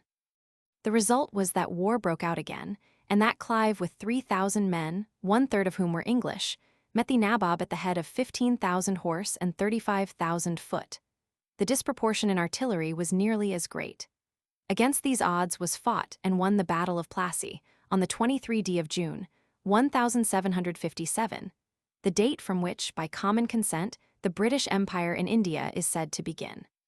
The overthrow of the nabob was followed by placing in power one of the conspirators against him, a creature of the English and dependent upon them for support. Bengal thus passed under their control, the first fruits of India. Clive, says a French historian, had understood and applied the system of Dupleix. This was true, Yet even so, it may be said that the foundation thus laid could never have been kept nor built upon, had the English nation not controlled the sea. The conditions of India were such that a few Europeans, headed by men of nerve and shrewdness, dividing that they might conquer, and advancing their fortunes by judicious alliances, were able to hold their own, and more too, amidst overwhelming numerical odds. But it was necessary that they should not be opposed by men of their own kind, a few of whom could turn the wavering balance the other way. At the very time that Clive was acting in Bengal, Bussy invaded Orissa, seized the English factories, and made himself master of much of the coast regions between Madras and Calcutta, while a French squadron of 9 ships, most of which, however, belonged to the East India Company and were not first-rate men of war, was on its way to Pondicherry with 1,200 regular troops, an enormous European army for Indian operations of that day. The English naval force on the coast, though fewer in numbers, may be considered about equal to the approaching French squadron. It is scarcely too much to say that the future of India was still uncertain, and the first operations showed it. The French division appeared off the Coromandel coast to the southward of Pondicherry on the 26th of April, 1758, and anchored on the 28th before the English station called Fort St. David. 2 ships kept on to Pondicherry, having on board the new governor, Comte de Lally, who wished to go at once to his seat of government. Meanwhile, the English admiral, Pocock, having news of the enemy's coming, and fearing specially for this post, was on his way to it, and appeared on the 29th of April, before the 2 ships with the governor were out of sight. The French at once got under way and stood out to sea on the starboard tack, Plate Va. Heading to the northward and eastward, the wind being southeast, and signals were made to recall the ship and frigate A escorting Lally. But they were disregarded by the latter's order, an act which must have increased, if it did not originate, the ill will between him and Commodore de Che, through which the French campaign in India miscarried. The English, having formed to windward on the same tack as the French, made their attack in the then usual way, and with the usual results. The 7 English ships were ordered to keep away together for the French 8, and the 4 leading ships, including the admirals, came into action handsomely. The last 3, whether by their own fault or not, were late in doing so, but it will be remembered that this was almost always the case in such attacks. The French Commodore, seeing this interval between the van and the rear, formed the plan of separating them and made signal to wear together, but in his impatience did not wait for an answer.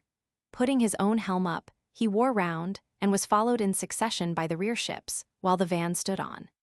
The English admiral, who had good reason to know, gives de Che more credit than the French writers, for he describes this movement thus.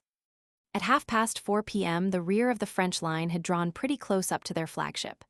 Our 3 rear ships were signaled to engage closer. Soon after, M. de Che broke the line and put before the wind. His second astern, who had kept on the Yarmouth's quarter most part of the action, then came up alongside, gave his fire, and then bore away. And a few minutes after, the enemy's van bore away also. By this account, which is by no means irreconcilable with the French, the latter effected upon the principal English ship a movement of concentration by defiling past her. The French now stood down to their 2 separated ships, while the English vessels that had been engaged were too much crippled to follow. This battle prevented the English fleet from relieving Fort St. David, which surrendered on the 2d of June. After the fall of this place, the 2 opposing squadrons having refitted at their respective ports and resumed their station, a second action was fought in August, under nearly the same conditions and in much the same fashion. The French flagship met with a series of untoward accidents, which determined the Commodore to withdraw from action. But the statement of his further reasons is most suggestive of the necessary final overthrow of the French cause. Prudence, a writer of his own country says, commanded him not to prolong a contest from which his ships could not but come out with injuries very difficult to repair in a region where it was impossible to supply the almost entire lack of spare stores. This want of so absolute a requisite for naval efficiency shows, in a strong light, the fatal tendency of that economy which always characterized French operations at sea, and was at once significant and ominous. Returning to Pondicherry, de Che found that, though the injuries to the masts and rigging could for this time be repaired, there was lack of provisions, and that the ships needed calking. Although his orders were to remain on the coast until October 15, he backed himself with the opinion of a council of war which decided that the ships could not remain there longer, because, in case of a third battle, there was neither rigging nor supplies remaining in Pondicherry. And disregarding the protests of the governor, Lally, he sailed on the 2d of September for the Isle of France. The underlying motive of Duché, it is known, was hostility to the governor, with whom he quarreled continually. Lally, deprived of the help of the squadron, turned his arms inland instead of against Madras. Upon arriving at the islands, Duché found a state of things which again singularly illustrates the impotence and short-sightedness characteristic of the general naval policy of the French at this time. His arrival there was as unwelcome as his departure from India had been to Lally. The islands were then in a state of the most complete destitution. The naval division, increased by the arrival of 3 ships of the line from home, so exhausted them that its immediate departure was requested of the Commodore. Repairs were pushed ahead rapidly, and in November several of the ships sailed to the Cape of Good Hope, then a Dutch colony, to seek provisions. But these were consumed soon after being received, and the pressure for the departure of the squadron was renewed. The situation of the ships was no less precarious than that of the colony, and accordingly the Commodore replied by urging his entire lack of food and supplies. The condition was such that, a little later, it was necessary to make running rigging out of the cables, and to put some of the ships on the bottom so as to give their materials to others. Before returning to India, Duché wrote to the Minister of the Navy that he was about to leave, only to save the crews from dying of hunger, and that nothing need be expected from the squadron if supplies were not sent, for both men and things were in a deplorable state. Under these circumstances, Duché sailed from the islands in July 1759 and arrived off the Coromandel coast in September. During his year of absence, Lally had besieged Madras for 2 months during the northeast monsoon. Both squadrons were absent, that season being unfit for naval operations on this coast, but the English returned first and are said by the French to have caused, by the English to have hastened, the raising of the siege. Duché, upon his return, was much superior in both number and size of ships, but when the fleets met, Pocock did not hesitate to attack with 9 against 11. This action, fought September 10, 1759, was as indecisive as the 2 former, but Duché retreated after a very bloody contest. Upon it Campbell, in his Lives of the Admirals, makes a droll, but seemingly serious, comment. Pocock had reduced the French ships to a very shattered condition and killed a great many of their men. But what shows the singular talents of both admirals, they had fought 3 pitched battles in 18 months without the loss of a ship on either side. The fruits of victory, however, were with the weaker fleet, for Duché returned to Pondicherry and then sailed on the 1st of the next month for the islands, leaving India to its fate. From that time the result was certain. The English continued to receive reinforcements from home, while the French did not. The men opposed to Lally were superior in ability. Place after place fell, and in January 1761, Pondicherry itself surrendered, surrounded by land and cut off from the sea. This was the end of the French power in India, for though Pondicherry and other possessions were restored at the peace, the English tenure there was never again shaken, even under the attacks of the skillful and bold Suffren, who 20 years later met difficulties as great as Duché's with a vigor and conduct which the latter at a more hopeful moment failed to show. France having thus lost both Canada and India by the evident failure of her power to act at a distance by sea, it would seem scarcely possible that Spain, with her own weak navy and widely scattered possessions, would choose this moment for entering the war. Yet so it was. The maritime exhaustion of France was plain to all, and is abundantly testified to by her naval historians. The resources of France were exhausted, says one. The year 1761 saw only a few single ships leave her ports, and all of them were captured. The alliance with Spain came too late. The occasional ships that went to sea in 1762 were taken, and the colonies still remaining to France could not be saved. Even as early as 1758, another Frenchman writes, "Want of money, the depression of commerce given over to English cruisers, the lack of good ships, the lack of supplies, etc., compelled the French ministry. unable to raise large forces, to resort to stratagems, to replace the only rational system of war, grand war, by the smallest of petty wars by, a sort of game in which the great aim is not to be caught. Even then, the arrival of 4 ships of the line at Louisbourg, by avoiding the enemy, was looked on as a very fortunate event. In 1759, the lucky arrival of the West India convoy caused as much surprise as joy to the merchants. We see how rare had become such a chance in seas plowed by the squadrons of England. This was before the disasters of La Clue and Conflans. The destruction of French commerce, beginning by the capture of its merchant ships, was consummated by the reduction of the colonies. It can hardly, therefore, be conceded that the family compact now made between the two courts, containing, as it did, not only an agreement to support each other in any future war, but also a secret clause binding Spain to declare war against England within a year, if peace were not made, was honorable to the wisdom of the two governments. It is hard to pardon, not only the Spanish government, but even France for alluring a kindred people into such a bad bargain. It was hoped, however, to revive the French navy and to promote an alliance of neutral powers, many of which, besides Spain, had causes of complaint against England. During the war with France, confesses an English historian, the Spanish flag had not always been respected by British cruisers. During 1758, says another, not less than 176 neutral vessels, laden with the rich produce of the French colonies or with military or naval stores, fell into the hands of the English. The causes were already at work, which 20 years later gave rise to the armed neutrality of the Baltic powers directed against the claims of England on the sea. The possession of unlimited power, as the sea power of England then really was, is seldom accompanied by a profound respect for the rights of others. Without a rival upon the ocean, it suited England to maintain that enemies' property was liable to capture on board neutral ships, thus subjecting these nations not only to vexatious detentions, but to loss of valuable trade, just as it had suited her earlier in the war to establish a paper blockade of French ports. Neutrals, of course, chafed under these exactions, but the year 1761 was ill-chosen for an armed protest, and of all powers Spain risked most by a war. England had then 120 ships of the line in commission, besides those in reserve, manned by 70,000 seamen trained and hardened by 5 years of constant warfare afloat and flushed with victory. The Navy of France, which numbered 77 ships of the line in 1758, lost as prizes to the English in 1,759-27, besides 8 destroyed and many frigates lost. Indeed, as has been seen, their own writers confess that the Navy was ruined, root and branch.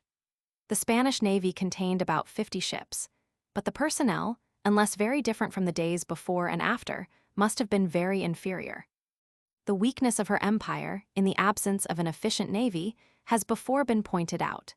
Neutrality, too, though at times outraged, had been of great advantage to her, permitting her to restore her finances and trade and to re-establish her internal resources, but she needed a still longer period of it.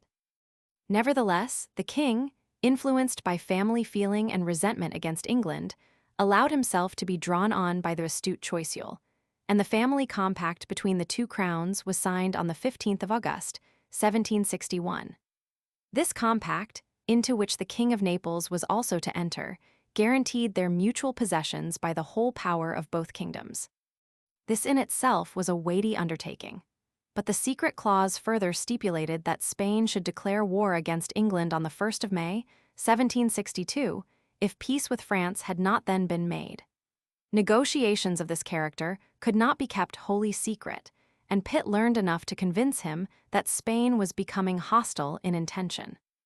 With his usual haughty resolve, he determined to forestall her by declaring war, but the influence against him in the councils of the new king was too strong. Failing to carry the ministry with him, he resigned on the 5th of October, 1761. His prevision was quickly justified. Spain had been eager in professing good, will until the treasure ships from America should arrive laden with the specie so needed for carrying on war. On the 21st of September, the flota of galleons anchored safely in Cadiz, and on the 2d of November, the British ambassador announced to his government that 2 ships had safely arrived with very extraordinary rich cargoes from the West Indies, so that all the wealth that was expected from Spanish America is now safe in Old Spain. And in the same dispatch reports a surprising change in the words of the Spanish minister and the haughty language now used. The grievances and claims of Spain were urged peremptorily, and the quarrel grew so fast that even the new English ministry, though ardently desiring peace, recalled their ambassador before the end of the year, and declared war on the 4th of January, 1762, thus adopting Pitt's policy, but too late to reap the advantages at which he had aimed. However, no such delay on the part of England could alter the essential inequality in strength and preparation between the two nations. The plans formed by Pitt were in the main adopted by his successor, and carried out with a speed which the readiness of the English navy permitted. On the 5th of March, Pocock, who had returned from the East Indies, sailed from Portsmouth, convoying a fleet of transports to act against Havana. In the West Indies, he was reinforced from the forces in that quarter, so that his command contained 19 ships of the line besides smaller vessels and 10,000 soldiers. In the previous January, the West India Fleet, under the well-known Rodney, had acted with the land forces in the reduction of Martinique, the gem and tower of the French islands, and the harbor of an extensive privateering system. It is said that 1,400 English merchantmen were taken during this war in the West Indian seas by cruisers whose principal port was Fort Royal in Martinique. With this necessary base fell also the privateering system resting upon it. Martinique was surrendered February 12, and the loss of this chief commercial and military center was immediately followed by that of the smaller islands, Grenada, Sta. Lucia, St. Vincent. By these acquisitions, the English colonies at Antigua, St. Kitts and Nevis, as well as the ships trading to those islands, were secured against the enemy.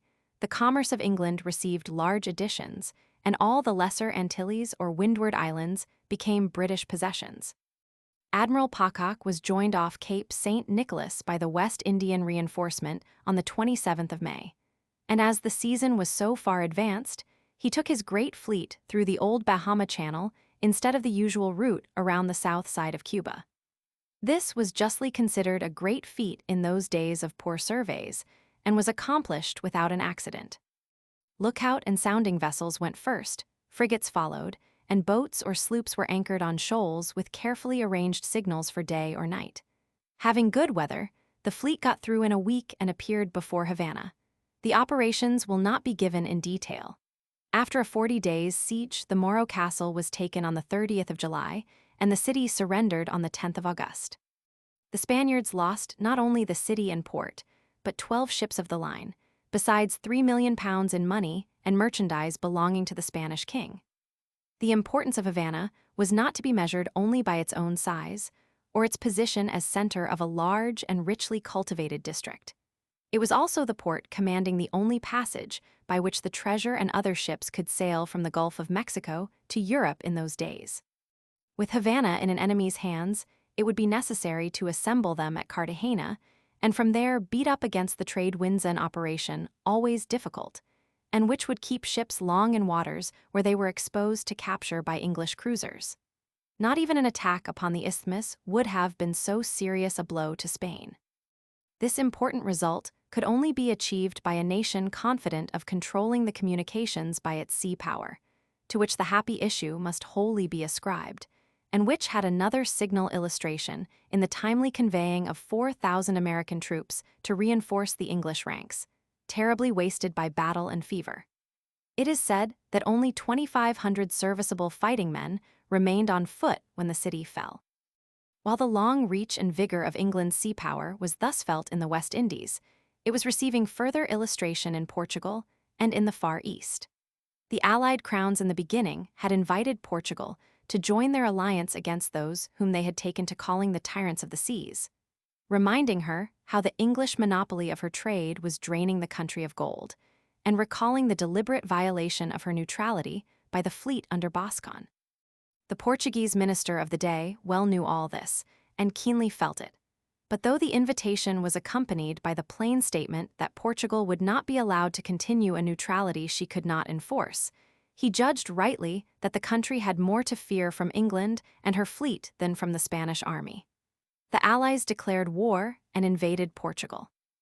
They were for a time successful, But the tyrants of the seas answered Portugal's call, sent a fleet, and landed at Lisbon 8,000 soldiers, who drove the Spaniards over the frontiers and even carried the war into Spain itself. Simultaneous with these significant events, Manila was attacked. With so much already on hand, it was found impossible to spare troops or ships from England. The successes in India and the absolute security of the establishments there, with the control of the sea, allowed the Indian officials themselves to undertake this colonial expedition. It sailed in August 1762, and reaching Malacca on the 19th, was supplied at that neutral port with all that was needed for the siege about to be undertaken. The Dutch, though jealous of the English advance, not venturing to refuse their demands. The expedition, which depended entirely upon the fleet, resulted in the whole group of Philippine Islands surrendering in October and paying a ransom of $4 million. At about the same time, the fleet captured the Acapulco galleon, having $3 million on board, and an English squadron in the Atlantic took a treasure ship from Lima with $4 million in silver for the Spanish government. Never had the colonial empire of Spain received such blows. Spain, whose opportune intervention might have modified the fate of the war, entered it too late to help France, but in time to share her misfortunes. There was reason to fear yet more. Panama and San Domingo were threatened, and the Anglo-Americans were preparing for the invasion of Florida and Louisiana. The conquest of Havana had in great measure interrupted the communications between the wealthy American colonies of Spain and Europe. The reduction of the Philippine Islands now excluded her from Asia. The two together severed all the avenues of Spanish trade and cut off all intercourse between the parts of their vast but disconnected empire. The selection of the points of attack, due to the ministry of Pitt, was strategically good, cutting effectually the sinews of the enemy's strength. And if his plans had been fully carried out and Panama also seized, the success would have been yet more decisive. England had lost also the advantage of the surprise he would have effected by anticipating Spain's declaration of war. But her arms were triumphant during this short contest, through the rapidity with which her projects were carried into execution, due to the state of efficiency to which her naval forces and administration had been brought. With the conquest of Manila ended the military operations of the war. 9 months, counting from the formal declaration by England in January, had been sufficient to shatter the last hope of France, and to bring Spain to a peace in which was conceded every point on which she had based her hostile attitude and demands.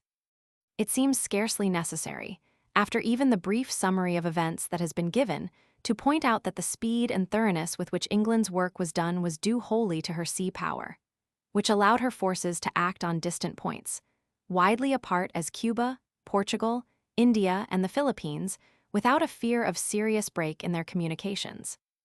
Before giving the terms of peace which ought to summarize the results of the war, but do so imperfectly, owing to the weak eagerness of the English ministry to conclude it, it is necessary to trace and outline the effect of the war upon commerce, upon the foundations of sea power and national prosperity.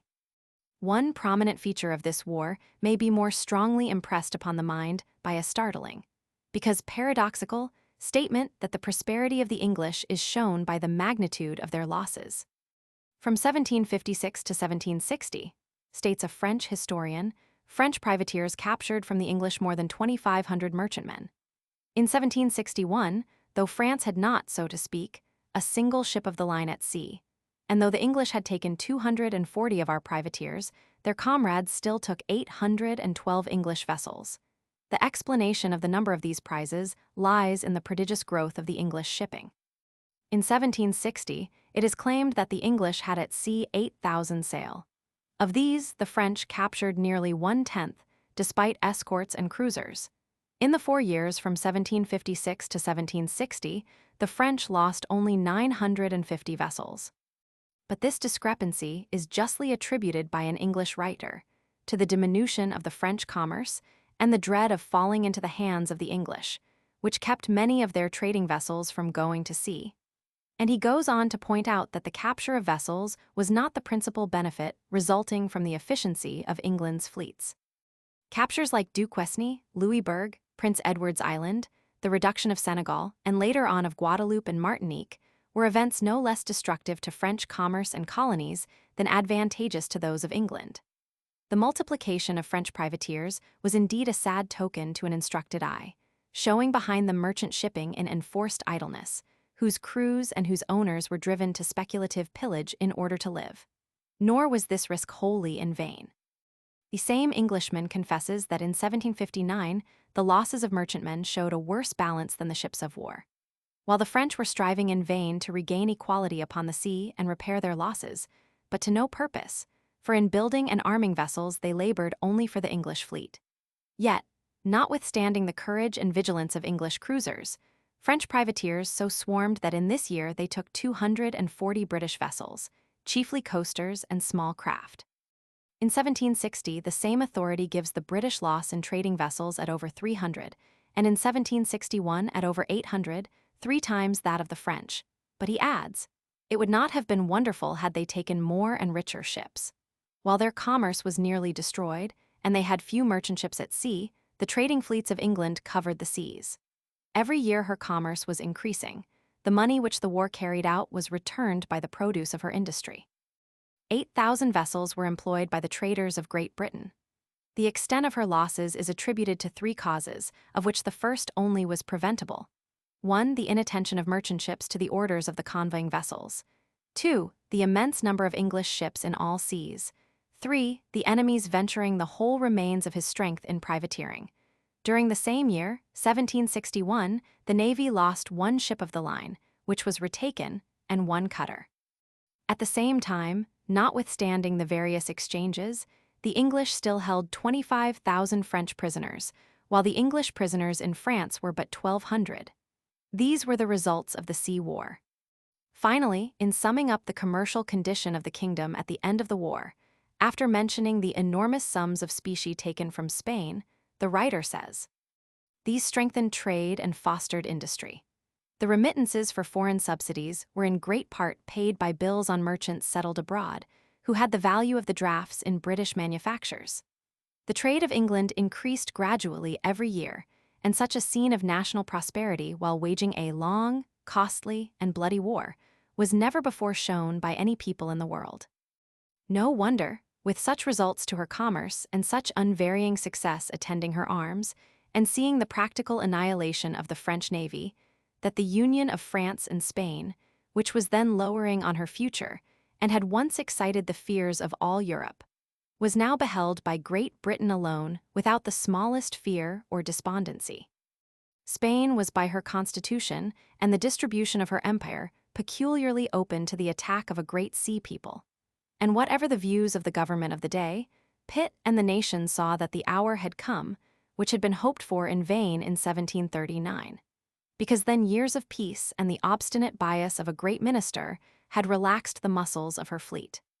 Now she but reached forth her hand and seized what she wished, nor could there have been any limit to her prey, had not the ministry again been untrue to the interests of the country. The position of Portugal with reference to Great Britain has been alluded to, but merits some special attention as instancing an element of sea power obtained not by colonies, but by alliance, whether necessary or prudential. The commercial connection before spoken of was strengthened by the strongest political ties. The 2 kingdoms were so situated as to have little to fear from each other, while they might impart many mutual advantages. The harbors of Portugal gave shelter as well as supplies to the English fleet, while the latter defended the rich trade of Portugal with Brazil. The antipathy between Portugal and Spain made it necessary for the former to have an ally strong yet distant.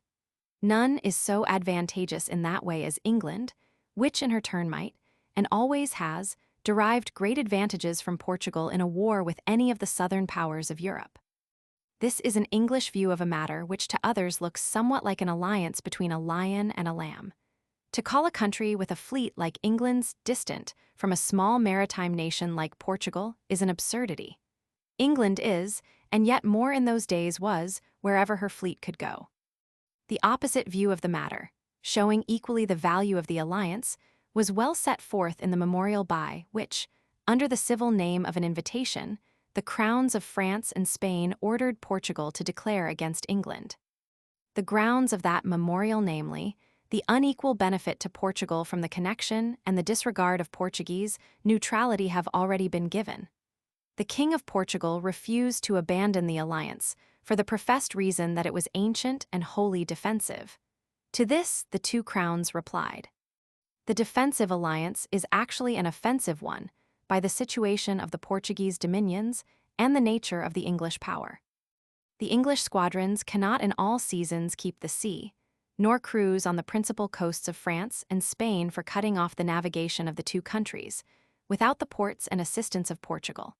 And these islanders could not insult all maritime Europe if the whole riches of Portugal did not pass through their hands, which furnishes them with the means to make war and renders the alliance truly and properly offensive. Between the two arguments, the logic of situation and power prevailed. Portugal found England nearer and more dangerous than Spain, and remained for generations of trial true to the alliance. This relationship was as useful to England as any of her colonial possessions, depending of course upon the scene of the principal operations at any particular time. The preliminaries of peace were signed at Fontainebleau, November 3, 1762. The definitive treaty on the 10th of the following February, at Paris, whence the peace takes its name. By its terms, France renounced all claims to Canada, Nova Scotia, and all the islands of the St. Lawrence. Along with Canada, she ceded the valley of the Ohio and all her territory on the east side of the Mississippi, except the city of New Orleans. At the same time, Spain, as an equivalent for Havana, which England restored, yielded Florida under which name were comprised all her continental possessions east of the Mississippi. Thus England obtained a colonial empire embracing Canada, from Hudson's Bay, and all of the present United States east of the Mississippi. The possibilities of this vast region were then only partially foreseen, and as yet there was no foreshadowing of the revolt of the 13 colonies. In the West Indies, England gave back to France the important islands of Guadeloupe and Martinique. The 4 so-called neutral islands of the Lesser Antilles were divided between the two powers, Sta. Lucia going to France, St. Vincent, Tobago, and Dominica to England, which also retained Grenada. Minorca was given back to England, and as the restoration of the island to Spain had been one of the conditions of the alliance with the latter, France, unable to fulfill her stipulation, ceded to Spain Louisiana west of the Mississippi. In India, France recovered the possessions she had held before Dupleix began his schemes of aggrandizement, but she gave up the right of erecting fortifications or keeping troops in Bengal, and so left the station at Chandernagore defenseless. In a word, France resumed her facilities for trading, but practically abandoned her pretensions to political influence. It was tacitly understood that the English company would keep all its conquests. The right of fishing upon the coasts of Newfoundland and in parts of the Gulf of St. Lawrence, which France had previously enjoyed, was conceded to her by this treaty, but it was denied to Spain, who had claimed it for her fishermen. This concession was among those most attacked by the English opposition. The nation at large and Pitt, the favorite of the nation, were bitterly opposed to the terms of the treaty. France, said Pitt, is chiefly formidable to us as a maritime and commercial power. What we gain in this respect is valuable to us above all through the injury to her which results from it. You leave to France the possibility of reviving her navy. In truth, from the point of view of sea power and of the national jealousies which the spirit of that age sanctioned, these words, though illiberal, were strictly justifiable. The restoration to France of her colonies in the West Indies and her stations in India, together with the valuable right of fishery in her former American possessions, put before her the possibility and the inducement to restore her shipping, her commerce, and her navy, and thus tended to recall her from the path of continental ambition which had been so fatal to her interests, and in the same proportion favorable to the unprecedented growth of England's power upon the ocean. The opposition, and indeed some of the ministry, also thought that so commanding and important a position as Havana was poorly paid for by the cession of the yet desolate and unproductive region called Florida. Puerto Rico was suggested, Florida accepted.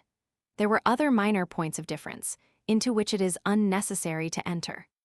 It could scarcely be denied that with the commanding military control of the sea held by England, grasping as she now did so many important positions, with her navy overwhelmingly superior in numbers, and her commerce and internal condition very thriving.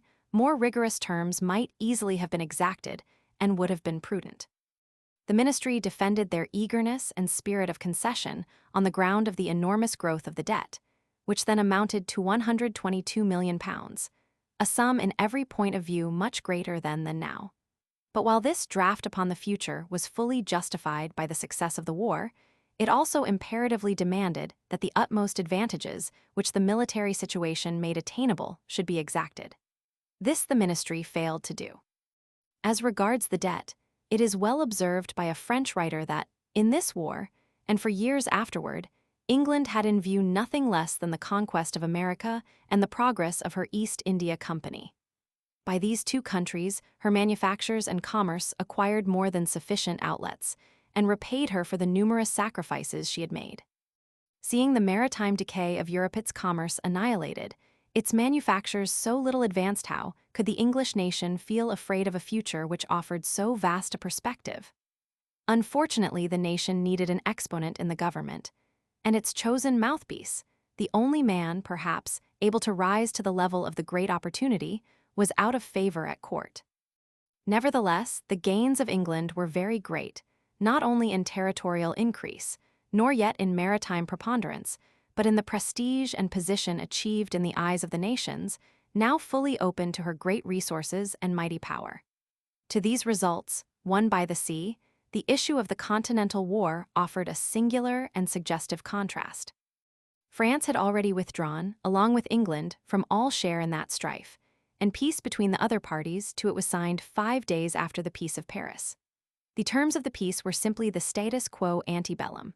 By the estimate of the King of Prussia, 180,000 of his soldiers had fallen or died in this war, out of a kingdom of 5 million souls, while the losses of Russia, Austria, and France aggregated 460,000 men. The result was simply that things remained as they were. To attribute this only to a difference between the possibilities of land and sea war is of course absurd. The genius of Frederick, backed by the money of England, had proved an equal match for the mismanaged, and not always hearty efforts of a coalition numerically overwhelming. What does seem a fair conclusion is that states having a good seaboard, or even ready access to the ocean by 1 or 2 outlets, will find it to their advantage to seek prosperity and extension by the way of the sea and of commerce, rather than in attempts to unsettle and modify existing political arrangements in countries where a more or less long possession of power has conferred acknowledged rights and created national allegiance or political ties. Since the Treaty of Paris in 1763, the waste places of the world have been rapidly filled. Witness our own continent, Australia, and even South America. A nominal and more or less clearly defined political possession now generally exists in the most forsaken regions, though to this statement there are some marked exceptions. But in many places, this political possession is little more than nominal, and in others of a character so feeble that it cannot rely upon itself alone for support or protection. The familiar and notorious example of the Turkish Empire, kept erect only by the forces pressing upon it from opposing sides, by the mutual jealousies of powers that have no sympathy with it, is an instance of such weak political tenure. And though the question is wholly European, all know enough of it to be aware that the interest and control of the sea powers is among the chief, if not the first, of the elements that now fix the situation, and that they, if intelligently used, will direct the future inevitable changes.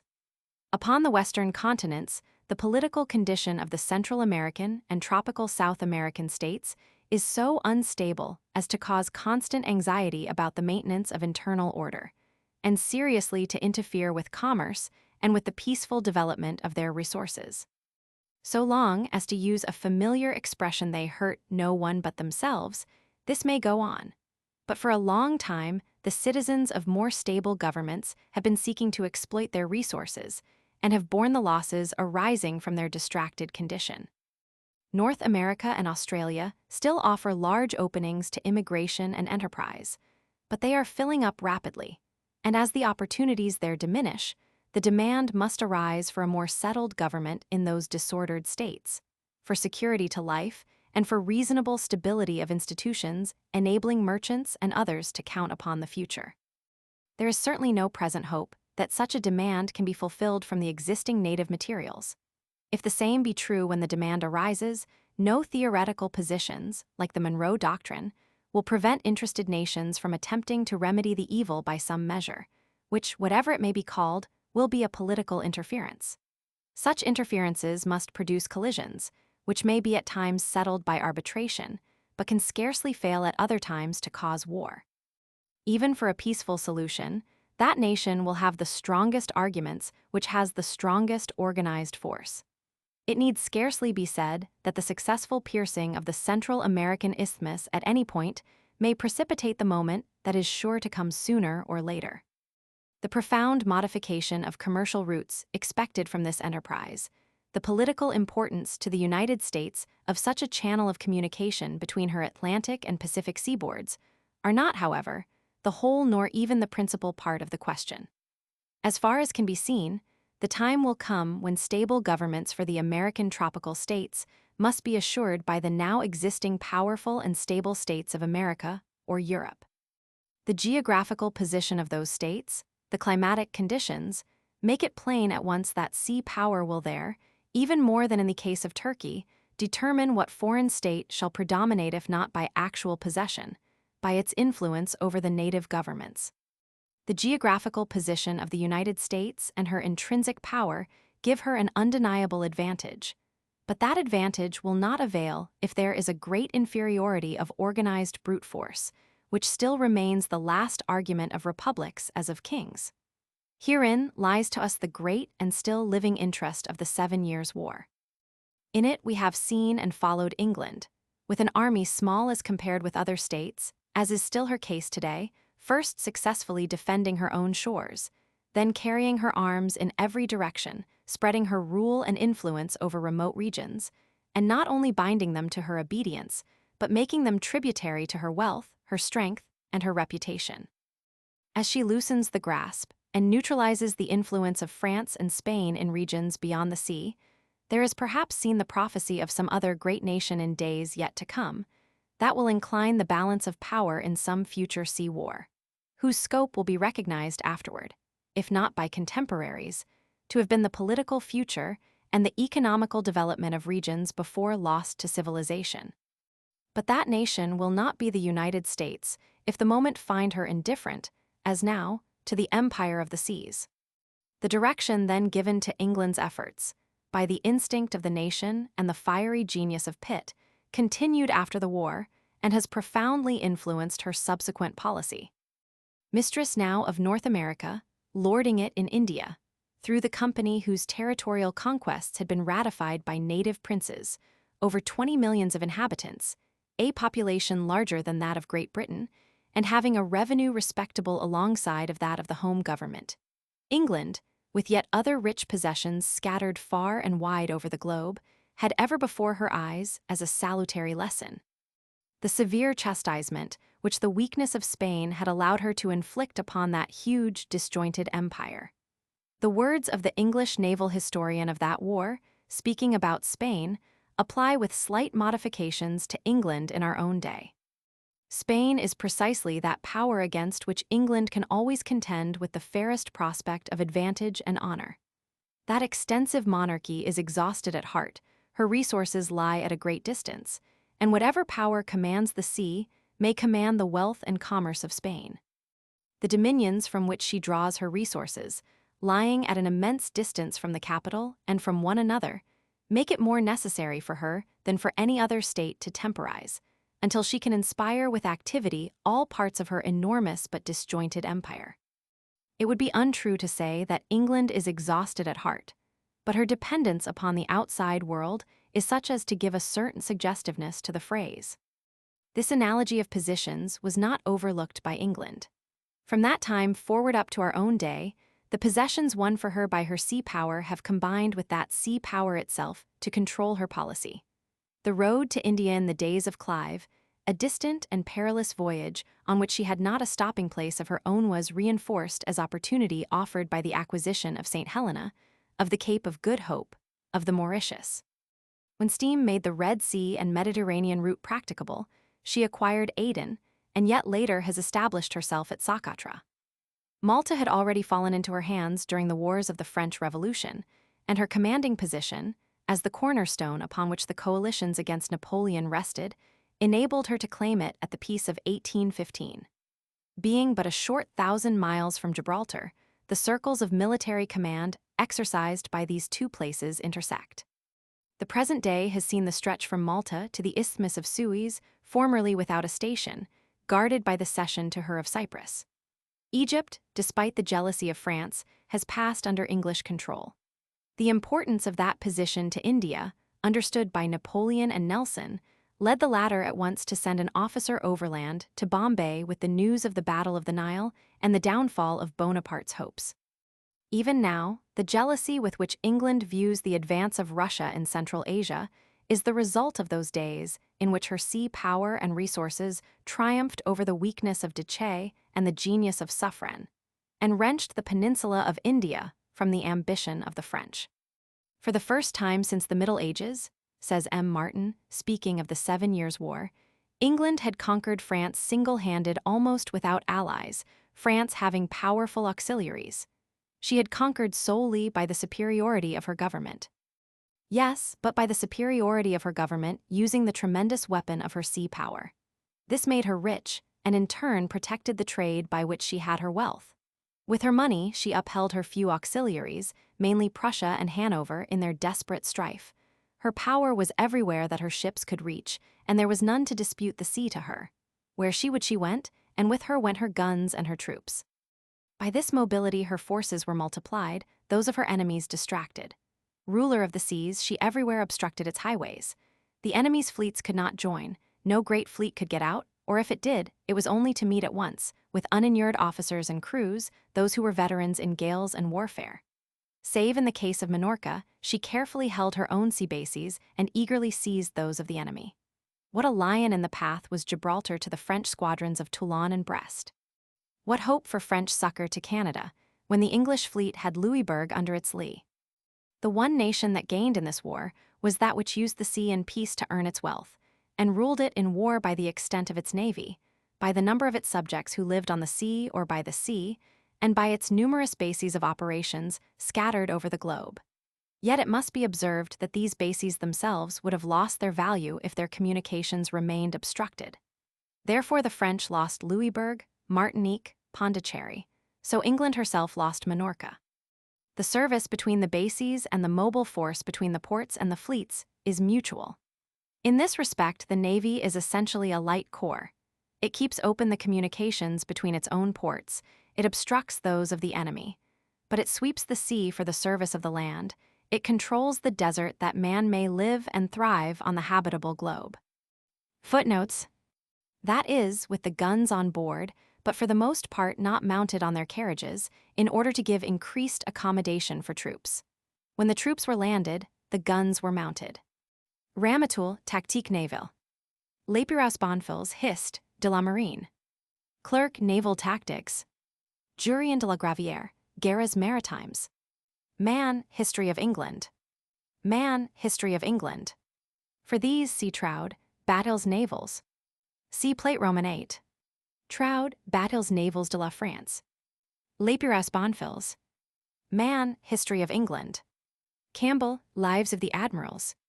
Mahan, History of England. Martin, History of France. Martin, History of France. Campbell, Lives of the Admirals.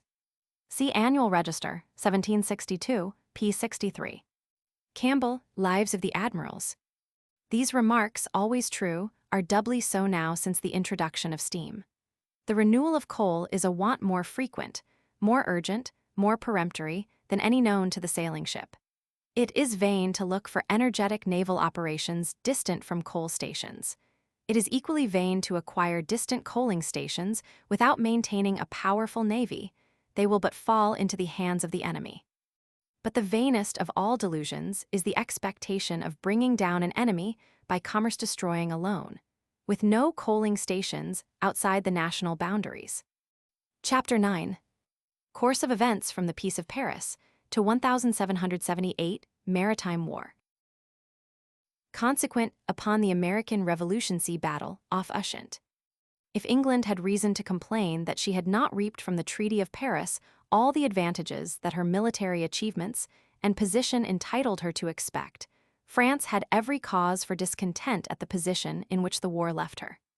The gain of England was nearly measured by her losses. Even the cession of Florida, made to the conqueror by Spain, had been bought by France at the price of Louisiana. Naturally, the thoughts of her statesmen and of her people, as they bent under the present necessity to bear the burden of the vanquished, turned to the future with its possibilities of revenge and compensation. The Duc de Choiseul, able though imperious, remained for many years more at the head of affairs, and worked persistently to restore the power of France from the effects of the treaty. The Austrian alliance had been none of his seeking. It was already made and working when he came to office in 1758, but he had even at the first recognized that the chief enemy was England and tried as far as could be to direct the forces of the nation against her. The defeat of Conflans having thwarted his projects of invasion, he next sought, in entire consistency with his main purpose, to stir up Spain and gain her alliance. The united efforts of the two kingdoms with their fine seaboards could, under good administration, and with time for preparation, put afloat a navy that would be a fair counterpoise to that of England. It was also doubtless true that weaker maritime states, if they saw such a combination successfully made and working efficiently, would pluck up heart to declare against a government whose greatness excited envy and fear, and which acted with the disregard to the rights and welfare of others common to all uncontrolled power. Unhappily for both France and Spain, the alliance came too late.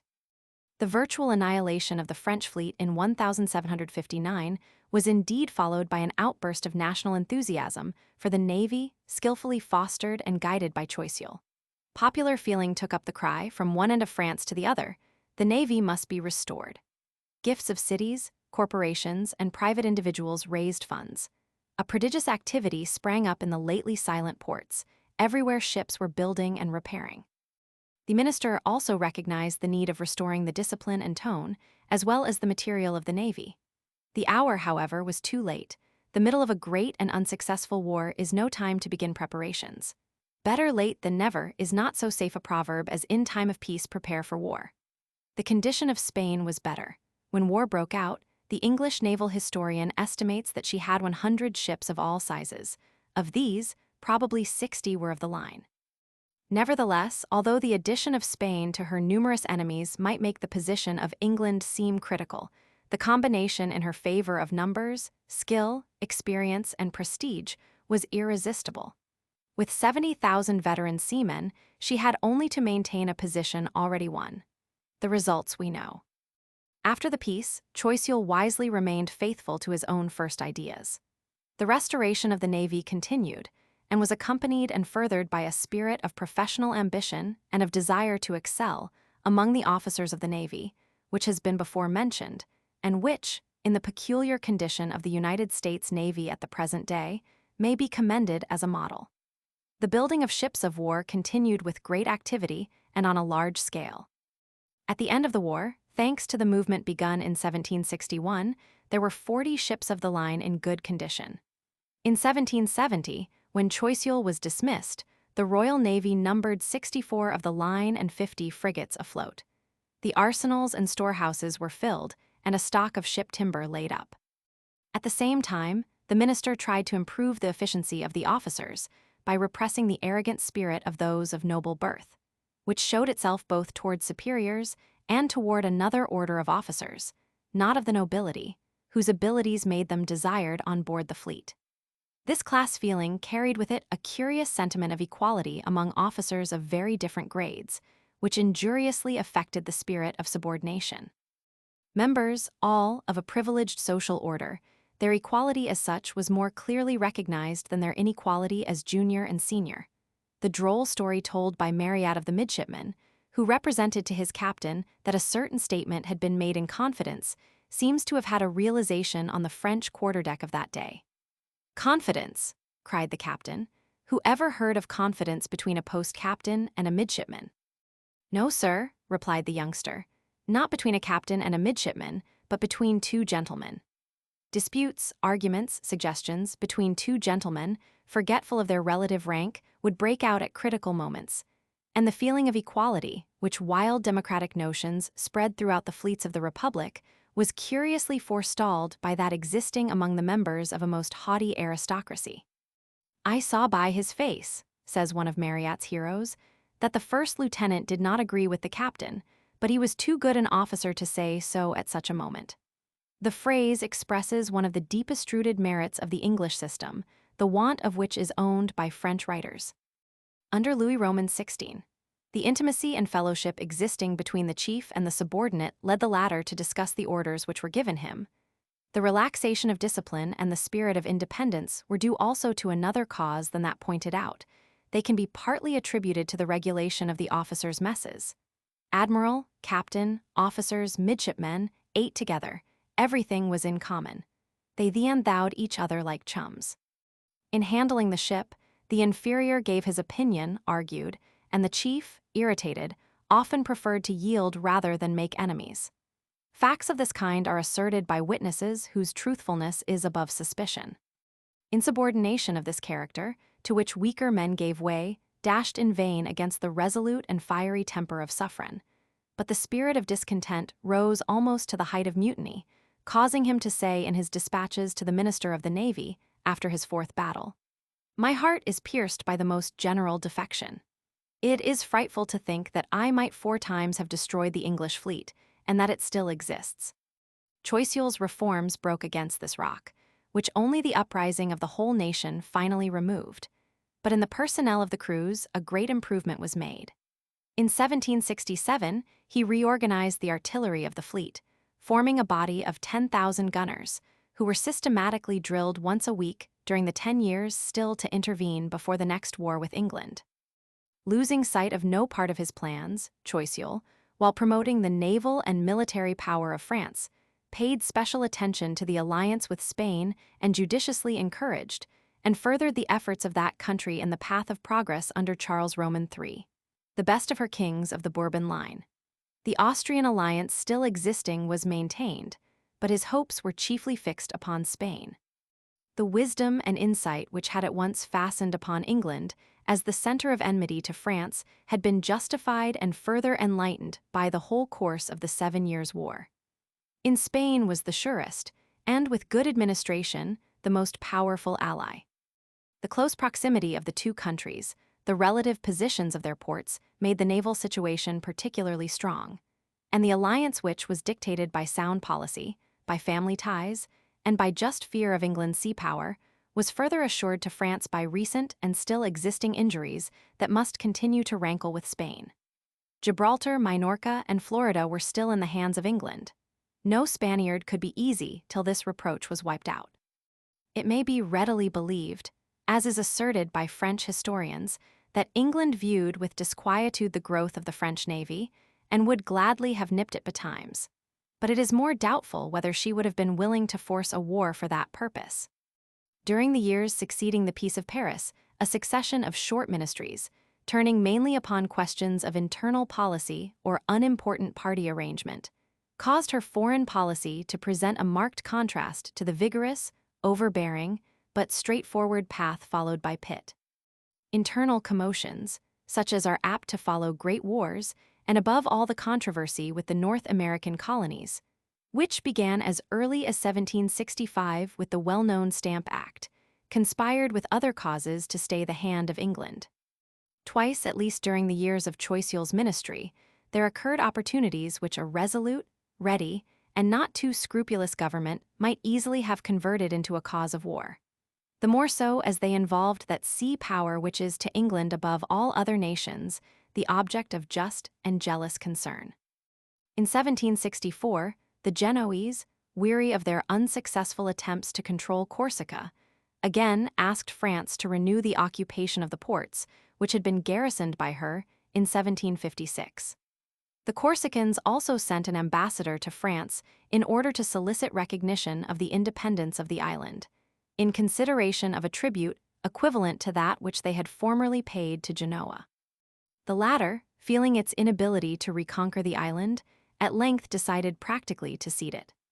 The transaction took the shape of a formal permission for the King of France to exercise all the rights of sovereignty over all the places and harbors of Corsica, as security for debts owing to him by the Republic. This cession, disguised under the form of a security in order to palliate the aggrandizement of France in the eyes of Austria and England, recalls the conditional and thinly veiled surrender of Cyprus to England 9 years ago, a transfer likely to be as final and far-reaching as that of Corsica.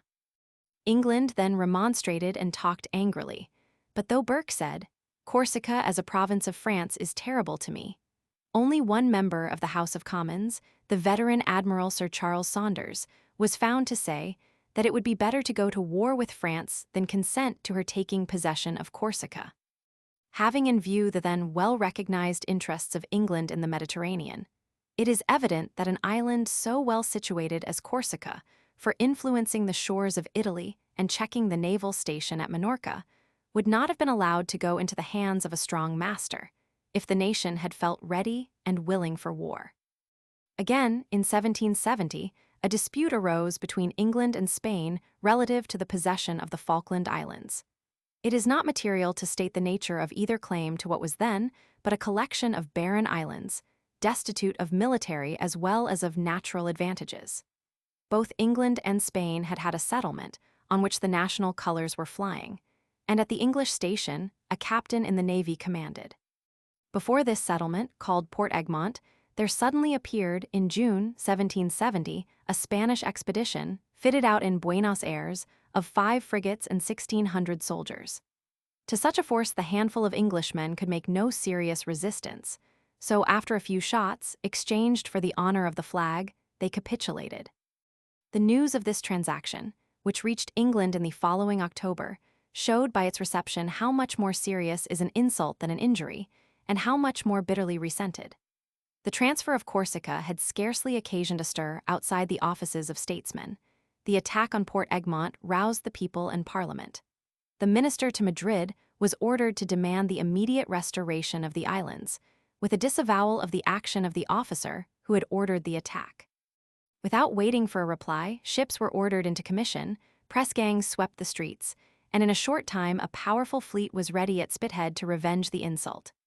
Spain, relying upon the Bourbon family compact and the support of France, was disposed to stand firm, but the old king, Louis Roman XV, was averse to war, and Choiseul, among whose enemies at court was the last mistress, was dismissed. With his fall disappeared the hopes of Spain, which at once complied with the demands of England, reserving, however, the question as to the rights of sovereignty. This conclusion shows clearly that England, though still wielding an effective sea power able to control Spain, was not eager for a war merely in order to break down the rival navies.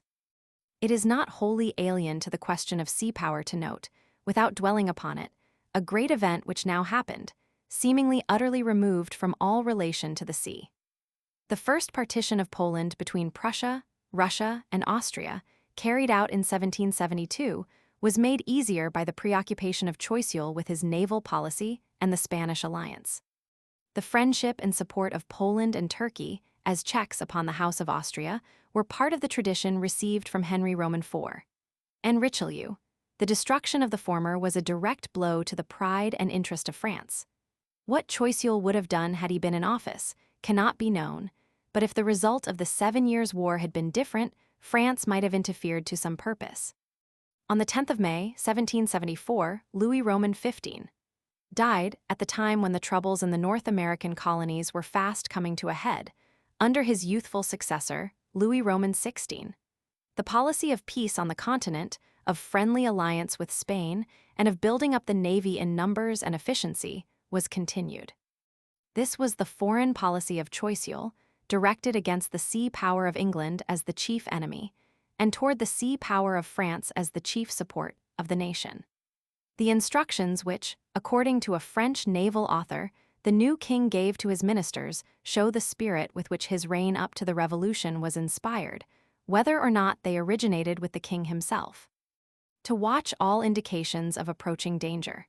to observe by cruisers the approaches to our islands and the entrance to the Gulf of Mexico, to keep track of what was passing on the banks of Newfoundland, and to follow the tendencies of English commerce, to observe in England the state of the troops and armaments, the public credit and the ministry, to meddle adroitly in the affairs of the British colonies, to give the insurgent colonists the means of obtaining supplies of war while maintaining the strictest neutrality, to develop actively, but noiselessly, the navy, to repair our ships of war, to fill our storehouses, and to keep on hand the means for rapidly equipping a fleet at Brest and at Toulon, while Spain should be fitting one at Ferrol. Finally, at the first serious fear of rupture, to assemble numerous troops upon the shores of Brittany and Normandy, and get everything ready for an invasion of England, so as to force her to concentrate her forces, and thus restrict her means of resistance at the extremities of the empire.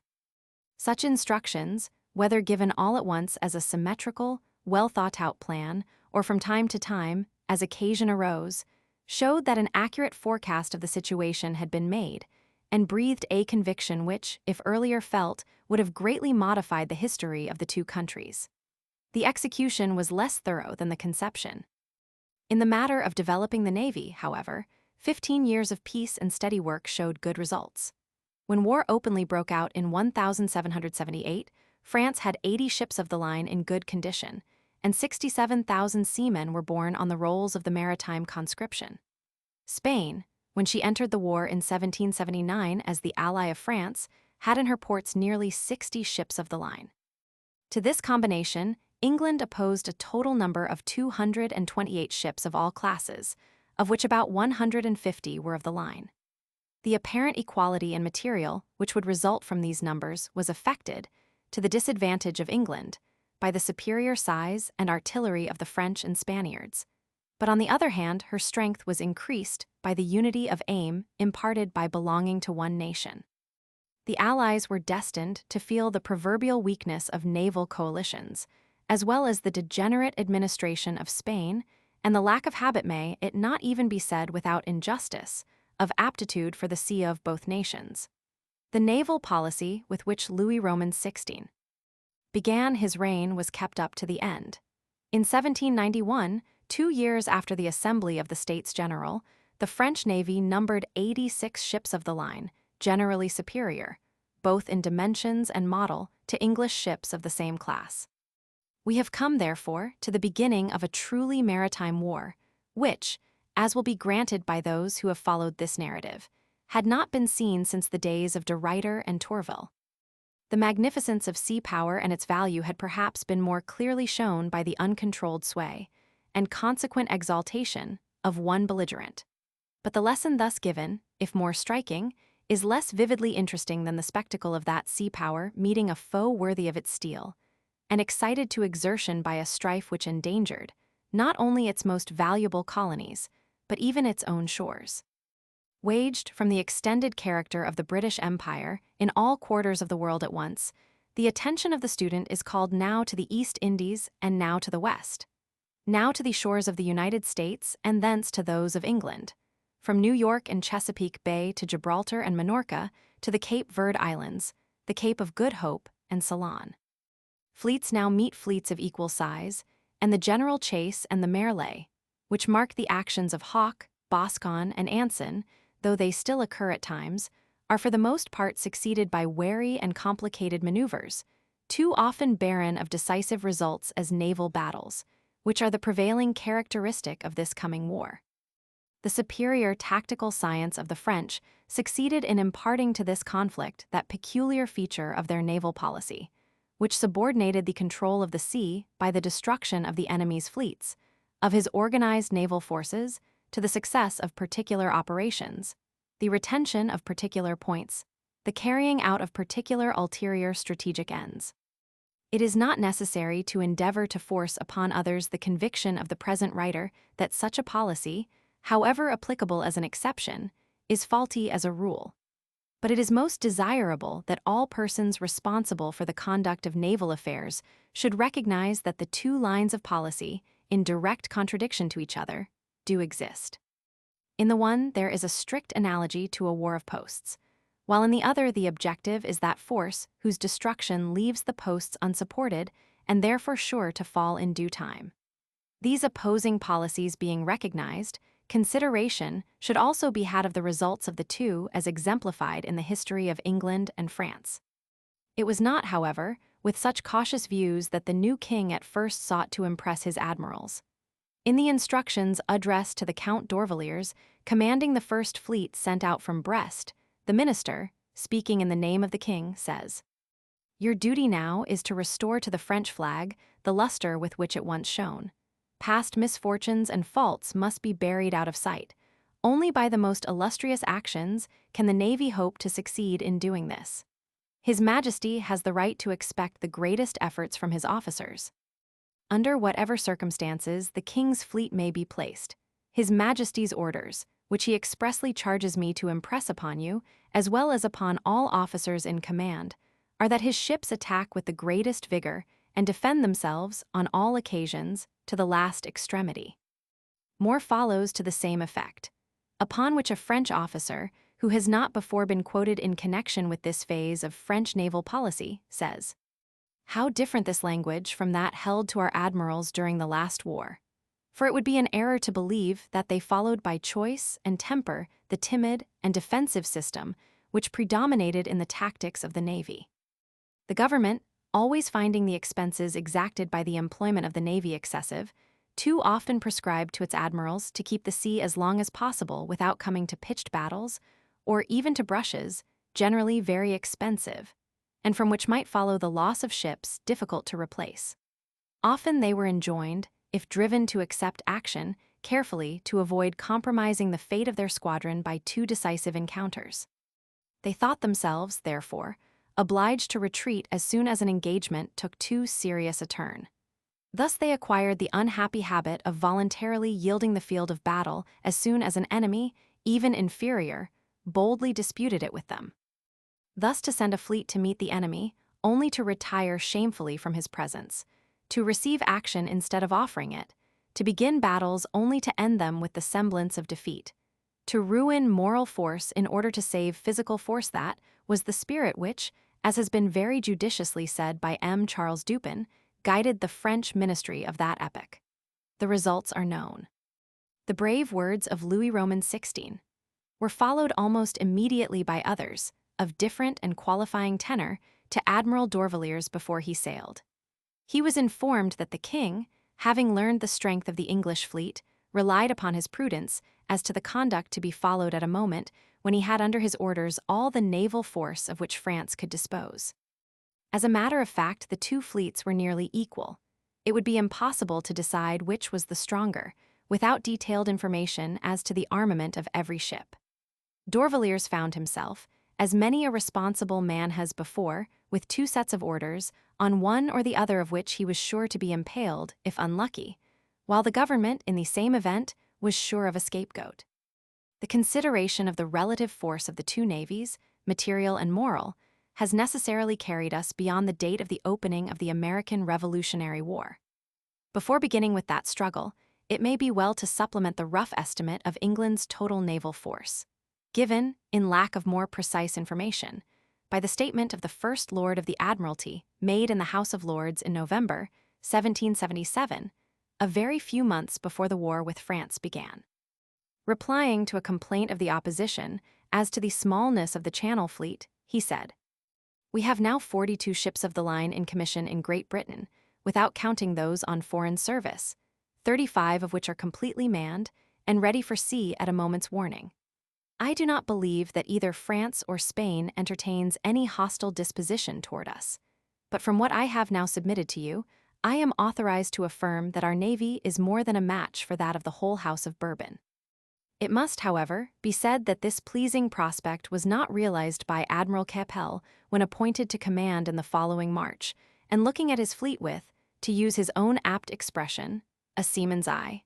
And in June he went to sea with only 20 ships. It is plainly undesirable to insert in a narrative of this character any account of the political questions which led to the separation of the United States from the British Empire. It has already been remarked that the separation followed upon a succession of blunders by the English ministry, not, unnatural in view of the ideas generally prevalent at that day as to the relations of colonies to the mother country. It needed a man of commanding genius to recognize not only the substantial justice of the American claimsmen did that, but also the military strength of their situation, as before indicated. This lay in the distance of the colonies from home, their nearness to each other independently of the command of the sea, the character of the colonists mainly of English and Dutch stock, and the probable hostility of France and Spain.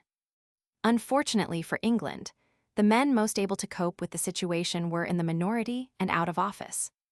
It has been said before that, had the 13 colonies been islands, the sea power of Great Britain would have so completely isolated them that their fall, one after the other, must have ensued.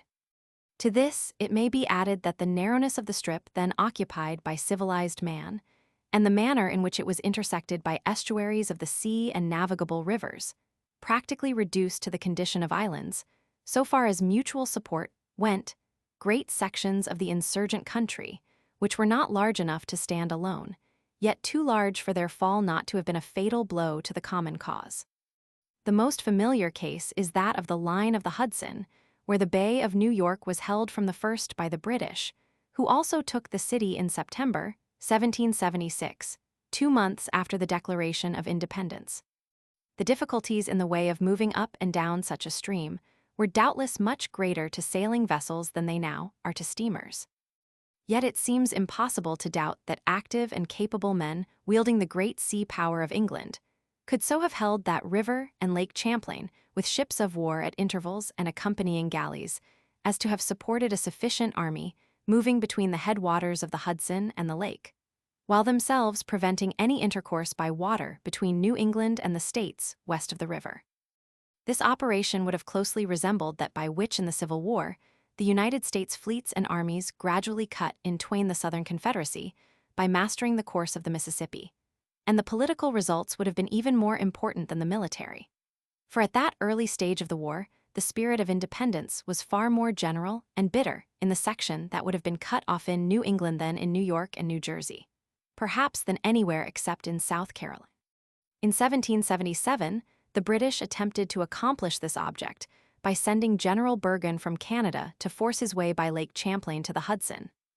At the same time, Sir Henry Clinton moved north from New York with 3,000 men and reached West Point, whence he sent by shipping a part of his force up the river to within 40 miles of Albany. Here the officer in command learned of the surrender of Bergen at Saratoga and returned, but what he did at the head of a detachment from a main body of only 3,000 shows what might have been done under a better system. While this was happening on the Hudson, the English commander-in-chief of the troops acting in America had curiously enough made use of the sea power of his nation to transport the bulk of his army 14,000 men from New York to the head of Chesapeake Bay, so as to take Philadelphia in the rear. This eccentric movement was successful as regarded its objective, Philadelphia, but it was determined by political considerations because Philadelphia was the seat of Congress and was contrary to sound military policy. The conquest, therefore, was early lost, but it was yet more dearly won, for by this diversion of the British forces the different corps were placed out of mutual support, and the control of the water line of the Hudson was abandoned. While Bergen, with 7,000 regular troops, besides auxiliaries, was moving down to seize the headwaters of the river, 14,000 men were removed from its mouth to the Chesapeake. The 8,000 left in or near New York were consequently tied to the city by the presence of the American army in New Jersey. This disastrous step was taken in August. In October, Bergen, isolated and hemmed in, surrendered.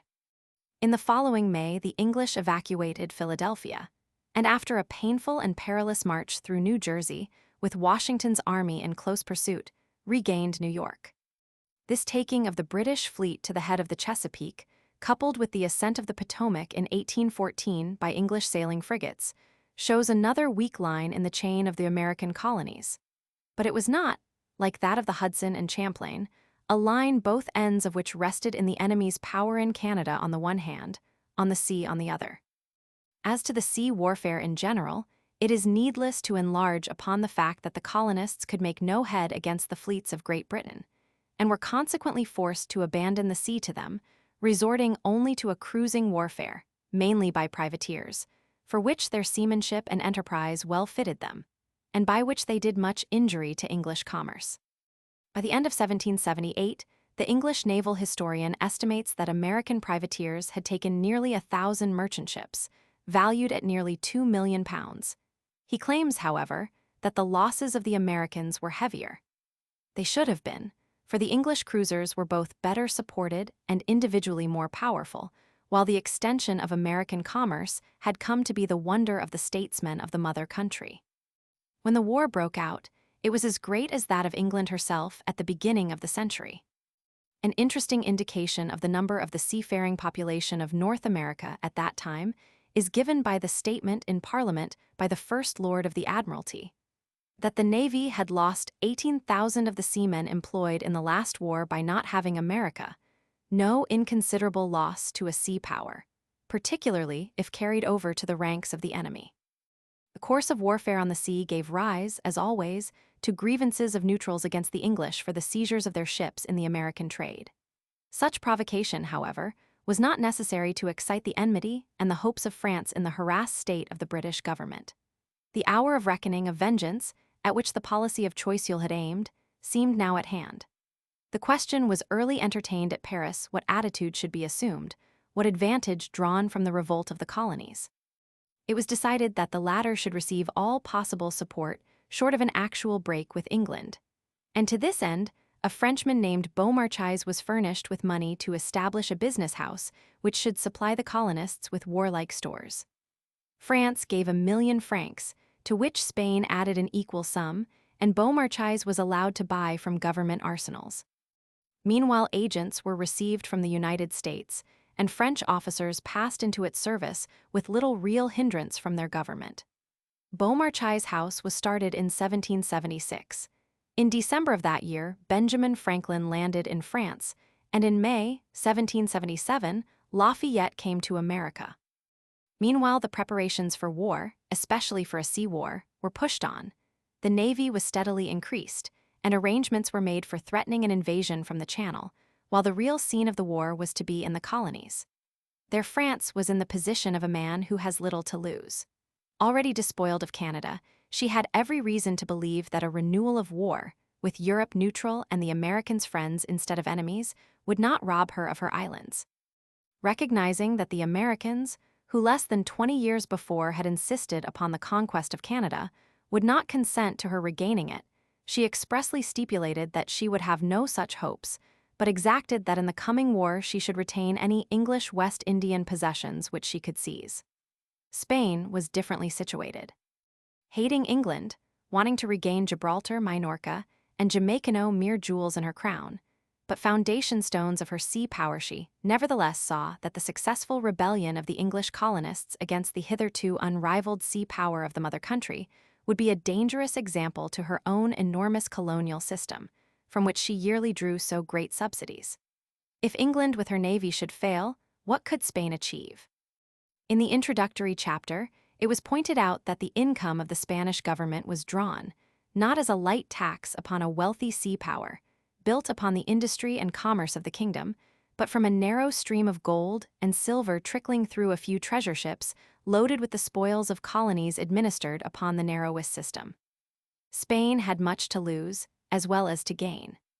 It was true still, as in 1760, that she was the power with which England could war to the greatest advantage. Nevertheless, existing injuries and dynastic sympathy carried the day.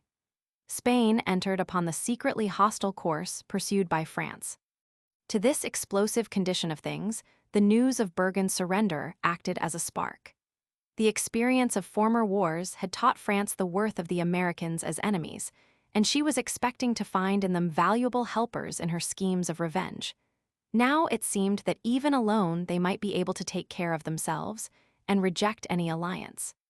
The tidings reached Europe on the 2nd of December, 1777. On the 16th, the French foreign minister informed the commissioners of Congress that the king was ready to recognize the independence of the United States and to make with them a commercial treaty and contingent defensive alliance.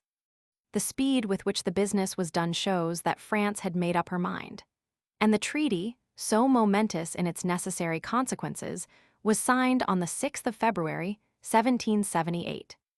It is not necessary to give the detailed terms of the treaty, but it is important to observe, first, that the express renunciation of Canada and Nova Scotia by France foreshadowed that political theory which is now known as the Monroe Doctrine, the claims of which can scarcely be made good without an adequate sea force.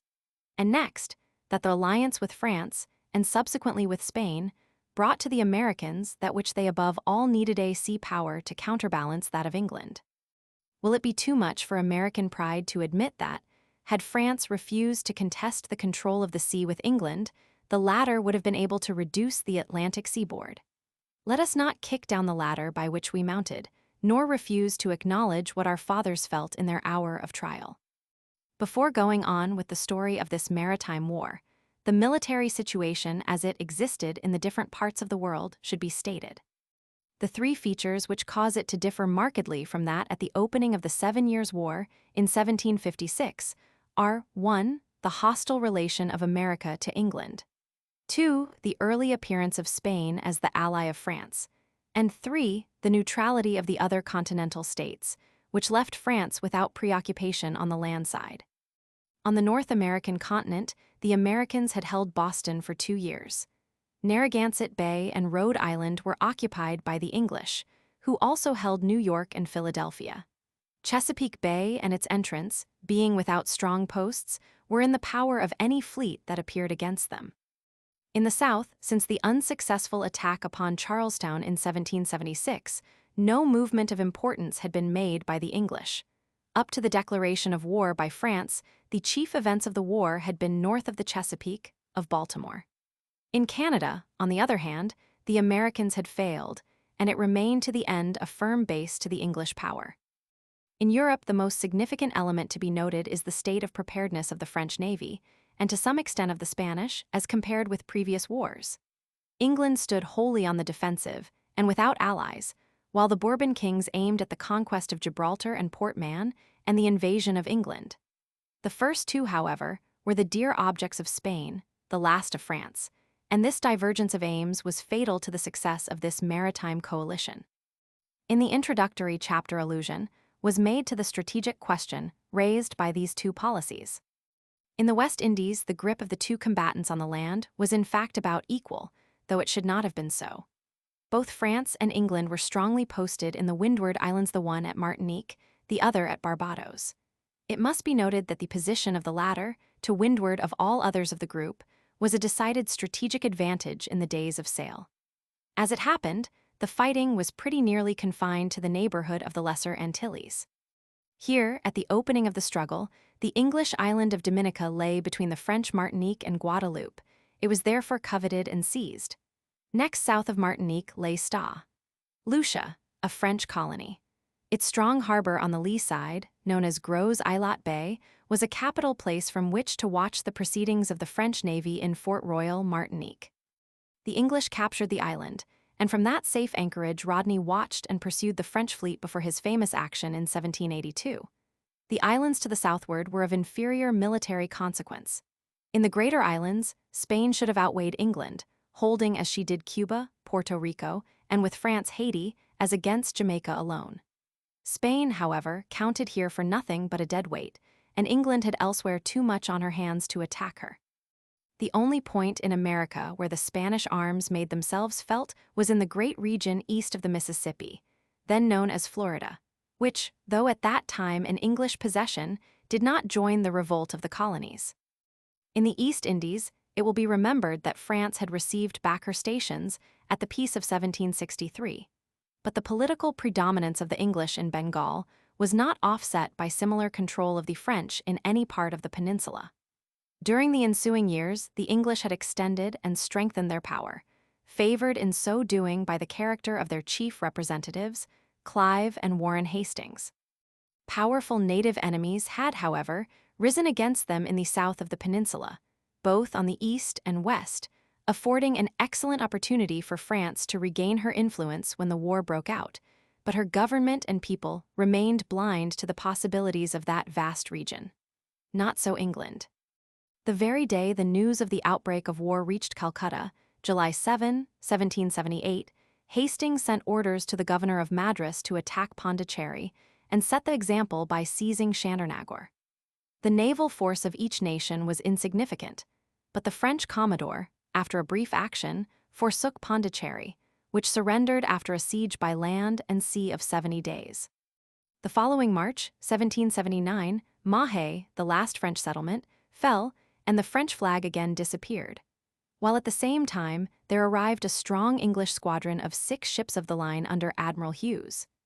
The absence of any similar French force gave the entire control of the sea to the English until the arrival of Suffren, nearly 3 years later. In the meanwhile, Holland had been drawn into the war, and her stations, Negapatam on the Coromandel coast and the very important harbor of Trincomalee in Ceylon, were both captured, the latter in January 1782, by the joint forces of the Army and Navy. The successful accomplishment of these two enterprises completed the military situation in Hindustan at the time when the arrival of Suffren, just 1 month later, turned the nominal war into a desperate and bloody contest. Suffren found himself with a decidedly stronger squadron, but without a port, either French or Allied, on which to base his operations against the English. Of these 4 chief theaters of the war, 2, North America and the West Indies, as might be expected from their nearness, blend and directly affect each other. This is not so obviously the case with the struggles in Europe and India. The narrative therefore naturally falls into 3 principal divisions, which may to some extent be treated separately. After such separate consideration, their mutual influence will be pointed out, together with any useful lessons to be gathered from the goodness or badness, the success or failure of the grand combinations, and from the part played by sea power. On the 13th of March, 1778, the French ambassador at London notified the English government that France had acknowledged the independence of the United States and made with them a treaty of commerce and defensive alliance. England at once recalled her ambassador, but though war was imminent and England at disadvantage, the Spanish king offered mediation, and France wrongly delayed to strike. In June, Admiral Keppel sailed from Portsmouth with 20 ships on a cruise, falling in with 2 French frigates, his guns, to bring them to open the war. Finding from their papers that 32 French ships lay in Brest, he at once returned for reinforcements. Sailing again with 30 ships, he fell in with the French fleet under D'Orvilliers to the westward of Ushant, and to windward with a westerly wind. On the 27th of July was fought the first fleet action of the war, generally known as the Battle of Ushant. This battle, in which 30 ships of the line fought on either side, was wholly indecisive in its results. No ship was taken or sunk. Both fleets, after separating, returned to their respective ports. The action nevertheless obtained great celebrity in England from the public indignation at its lack of result, and from the storm of naval and political controversy which followed. The admiral and the officer third in command belonged to different political parties. They made charges, one against the other, and in the following courts-martial all England divided, chiefly on party lines. Public and naval sentiment generally favored the commander-in-chief, Keppel. Tactically, the battle presents some interesting features and involves one issue which is still living today. Keppel was to leeward and wished to force an action. In order to do this, he signaled a general chase to windward, so that his fastest ships might overtake the slower ones of the enemy. Granting equal original fleet speed, this was quite correct. D'Orvilliers, to windward, had no intention of fighting except on his own terms. As will generally be the case, the fleet acting on the offensive obtained its wish. At daybreak of the 27th, both fleets were on the port tack, heading west-northwest, with a steady breeze at southwest, plate Roman 9. The English rear R had fallen to leeward, and Keppel consequently made signal to 6 of its ships to chase to windward, so as to place them in a better position to support the main body if it could get into action. D'Orvilliers observed this movement, and construed it to show an intention to attack his rear with a superior force. The 2 fleets being then from 6 to 8 miles apart, he wore his fleet in succession, French to B, by which he lost ground to leeward, but approached the enemy, and was able to see them better, positions B, B, B. At the completion of this evolution, the wind hauled to the southward, favoring the English. So Keppel, instead of going about, stood on for half an hour more English B to C, and then tacked together in wake of the French. This confirmed d'Orvilliers' suspicions, and as the wind, which certainly favored the English that morning, now hauled back again to the westward, permitting them to lay up for the French rear, he wore his fleet together, B to C, thus bringing the rest to aid the rear, now become the van, and preventing Keppel from concentrating on or penetrating it. The two fleets thus passed on opposite tacks, C, exchanging ineffective broadsides, the French running free to windward and having the power to attack, but not using it. D'Orvilliers then made the signal for his van, formerly the rear, to wear to leeward of the English rear, which was to leeward of its own main body, intending himself to remain to windward and so attack it on both sides. But the commander of that division, a prince of the blood royal, did not obey, and the possible advantage was lost. On the English side, the same maneuver was attempted. The admiral of the van and some of his ships tacked, as soon as out of fire D, and stood after the French rear, but for the most part the damage to rigging prevented tacking, and wearing was impossible on account of the ships coming up behind. The French now stood to leeward and formed line again, but the English were not in condition to attack. This was the end of the battle. It has been said that there are some interesting points about this resultless engagement. One is that Keppel's conduct was approved throughout, on oath before the court-martial, by one of the most distinguished admirals England has brought forth, Sir John Jervis, who commanded a ship in the fleet. It does not indeed appear what he could have done more, but his lack of tactical understanding is shown by a curious remark in his defense. If the French admiral really meant to come to action, says he, I apprehend he would never have put his fleet on the contrary tack to that on which the British fleet was approaching. This remark can only proceed from ignorance or thoughtlessness of the danger to which the rear of the French fleet would have been exposed, and is the more curious as he himself had said the English were lying up for it. Keppel's idea seems to have been that the French should have waited for him to come up abreast, and then go at it, ship for ship, in what was to him the good old style. D'Orvilliers was too highly trained to be capable of such action. Failure of the Duc de Chartres, commanding the French van during the firing, to wear in obedience to orders, whether due to misunderstanding or misconduct, raises the question, which is still debated, as to the proper position for a naval commander-in-chief in action. Had D'Orvilliers been in the van, he could have ensured the evolution he wished. From the center, the admiral has the extremities of his fleet equally visible, or invisible, as it may be. At the head, he enforces his orders by his example. The French, toward the end of this war, solved the question by taking him out of the line altogether and putting him on board a frigate, for the avowed reasons that he could thus better see the movements of his fleet and of the enemy without being blinded by smoke or distracted by the occurrences on board his own ship, and that his signals could be better seen. This position, resembling somewhat that of a general on shore, being remote from personal risk, was also assumed by Lord Howe in 1778, but both that officer and the French abandoned the practice later.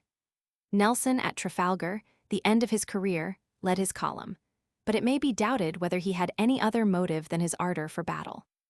The two other great attacks in which he commanded in chief were directed against ships at anchor, and in neither did he take the head of the column, for the good reason that, his knowledge of the ground being imperfect, the leading ship was in most danger of grounding. The common practice in the days of broadside sailing ships, except when a general chase was ordered, was for the admiral to be in the line and in the center of it.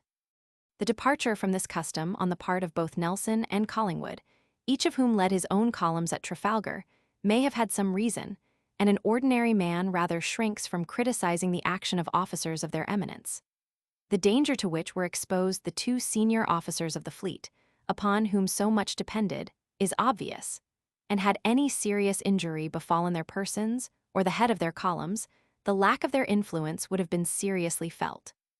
As it was, they were speedily obliterated, as admirals, in the smoke of the battle, leaving to those who came after them no guidance or control except the brilliancy of their courage and example. A French admiral has pointed out that the practical effect of the mode of attack at Trafalgar, two columns bearing down upon a line at right angles to them, was to sacrifice the head of the columns in making two breaches in the enemy's line. So far, very well. The sacrifice was well worth while, and into these breaches came up the rear ships of each column, nearly fresh, forming in fact a reserve which fell upon the shattered ships of the enemy on either side of the breaks. Now this idea of a reserve prompts a thought as to the commander-in-chief. The size of his ship was such as precluded its being out of the order. But would it not have been well had the admiral of each column been with this reserve, keeping in his hands the power of directing it according to the chances of the action, making him a reality as well as a name for some time longer, and to a very useful purpose? The difficulty of arranging any system of signals or light dispatch boats which could take the place of the aides or messengers of a general, coupled with the fact that ships cannot stand still, as divisions of men do, waiting orders, but that they must have steerageway, precludes the idea of putting an admiral of a fleet under way in a light vessel. By so doing he becomes simply a spectator, whereas by being in the most powerful ship of the fleet, he retains the utmost weight possible after action is once engaged. And if this ship be in the reserve, the admiral keeps to the latest possible moment the power of commander-in-chief in his own hands. Half a loaf is better than no bread. If the admiral cannot, from the conditions of sea warfare, occupy the calmly watchful position of his brother on shore, let there be secured for him as much as may be. The practice of Farragut after New Orleans and Vicksburg, that is to say, in the latter part of his career, when it may be believed experience had determined his views, was to lead in person. It is known that he very reluctantly, at the solicitation of various officers, yielded his convictions in this matter at Mobile so far as to take the second place, and afterward freely expressed his regrets for having done so. It may, however, be argued that the character of all the actions in which Farragut commanded had a peculiarity, differentiating them from battles in the strict sense of the word. At New Orleans, at Vicksburg, at Port Hudson, and at Mobile, the task was not to engage, but to pass fortifications which the fleet confessedly could not stand up to. And the passage was to be made under conditions mainly of pilotage upon ground as to which, unlike Nelson, he had good knowledge.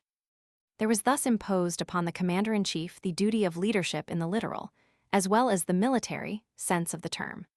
So leading, he not only pointed out to the fleet the safe road, but, drawing continually ahead of the smoke, was better able to see and judge the path ahead, and to assume the responsibility of a course which he may have prescribed and intended throughout, but from which a subordinate might shrink. It has not perhaps been commonly noted that at Mobile the leaders, not only of one but of both columns, at the critical point of the road hesitated and doubted as to the admiral's purpose, not that they had not received it clearly, but because circumstances seemed to them to be different from what he had supposed. Not only Alden in the Brooklyn, but Craven also in the Tecumseh, departed from the admiral's orders and left the course dictated to them, with disastrous results. There is no necessity to condemn either captain, but the irresistible inference is that Farragut was unqualifiedly right in his opinion that the man who alone has the highest responsibility should, under the conditions of his battles, be in the front. And here it must be remarked that at such critical moments of doubt any, but the highest order of mind, tends to throw off the responsibility of decision upon the superior, though from the instancy of the case hesitation or delay may be fatal. A man who, as the commissioned chief, would act intelligently, as the mere subordinate will balk. Nelson's action at St. Vincent will rarely be emulated, a truth which is strongly shown by the fact that Collingwood was immediately in his rear that day, and did not imitate his action till signaled by the commander-in-chief. Yet after receiving the authority of the signal, he particularly distinguished himself by his judgment and daring. It will be recalled, also, in connection with this question of pilot ground battles, that a central position nearly lost the flagship at New Orleans, owing to the darkness and to the smoke from the preceding ships. The United States fleet came near finding itself without its leader after the passage of the forts. Now, as the mention of a reserve prompted one set of considerations, so the name of pilotage suggests certain ideas, broader than itself, which modify what has been said of keeping the admiral with the reserve. The ease and quickness with which a steam fleet can change its formation make it very probable that a fleet bearing down to attack may find itself, almost at the very moment of collision, threatened with some unlooked-for combination. Then where would be the happiest position for an admiral? Doubtless in that part of his own order where he could most readily pilot his ships into the new disposition, or direction, by which he would meet the changed conditions. That is, in the position of leading. It would seem that there are always two moments of greatest importance in a sea fight, one which determines the method of the main attack, the other the bringing up and directing the effort of the reserve. If the first is more important, the second perhaps requires the higher order of ability, for the former may and should proceed on a before-determined plan, while the latter may, and often must, be shaped to meet unforeseen exigencies. The conditions of sea battles of the future contain one element that land battles cannot have: the extreme rapidity with which encounters and changes of order can take place. However troops may be moved by steam to the field of battle, they will there fight on foot or on horseback, and with a gradual development of their plan, which will allow the commander-in-chief time to make his wishes known, as a rule, of course, in case of a change in the enemy's attack. On the other hand, a fleet, comparatively small in numbers and with its component units clearly defined, may be meditating an important change of which no sign can appear until it begins, and which will occupy but a few minutes.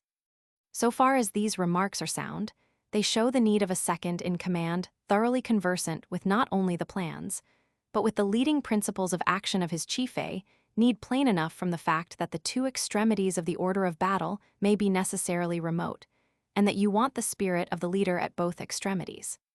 As he cannot be there in person, the best thing is to have an efficient second at one end. As regards Nelson's position at Trafalgar, mentioned at the beginning of this discussion, it is to be noted that the Victory did nothing that another ship could not have done as well, and that the lightness of the wind forbade the expectation of any sudden change in the enemy's order. The enormous risk run by the person of the admiral, on whose ship was concentrated the fire of the enemy's line, and which led several captains to implore a change, was condemned long before by Nelson himself in one of his letters after the Battle of the Nile. I think, if it had pleased God I had not been wounded, not a boat would have escaped to have told the tale, but do not believe that any individual in the fleet is to blame. I only mean to say that if my experience could in person have directed those individuals, there was every appearance that Almighty God would have continued to bless my endeavors, etc. Yet, notwithstanding such an expression of opinion based upon experience, he took the most exposed position at Trafalgar, and upon the loss of the leader there followed a curious exemplification of its effects. Collingwood at once, rightly or wrongly, avoidably or unavoidably, reversed Nelson's plans, urged with his last breath. "Anchor, Hardy, do you anchor?" said the dying chief. "Anchor," said Collingwood. "It is the last thing I should have thought of." Footnotes: Troude, Bathill's Navals. Mahan, History of England. Lapierus Bonfils, Volume Roman 3, p. 5. Troude, Volume Roman 2, pp. 3-5. For other quotations from French authors to the same effect, see ante, pages 77, 80, 81. Mahan, History of England. Gentleman's Magazine, 1777, p. 553. Capel's Defense. A candid view of our affairs, which I am going to exhibit, will make you a judge of the difficulties under which we labor. Almost all our supplies of flour, and no inconsiderable part of our meat, are drawn from the states westward of Hudson's River. This renders a secure communication across that river indispensably necessary, both to the support of your squadron and the army. The enemy, being masters of that navigation, would interrupt this essential intercourse between the states. They have been sensible of these advantages. If they could by any demonstration in another part draw our attention and strength from this important point, and by anticipating our return possess themselves of it, the consequences would be fatal. Our dispositions must therefore have equal regard to cooperating with you in a defensive plan, and securing the North River, which the remoteness of the two objects from each other renders peculiarly difficult. Washington to D'Estaing, Sept. 11, 1778. Annual Register, 1778, p. 201. In this plate the plan followed in every other instance, of showing only the characteristic phases of a battle, in succession, but disconnected, has been abandoned, and the attempt is to indicate continuously the series of maneuvers and the tracks by which the fleets at last came into contact, from a to sea. As the battle consisted merely in the passage by each other of two fleets, moving in opposite parallel directions, an encounter always indecisive and futile, The previous maneuvers constitute the chief interest in an affair whose historical importance is due to other than tactical reasons. The line drawn through the center of the English fleet shows the close-hauled line, south-southeast, on which, by strict tactical requirement, the English ships should have borne from each other. The leading ships of the two fleets diverged from each other, which is, by the French, attributed to the English van keeping away. By the English it is said that the French van luffed. The latter account is followed in the diagrams. The position D, separated from the rest of the plan, shows the end of the passage by, which began at C. It could not be shown in connection with the other tracks without producing confusion. Afterward Duc d'Orléans, the Philippe Égalité of the French Revolution and father of Louis Philippe. The capture of the French commander-in-chief on board his flagship in the Battle of April 12, 1782, was also a motive for this new order. The following incident, occurring during Rodney's chase of de Grasse in April 1782, shows how far subordination may be carried. Hood was one of the finest of the British officers, nor does the author undertake to criticize his action. He was some miles from Rodney at the time. The separated French ship in the NW, having got the breeze at the same time as our van division, boldly stood for and endeavored to weather the British advanced ships, that being the only way to regain her own fleet, then to windward. To such a length did she carry her audacity that she compelled the Alfred, the headmost ship of Sir Samuel Hood's division, to bear up in order to allow her to pass. Every eye was fixed upon the bold Frenchman, excepting those who were anxiously looking out on the commander-in-chief to make the signal to engage, but who, most likely from not supposing it could be an enemy, did not throw out the ardently looked-for signal, and therefore not a gun was fired. This is mentioned to show the state of discipline on board the ships composing Sir Samuel Hood's division, and that he, though second in command, would not fire a single shot until directed to do so by his commander-in-chief. It is more than probable that Sir S. Hood's reason for having waited for the signal to engage from his commander-in-chief, ere he would fire, arose from the supposition that had he been the occasion of prematurely bringing on an action under the above circumstances, he would have been responsible for the results. White's Naval Researches, p. 97. Hood may have been influenced by Rodney's bearing toward inferiors whose initiative displeased him. The relations of the two seem to have been strained. Sir N. H. Nicholas, Dispatches and Letters of Lord Nelson. Chapter 10. Maritime War in North America and West Indies, 1778-1781. Its influence upon the course of the American Revolution. Fleet actions off Grenada, Dominica, and Chesapeake Bay.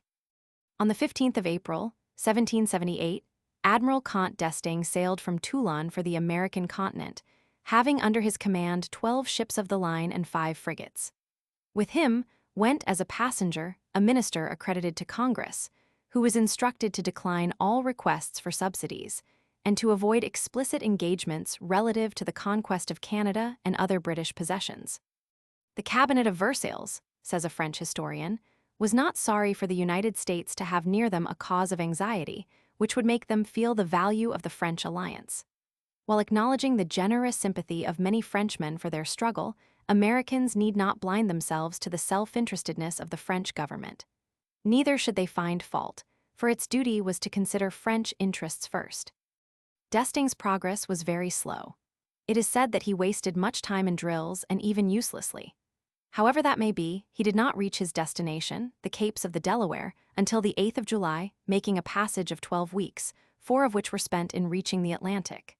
The English government had news of his intended sailing, and in fact, as soon as they recalled their ambassador at Paris, orders were sent to America to evacuate Philadelphia and concentrate upon New York.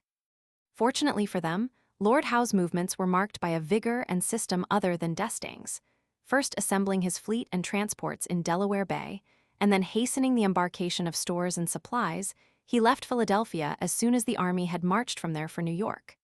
10 days were taken up in reaching the mouth of the bay, but he sailed from it the 28th of June, 10 days before d'Estaing arrived, though more than 10 weeks after he had sailed.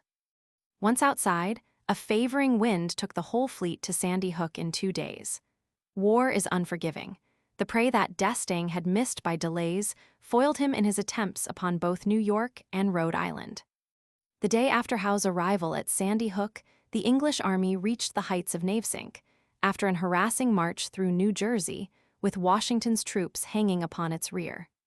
By the active cooperation of the Navy, it was carried up to New York by the 5th of July, and Howe then went back to bar the entrance to the port against the French fleet. As no battle followed, the details of his arrangements will not be given, but a very full and interesting account by an officer of the fleet can be found in Ekins's Naval Battles. Attention, however, may well be called to the combination of energy, thought, skill, and determination shown by the admiral. The problem before him was to defend a practicable pass with 6 64-gun ships and 3 of 50, against 8 of 74 guns or over, 3 64s, and 1 50 may be said against nearly double his own force. D'Estaing anchored outside, south of the Hook on the 11th of July, and there remained until the 22d, engaged in sounding the bar and with every apparent determination to enter. On the 22d, a high northeast wind, coinciding with a spring tide, raised the water on the bar to 30 feet. The French fleet got under way and worked up to windward to a point fair for crossing the bar. Then D'Estaing's heart failed him under the discouragement of the pilots. He gave up the attack and stood away to the southward. Naval officers cannot but sympathize with the hesitation of a seaman to disregard the advice of pilots, especially on a coast foreign to him. But such sympathy should not close their eyes to the highest type of character.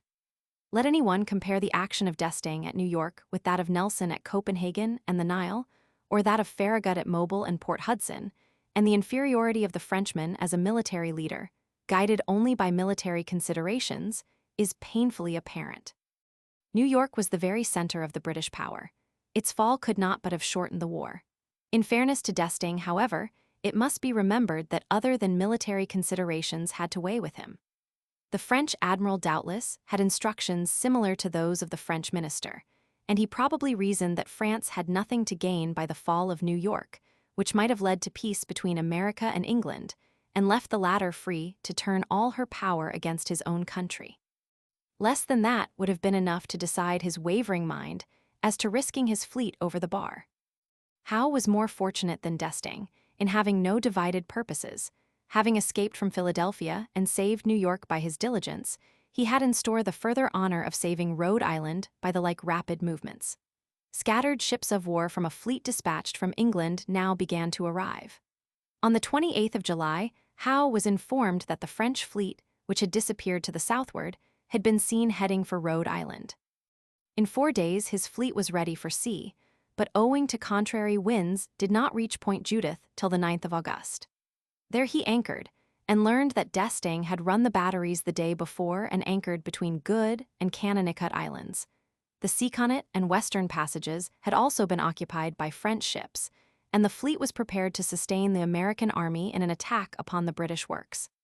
The arrival of Howe, although his reinforcements did not raise the English fleet to over 2/3 the strength of the French, upset D'Estaing's plans. With the prevailing summer southwest breezes blowing straight into the bay, he was exposed to any attempts his adversary might make. That same night, the wind shifted unexpectedly to the northward, and D'Estaing at once got under way and stood out to sea. Howe, though surprised by this unlooked-for act, for he had not felt himself strong enough to attack, also made sail to keep the weather gauge. The next 24 hours passed in maneuvering for the advantage, but on the night of the 11th of August, a violent gale of wind dispersed the fleets. Great injury was done to the vessels of both, and among others the French flagship, Languedoc, of 90 guns, lost all her masts and her rudder. Immediately after the gale, 2 different English 50-gun ships in fighting order fell in, the one with the Languedoc, the other with the Tonnant, of 80 guns, having only one mast standing. Under such conditions both English ships attacked, but night coming on they ceased action, intending to begin again in the morning. When morning came, other French ships also came, and the opportunity was lost. It is suggestive to note that one of the captains was Hotham, who, as Admiral of the Mediterranean Fleet, 17 years later, so annoyed Nelson by his cool satisfaction in having taken only 2 ships. "We must be contented, we have done very well." This was the immediate occasion of Nelson's characteristic saying, "Had we taken 10 sail, and allowed the 11th to escape, being able to get at her, I could never have called it well done. The English fell back on New York. The French rallied again off the entrance of Narragansett Bay, but D'Estaing decided that he could not remain on account of the damage to the squadron and accordingly sailed for Boston on the 21st of August. Rhode Island was thus left to the English, who retained it for a year longer, evacuating then for strategic reasons. Howe, on his part, diligently repaired his ships and sailed again for Rhode Island when he heard of the French being there.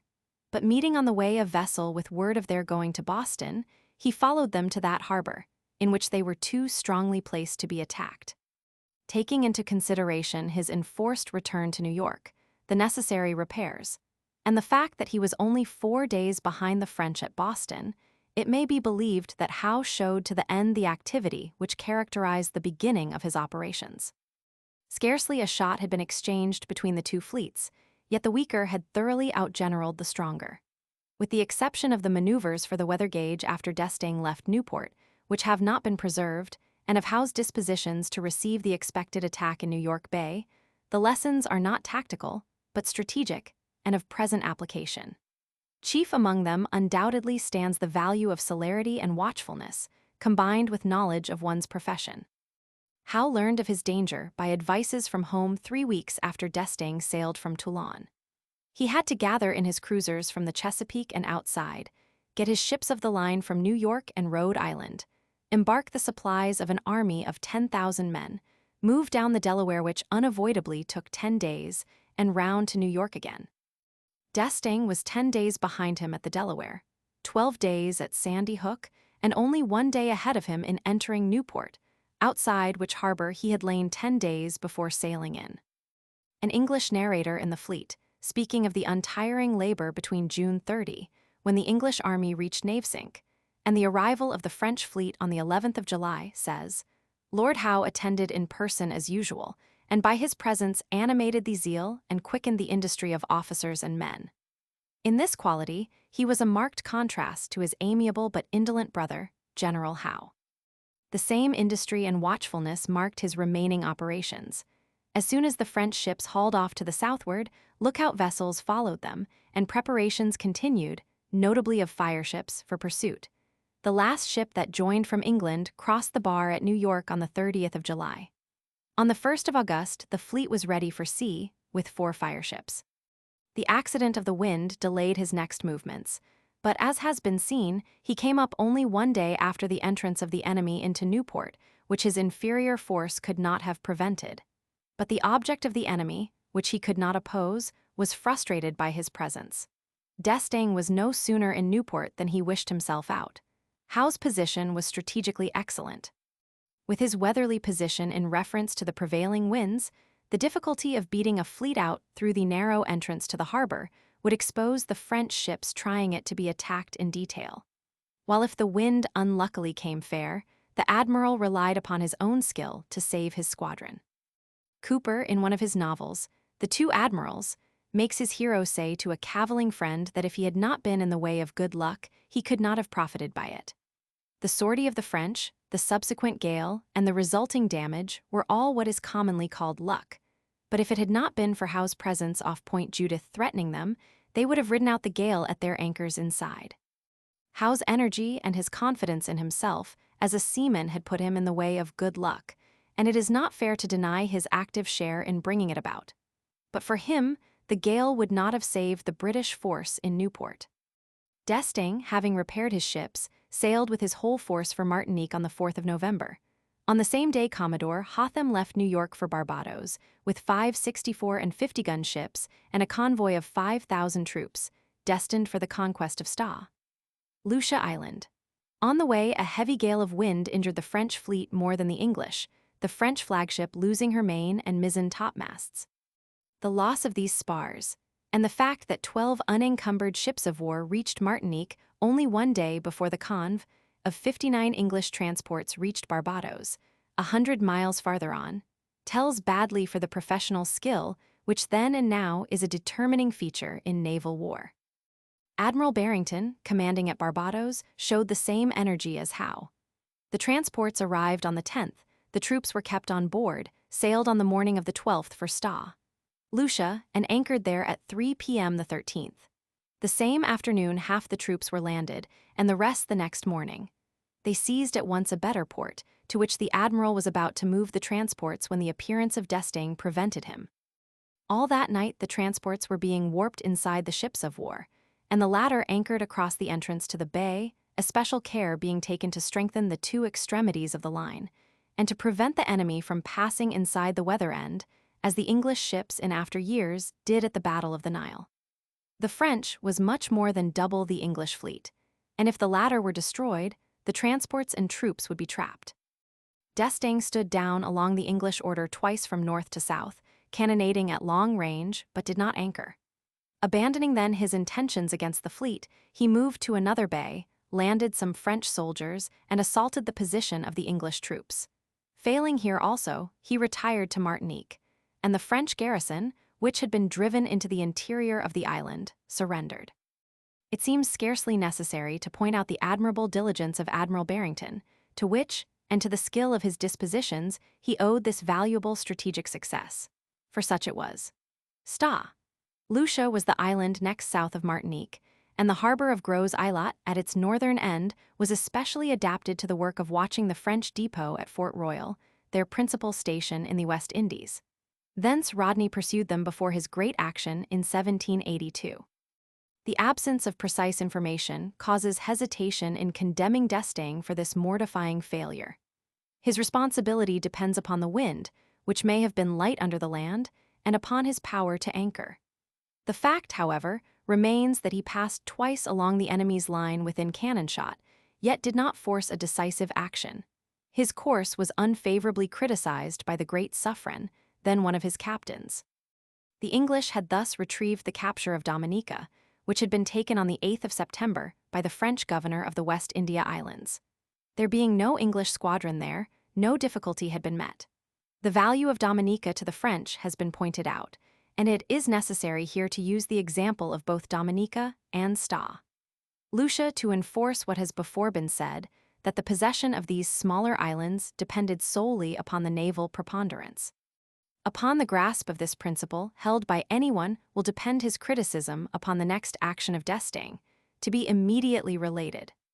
6 months of almost entire quiet followed the affair of Sta. Lucia. The English were reinforced by the fleet of Byron, who took chief command, but the French, being joined by 10 more ships of the line, remained superior in numbers. About the middle of June, Byron sailed with his fleet to protect a large convoy of merchant ships, bound for England, till they were clear of the islands. D'Estaing then sent a very small expedition which seized St. Vincent, June 16, 1779, without difficulty, and on the 30th of June he sailed with his whole fleet to attack Grenada. Anchoring off Georgetown on the 2d of July, he landed his soldiers, and on the 4th the garrison of 700 men surrendered the island. Meanwhile Byron, hearing of the loss of St. Vincent and probable attack on Grenada, sailed with a large convoy of vessels carrying troops, and with 21 ships of the line, to regain the one and relieve the other. Receiving on the way definite information that the French were before Grenada, he kept on for it, rounding the northwest point of the island at daybreak of July 6. His approach had been reported the day before to D'Estaing, who remained at anchor, fearing lest with the currents and light winds he might drop too far to leeward if he let go the bottom. When the English came in sight, the French got under way, but the confused massing of their ships prevented Byron from recognizing at once the disparity of numbers, they having 25 ships of the line. He made signal for a general chase, and as the disorder of the French fleet forced it to form on the leewardmost ships, the English easily retained the advantage of the wind with which they approached. As the action began, therefore, the French were to the westward with a partly formed line, on the starboard tack, heading north, the rear in disorder, and to windward of the van and center, plate X, A. The English stood down with a fair wind, steering south by west on the port tack A, between the island and the enemy, their leading ships approaching at a slight angle, but heading more directly for his yet unformed rear. While the English convoy was between its own fleet and the island, under special charge of 3 ships, which were now called in. As the signal so far commanded a general chase, the 3 fastest of the English, among which was the flag of the second in command, Admiral Barrington, came under fire of the French center and rear, apparently unsupported B, and suffered much from the consequent concentration of fire upon them. When they reached the sternmost ships, they wore upon the same tack with them and stood north, after and to windward of them. And at about the same time Byron, who had not before known of the surrender, saw the French flag flying over the forts. Signals followed to wear in succession, and for the advanced ships to form line for mutual support, ceasing the general chase under which the engagement had hitherto been fought. While the main body was still standing south on the port tack, 3 ships, Cornwall, Grafton, and Lion, C, obeying literally the signal for close action, had passed much to leeward of the others, drawing upon themselves most of the fire of the enemy's line. They thus suffered very severely in men and spars, and though finally relieved by the advanced ships, as these approached from the southward on the opposite tack, they were unable, after wearing B, C, C, to keep up with the fleet, and so dropped astern and toward the French. The bulk of the injury sustained by the English fell upon these 3, upon the 3 advanced ships under Barrington, and upon 2 others in the rear, which, seeing the vans so heavily engaged, did not follow the successive movement, but bore down straight out of the order, and took their places at the head of the column, B, A, an act strongly resembling that which won Nelson such high renown at Cape St. Vincent, but involving less responsibility. So far Byron had conducted his attack, using the initiative permitted him by the advantage of the wind and the disorder of the French rear. It will be observed that, though it was desirable to lose no time in assailing the latter while in confusion, it is questionable whether Barrington's 3 ships should have been allowed to separate as far as they seem to have done from the rest of the fleet. A general chase is permissible and proper when, from superiority of numbers, original or acquired, or from the general situation, the ships first in action will not be greatly outnumbered, or subjected to overpowering concentration before support comes up, or when there is probability that the enemy may escape unless promptly struck. This was not so here. Nor should the Cornwall, Grafton, and Lion have been permitted to take a course which allowed, almost compelled, the enemy to concentrate rather than diffuse his fire. The details of the affair are not precise enough to warrant more comment than naming these mistakes, without necessarily attributing them to fault on the part of the admiral. The French had up to this time remained strictly on the defensive, in accordance with their usual policy. There was now offered an opportunity for offensive action which tested D'Estaing's professional qualities, and to appreciate which the situation at the moment must be understood. Both fleets were by this on the starboard tack, heading north B, the French to leeward. The latter had received little injury in their motive power, though their line was not in perfect order. But the English, owing to the faulty attack, had 7 ships seriously crippled, 4 of which the Monmouth, Grafton, Cornwall, C, and Lion, C, were disabled. The last 3, by 3 p.m., were a league astern and much to leeward of their line, being in fact nearer the French than the English, while the speed of the English fleet was necessarily reduced to that of the crippled ships remaining in line. These conditions bring out strongly the embarrassments of a fleet whose injuries are concentrated upon a few ships, instead of being distributed among all. The 10 or 12 which were practically untouched had to conform to the capabilities of the others. D'Estaing, with 25 ships, now had Byron to windward of him with 17 or 18 capable of holding together, but slower and less handy than their enemies, and saw him tactically embarrassed by the care of a convoy to windward and 3 disabled ships to leeward. Under these circumstances, 3 courses were open to the French admiral. 1, he might stretch ahead, and, tacking in succession, place himself between Byron and the convoy, throwing his frigates among the latter. 2, he might tack his fleet together and stand up to the English line to bring on a general action. Or 3, he could, after going about, cut off the 3 disabled ships, which might bring on a general action with less exposure. None of these did he do. As regards the first, he, knowing the criticisms of the fleet, wrote home that his line was too much disordered to allow it. Whatever the technical irregularity, it is difficult to believe that, with the relative power of motion in the 2 fleets, the attempt was hopeless. The third alternative probably presented the greatest advantage, for it ensured the separation between the enemy's main body and the crippled ships, and might very probably exasperate the British admiral into an attack under most hazardous conditions. It is stated by English authorities that Byron said he would have borne down again, had any attack been made on them. At 3 p.m. D'Estaing tacked all together, forming line on the lee ship, and stood to the southward again. The English imitated this movement, except the van ship Monmouth, which being too badly hurt to maneuver kept on to the northward, and the 3 separated ships. 2 of these kept on north and passed once more under the French broadsides, but the Lion, unable to keep to the wind, kept broad off before it across the bows of the enemy, for Jamaica, 1,000 miles away. She was not pursued. A single transport was the sole maritime trophy of the French. Had the admiral's seamanship equaled his courage, wrote the celebrated Suffren, who commanded the French van ship, we would not have suffered 4 dismasted vessels to escape. D'Estaing, at the age of 30, had been transferred from the army to the navy with the premature rank of rear admiral. The navy did not credit him with nautical ability when the war broke out, and it is safe to say that its opinion was justified by his conduct during it. Brave as his sword, D'Estaing was always the idol of the soldier, the idol of the seaman, but moral authority over his officers failed him on several occasions, notwithstanding the marked protection extended to him by the king. Another cause than incapacity as a seaman has usually been assigned by French historians for the impotent action of D'Estaing on this occasion. He looked upon Grenada, they say, as the real objective of his efforts, and considered the English fleet a very secondary concern. Ramatoul, a naval tactician who served actively in this war and wrote under the Empire, cites this case, which he couples with that of Yorktown and others, as exemplifying the true policy of naval war. His words, which probably reflect the current opinion of his service in that day, as they certainly do the policy of French governments, call for more than passing mention, as they involve principles worthy of most serious discussion. The French Navy has always preferred the glory of assuring or preserving a conquest to that, more brilliant perhaps, but actually less real, of taking a few ships, and in that it has approached more nearly the true end to be proposed in war. What in fact would the loss of a few ships matter to the English?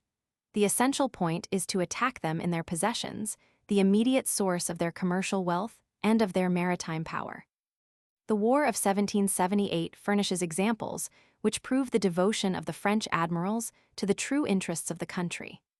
The preservation of the island of Grenada, the reduction of Yorktown, where the English army surrendered, the conquest of the island of St. Christopher, were the result of great battles in which the enemy was allowed to retreat undisturbed, rather than risk giving him a chance to succor the points attacked. The issue could not be more squarely raised than in the case of Grenada. No one will deny that there are moments when a probable military success is to be foregone or postponed in favor of one greater or more decisive. The position of de Grasse at the Chesapeake in 1781, with the fate of Yorktown hanging in the balance, is in point, and it is here coupled with that of D'Estaing at Grenada, as though both stood on the same grounds. Both are justified alike, not on their respective merits as fitting the particular cases, but upon a general principle. Is that principle sound? The bias of the writer quoted betrays itself unconsciously in saying a few ships. A whole navy is not usually to be crushed at a blow. A few ships mean an ordinary naval victory. In Rodney's famous battle, only 5 ships were taken, though Jamaica was saved thereby. In order to determine the soundness of the principle, which is claimed as being illustrated by these 2 cases, St. Christopher will be discussed later on, it is necessary to examine what was the advantage sought and what the determining factor of success in either case. At Yorktown, the advantage sought was the capture of Cornwallis's army. The objective was the destruction of the enemy's organized military force on shore. At Grenada, the chosen objective was the possession of a piece of territory of no great military value, for it must be remarked that all these smaller Antilles, if held in force at all, multiplied large detachments, whose mutual support depended wholly upon the navy. These large detachments were liable to be crushed separately, if not supported by the navy, and if naval superiority is to be maintained, the enemy's navy must be crushed. Grenada, near and to leeward of Barbados and Sta. Lucia, both held strongly by the English, was peculiarly weak to the French, but sound military policy for all these islands demanded 1 or 2 strongly fortified and garrisoned naval bases, and dependence for the rest upon the fleet. Beyond this, security against attacks by single cruisers and privateers alone was needed. Such were the objectives in dispute. What was the determining factor in this strife? Surely the Navy, the organized military force afloat. Cornwallis's fate depended absolutely upon the sea. It is useless to speculate upon the result, had the odds on the 5th of September, 1781, in favor of de Grasse been reversed, if the French, instead of 5 ships more, had had 5 ships less than the English. As it was, de Grasse, when that fight began, had a superiority over the English equal to the result of a hard-won fight.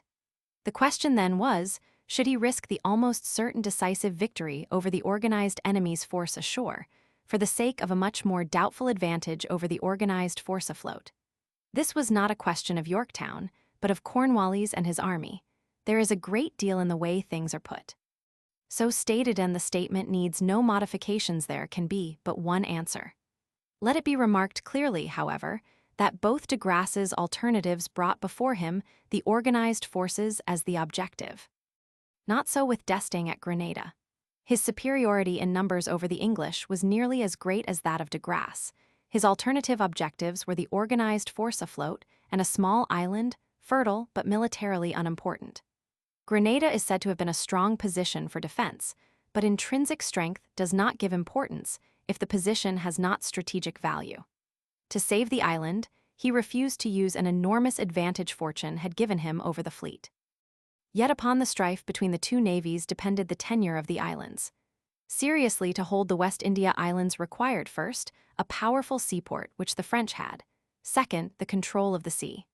For the latter it was necessary, not to multiply detachments in the islands, but to destroy the enemy's navy, which may be accurately called the army in the field. The islands were but rich towns, and not more than 1 or 2 fortified towns or posts were needed. It may safely be said that the principle which led to D'Estaing's action was not, to say the least, unqualifiedly correct, for it led him wrong. In the case of Yorktown, the principle as stated by Ramatoul is not the justifying reason of de Grasse's conduct, though it likely enough was the real reason. What justified de Grasse was that, the event depending upon the unshaken control of the sea, for a short time only, he already had it by his greater numbers. Had the numbers been equal, loyalty to the military duty of the hour must have forced him to fight, to stop the attempt which the English admiral would certainly have made. The destruction of a few ships, as Ramatoul slightingly puts it, gives just that superiority to which the happy result at Yorktown was due. As a general principle, this is undoubtedly a better objective than that pursued by the French. Of course, exceptions will be found, but those exceptions will probably be where, as at Yorktown, the military force is struck at directly elsewhere. Or, as at Port Mahon, a desirable and powerful base of that force is at stake. Though even at Mahon it is doubtful whether the prudence was not misplaced. Had Hawke or Boscawen met with Byng's disaster, they would not have gone to Gibraltar to repair it, unless the French admiral had followed up his first blow with others, increasing their disability.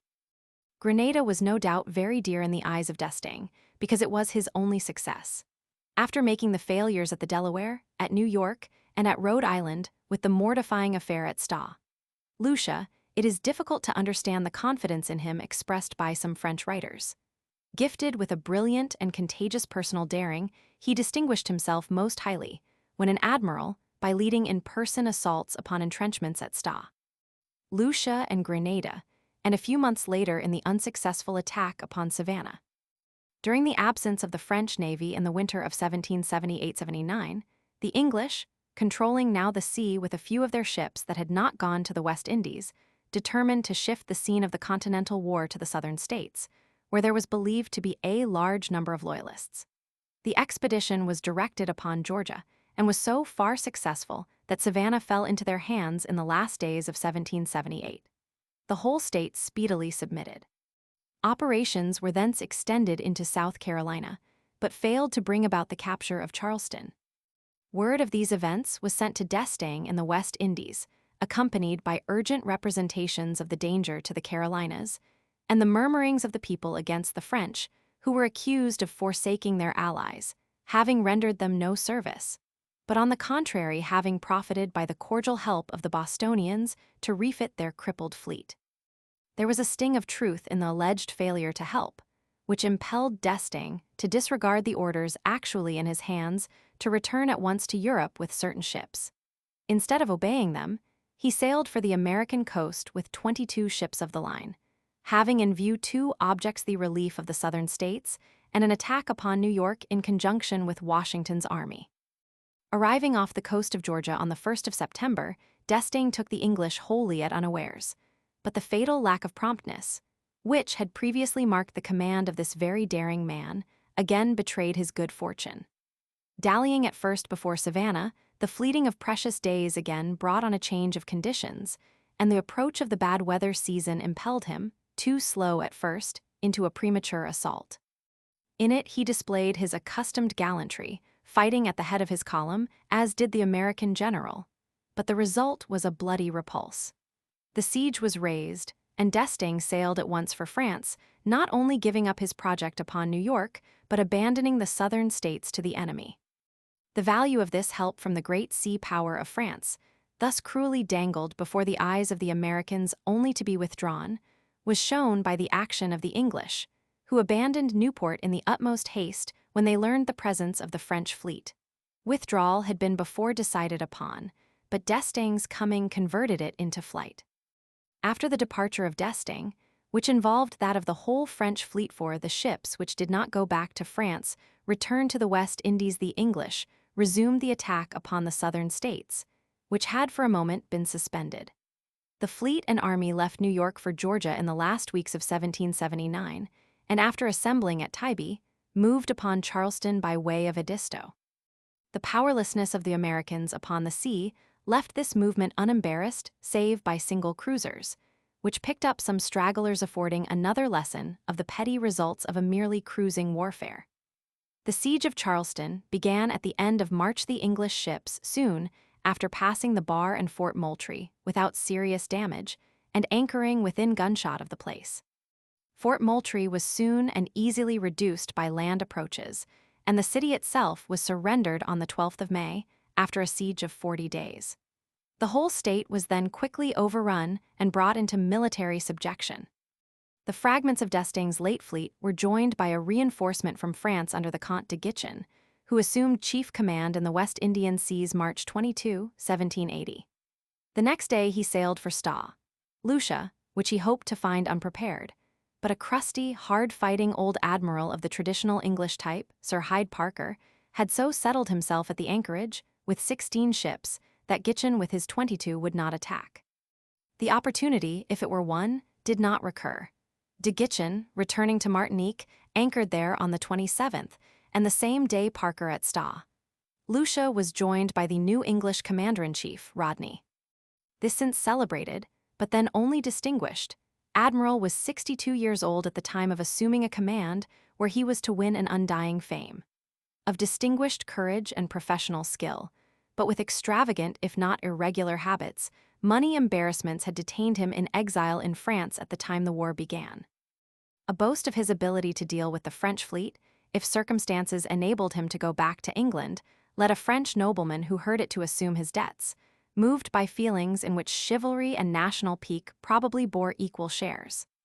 Upon his return he was given a command, and sailed in January 1780 with a fleet of 20 ships of the line to relieve Gibraltar, then closely invested. Off Cadiz, with a good luck for which he was proverbial, he fell in with a Spanish fleet of 11 ships of the line, which awkwardly held their ground until too late to fly.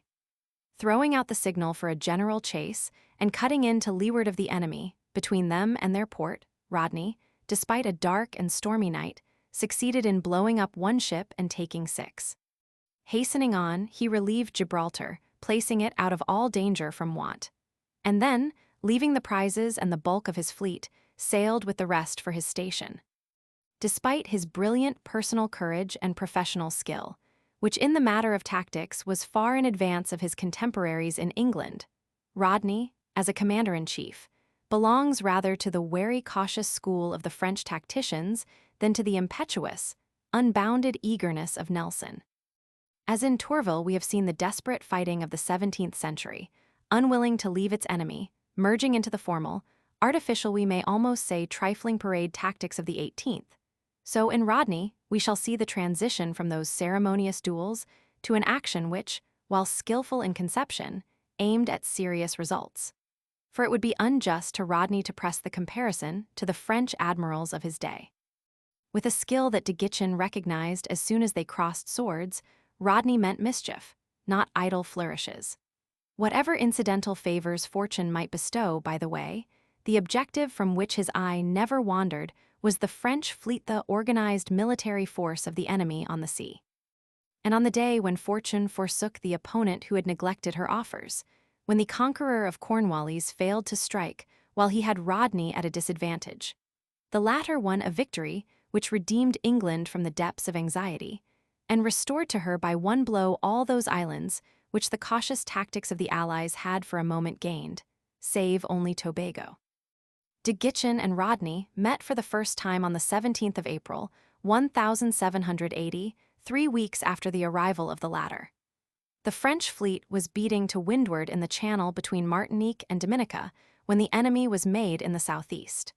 A day was spent in maneuvering for the weather gauge, which Rodney got.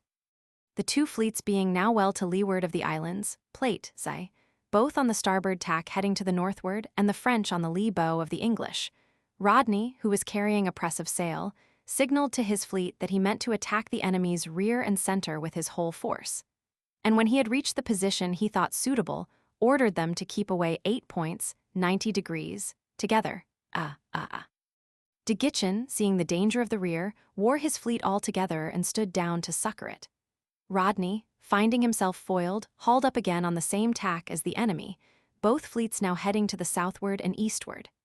Later, he again made signal for battle, followed an hour after, just at noon, by the order, quoting his own dispatch, for every ship to bear down and steer for her opposite in the enemy's line. This, which sounds like the old story of ship to ship, Rodney explains to have meant her opposite at the moment, not her opposite in numerical order. His own words are, in a slanting position, that my leading ships might attack the van ships of the enemy's center division, and the whole British fleet be opposed to only 2/3 of the enemy. B. The difficulty and misunderstanding which followed seem to have sprung mainly from the defective character of the signal book. Instead of doing as the admiral wished, the leading ships, A, carried sail so as to reach their supposed station abreast their numerical opposite in the order. Rodney stated afterward that when he bore down the second time, the French fleet was in a very extended line of battle, and that, had his orders been obeyed, the center and rear must have been disabled before the van could have joined. There seems every reason to believe that Rodney's intentions throughout were to double on the French, as asserted. The failure sprang from the signal book and tactical inefficiency of the fleet, for which he, having lately joined, was not answerable.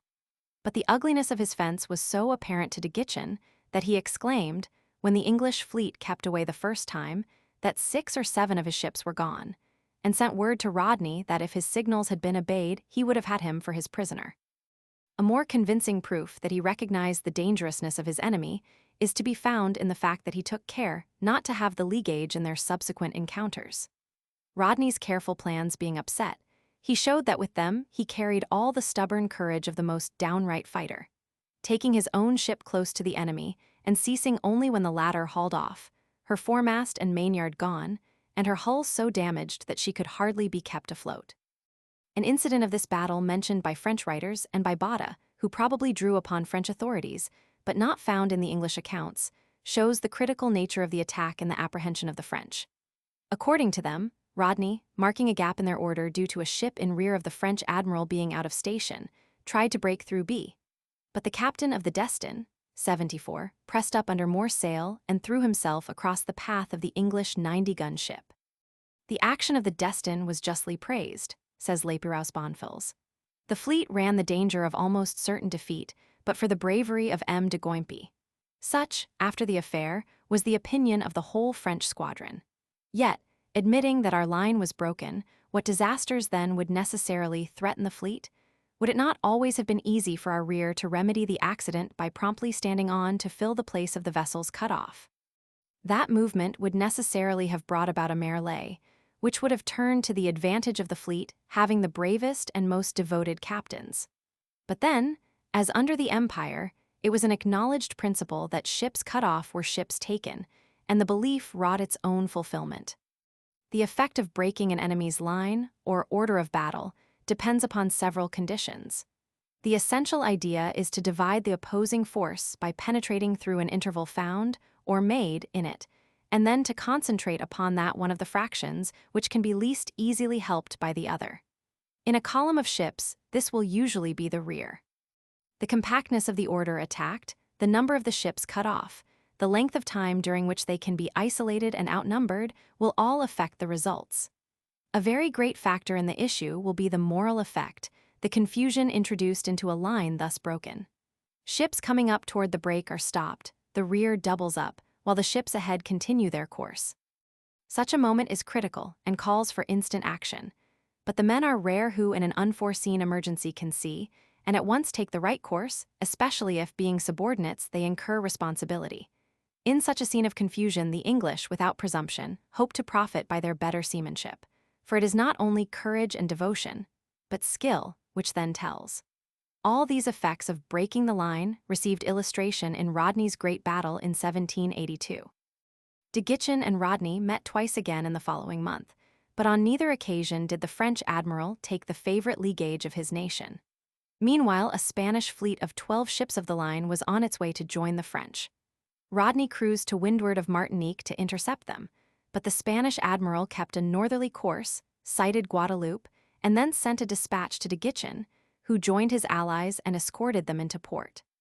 The great preponderance of the coalition, in numbers, raised the fears of the English islands, but lack of harmony led to delays and hesitations.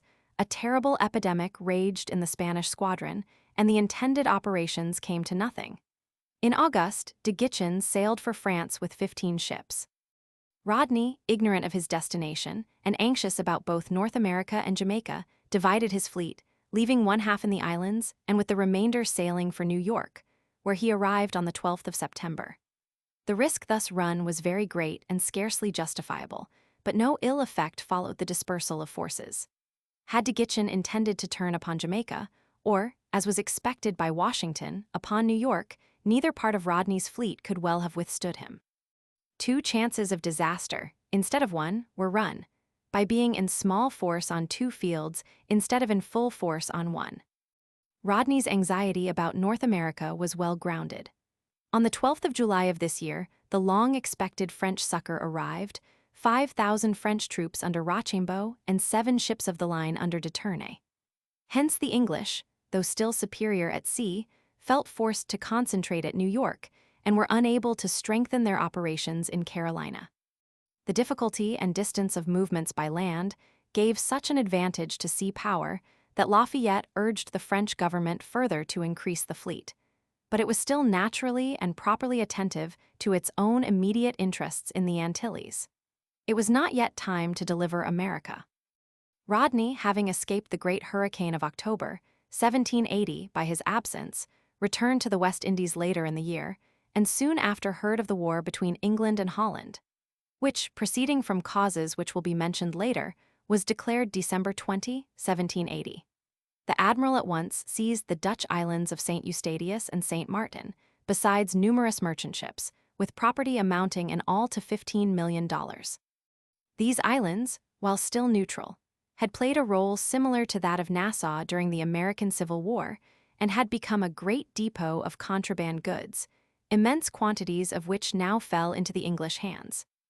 The year 1780 had been gloomy for the cause of the United States. The Battle of Camden had seemed to settle the English yoke on South Carolina, and the enemy formed high hopes of controlling both North Carolina and Virginia. The treason of Arnold following had increased the depression, which was but partially relieved by the victory at Kings Mountain. The substantial aid of French troops was the most cheerful spot in the situation. Yet even that had a checkered light, the 2nd Division of the intended help being blocked in Brest by the English fleet, while the final failure of De Guichen to appear, and Rodney coming in his stead, made the hopes of the campaign fruitless. A period of vehement and decisive action was, however, at hand. At the end of March, 1781, the Comte de Grasse sailed from Brest with 26 ships of the line and a large convoy. When off the Azores, 5 ships parted company for the East Indies, under Suffren, of whom more will be heard later on. De Grasse came in sight of Martinique on the 28th of April. Admiral Hood, Rodney having remained behind at St. Eustatius, was blockading before Fort Royal, the French port and arsenal on the lee side of the island, in which were 4 ships of the line, when his lookouts reported the enemy's fleet. Hood had 2 objects before him: one to prevent the junction of the 4 blockaded ships with the approaching fleet, the other to keep the latter from getting between him and Gros Islet Bay and Sta. Lucia. Instead of effecting this in the next 24 hours by beating to windward of the Diamond Rock, his fleet got so far to leeward that De Grasse, passing through the channel on the 29th, headed up for Fort Royal, keeping his convoy between the fleet and the island. For this false position, Hood was severely blamed by Rodney, but it may have been due to light winds and the lee current. However that be, the 4 ships in Fort Royal got under way and joined the main body.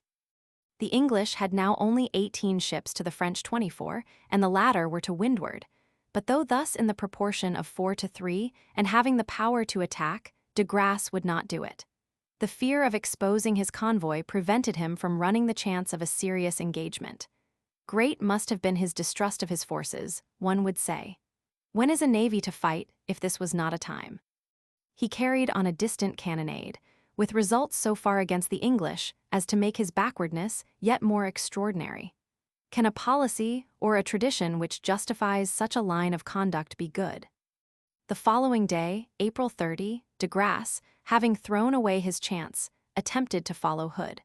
But the latter had no longer any reason for fighting, and his original inferiority was increased by the severe injuries of some ships on the 29th. De Grasse could not overtake him, owing to the inferior speed of his fleet, many of the ships not being coppered, a fact worthy of note, as French vessels by model and size were generally faster than English. But this superiority was sacrificed through the delay of the government in adopting the new improvement. Hood rejoined Rodney at Antigua, and De Grasse, after remaining a short time at Fort Royal, made an attempt upon Gros Islet Bay, the possession of which by the English kept all the movements of his fleet under surveillance. Foiled here, he moved against Tobago, which surrendered June 2, 1781. Sailing thence after some minor operations, he anchored on the 26th of July at Cap Francaise, now Cape Haitian, in the island of Haiti.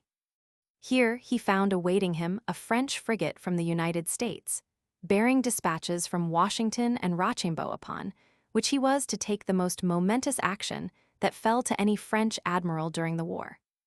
The invasion of the southern states by the English, beginning in Georgia and followed by the taking of Charleston and the military control of the 2 extreme states, had been pressed on to the northward by way of Camden into North Carolina. On the 16th of August, 1780, General Gates was totally defeated at Camden, and during the following 9 months the English under Cornwallis persisted in their attempts to overrun North Carolina. These operations, the narration of which is foreign to our immediate subject, had ended by forcing Cornwallis, despite many successes in actual encounter, to fall back exhausted toward the seaboard, and finally upon Wilmington, in which place depots for such a contingency had been established.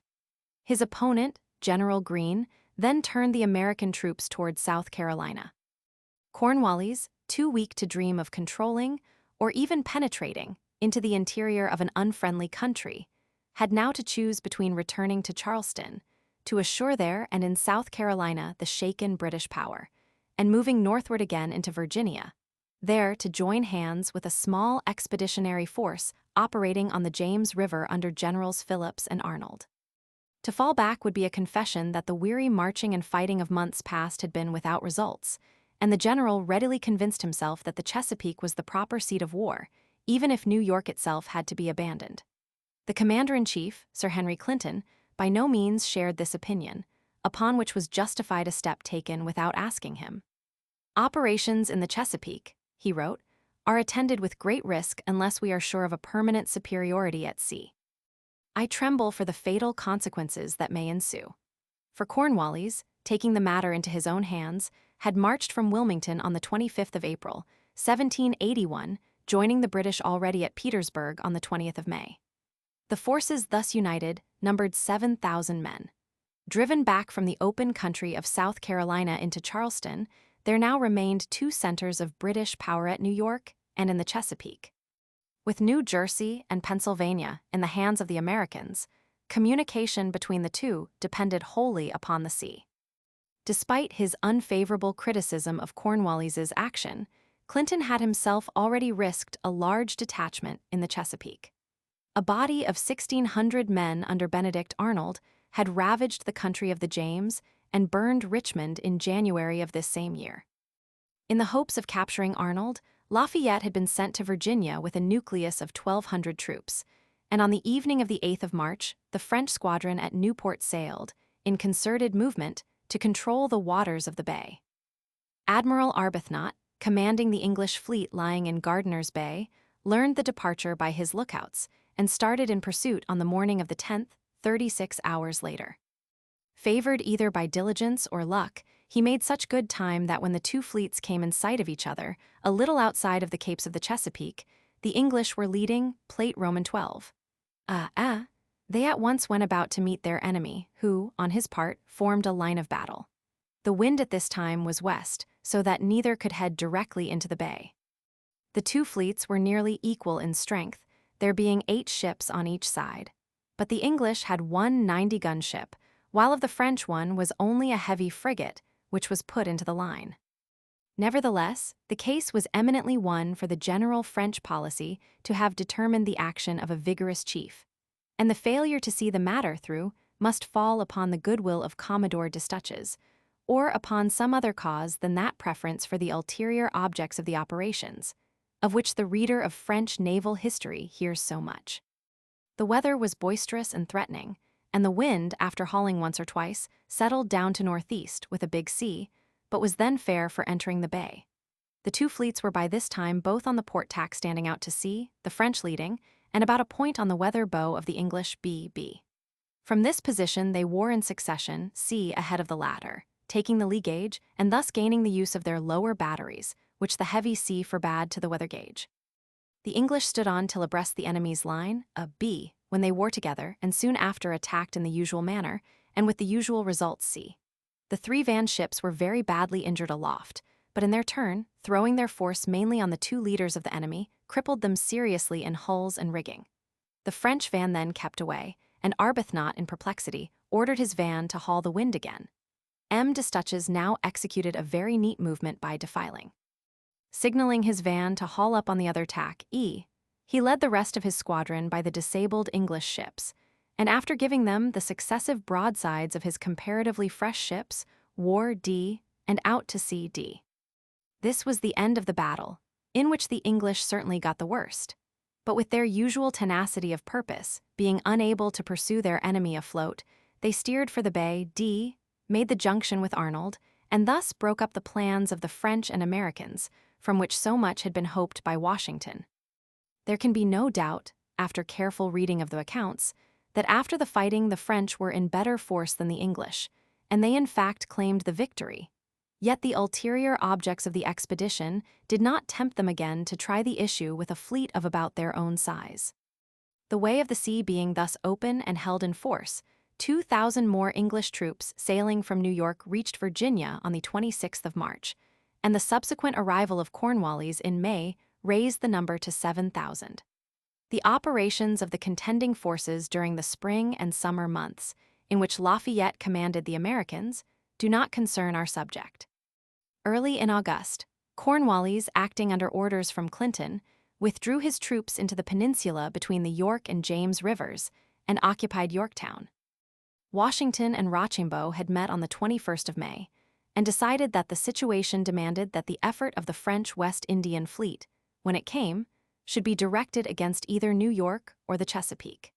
This was the tenor of the dispatch found by de Grasse at Cap Francaise, and meantime the Allied generals drew their troops toward New York, where they would be on hand for the furtherance of one object, and nearer the second if they had to make for it. In either case, the result, in the opinion both of Washington and of the French government, depended upon superior sea power. But Rochambeau had privately notified the admiral that his own preference was for the Chesapeake as the scene of the intended operations, and moreover the French government had declined to furnish the means for a formal siege of New York. The enterprise, therefore, assumed the form of an extensive military combination, dependent upon ease and rapidity of movement, and upon blinding the eyes of the enemy to the real objective purposes to which the peculiar qualities of a navy admirably lent themselves. The shorter distance to be traversed, the greater depth of water and easier pilotage of the Chesapeake were further reasons which would commend the scheme to the judgment of a seaman. And de Grasse readily accepted it, without making difficulties or demanding modifications which would have involved discussion and delay. Having made his decision, the French admiral acted with great good judgment, promptitude, and vigor. The same frigate that brought dispatches from Washington was sent back, so that by August 15 the Allied generals knew of the intended coming of the fleet. 3,500 soldiers were spared by the governor of Cap Francaise, upon the condition of a Spanish squadron anchoring at the place, which de Grasse procured.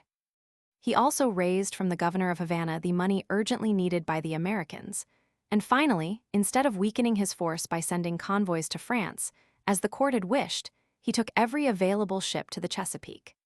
To conceal his coming as long as possible, he passed through the Bahama Channel as a less frequented route, and on the 30th of August anchored in Lynnhaven Bay, just within the capes of the Chesapeake, with 28 ships of the line.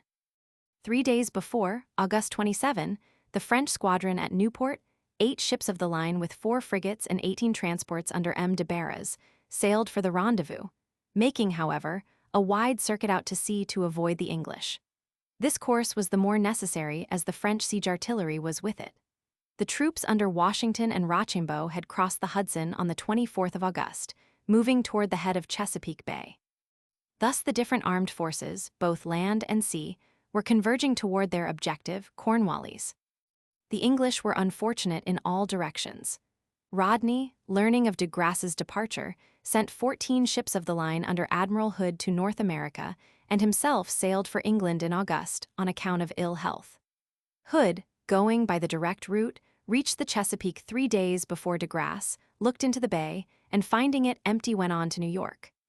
There he met 5 ships of the line under Admiral Graves, who, being senior officer, took command of the whole force and sailed on the 31st of August for the Chesapeake, hoping to intercept de Barras before he could join de Grasse. It was not till 2 days later that Sir Henry Clinton was persuaded that the Allied armies had gone against Cornwallis and had too far the start to be overtaken. Admiral Graves was painfully surprised, on making the Chesapeake, to find anchored there a fleet which from its numbers could only be an enemy's. Nevertheless, he stood in to meet it, and as de Grasse got under way, allowing his ships to be counted, the sense of numerical inferiority 19 to 24 did not deter the English admiral from attacking. The clumsiness of his method, however, betrayed his gallantry. Many of his ships were roughly handled, without any advantage being gained. De Grasse, expecting de Barras, remained outside 5 days, keeping the English fleet in play without coming to action. Then returning to port he found de Barras safely at anchor. Graves went back to New York, and with him disappeared the last hope of succor that was to gladden Cornwallis's eyes. The siege was steadily endured, but the control of the sea made only one issue possible, and the English forces were surrendered October 19, 1781. With this disaster, the hope of subduing the colonies died in England. The conflict flickered through a year longer, but no serious operations were undertaken. In the conduct of the English operations, which ended thus unfortunately, there was both bad management and ill fortune. Hood's detachment might have been strengthened by several ships from Jamaica, had Rodney's orders been carried out. The dispatch ship, also, sent by him to Admiral Graves commanding in New York, found that officer absent on a cruise to the eastward, with a view to intercept certain very important supplies which had been forwarded by the American agent in France. The English court had laid great stress upon cutting off this convoy. But, with the knowledge that he had of the force accompanying it, the admiral was probably ill-advised in leaving his headquarters himself, with all his fleet, at the time when the approach of the hurricane season in the West Indies directed the active operations of the navies toward the continent. In consequence of his absence, although Rodney's dispatches were at once sent on by the senior officer in New York, the vessel carrying them being driven ashore by enemy's cruisers, Graves did not learn their contents until his return to port, August 16. The information sent by Hood of his coming was also intercepted. After Hood's arrival, it does not appear that there was avoidable delay in going to sea, but there does seem to have been misjudgment in the direction given to the fleet. It was known that de Barras had sailed from Newport with 8 ships, bound probably for the Chesapeake, certainly to effect a junction with de Grasse, and it has been judiciously pointed out that if Graves had taken up his cruising ground near the Capes, but out of sight of land, he could hardly have failed to fall in with him in overwhelming force. Knowing what is now known, this would undoubtedly have been the proper thing to do, but the English admiral had imperfect information. It was nowhere expected that the French would bring nearly the force they did, and Graves lost information, which he ought to have received, as to their numbers, by the carelessness of his cruisers stationed off the Chesapeake. These had been ordered to keep under way, but were both at anchor under Cape Henry when de Grasse's appearance cut off their escape. One was captured, the other driven up York River. No single circumstance contributed more to the general result than the neglect of these 2 subordinate officers, by which Graves lost that all-important information. It can readily be conceived how his movements might have been affected had he known 2 days earlier that de Grasse had brought 27 or 28 sail of the line. How natural would have been the conclusion, first, to waylay de Barras, with whom his own 19 could more than cope. Had Admiral Graves succeeded in capturing that squadron, it would have greatly paralyzed the besieging army, if it would not have prevented its operations altogether. It would have put the 2 fleets nearly on an equality in point of numbers, would have arrested the progress of the French arms for the ensuing year in the West Indies, and might possibly have created such a spirit of discord between the French and Americans as would have sunk the latter into the lowest depths of despair, from which they were only extricated by the arrival of the forces under de Grasse. These are true and sober comments upon the naval strategy. In regard to the admiral's tactics, it will be enough to say that the fleet was taken into battle nearly as Byng took his. That very similar mishaps resulted, and that, when attacking 24 ships with 19, 7, under that capable officer Hood, were not able to get into action, owing to the dispositions made. On the French side, de Grasse must be credited with a degree of energy, foresight, and determination surprising in view of his failures at other times. The decision to take every ship with him, which made him independent of any failure on the part of de Barras, the passage through the Bahama Channel to conceal his movements, the address with which he obtained the money and troops required from the Spanish and the French military authorities, the prevision which led him, as early as March 29, shortly after leaving Brest, to write to Rochambeau that American coast pilots should be sent to Cap Francaise, the coolness with which he kept Graves amused until de Barras's squadron had slipped in, are all points worthy of admiration. The French were also helped by the admiral's power to detain the 200 merchant ships, the West India trade, awaiting convoy at Cap Francaise, where they remained from July till November, when the close of operations left him at liberty to convoy them with ships of war.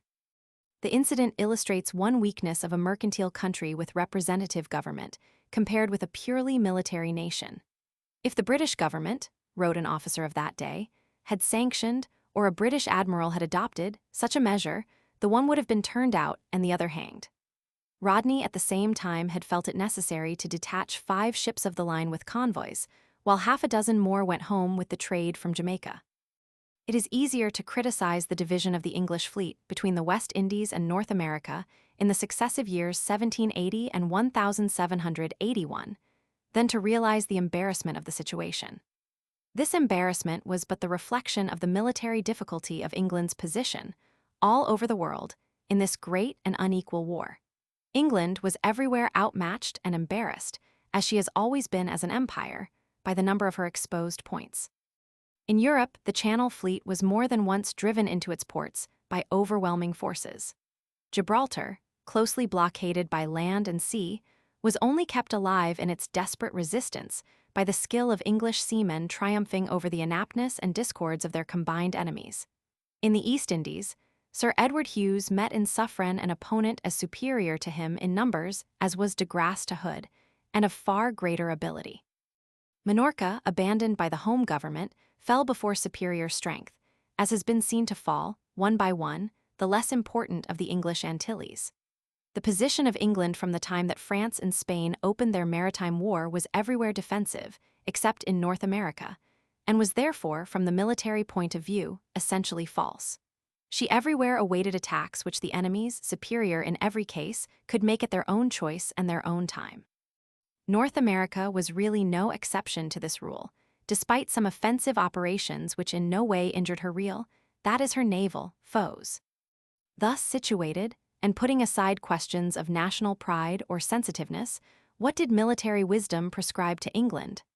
The question would afford an admirable study to a military inquirer, and is not to be answered offhand, but certain evident truths may be pointed out. In the first place, it should have been determined what part of the assailed empire was most necessary to be preserved. After the British islands themselves, the North American colonies were the most valuable possessions in the eyes of the England of that day. Next should have been decided what others by their natural importance were best worth preserving, and by their own inherent strength, or that of the empire, which was mainly naval strength, could most surely be held. In the Mediterranean, for instance, Gibraltar and Mahan were both very valuable positions. Could both be held? Which was more easily to be reached and supported by the fleet?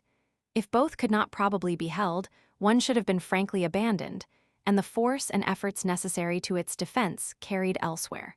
So in the West Indies, the evident strategic advantages of Barbados and Sta.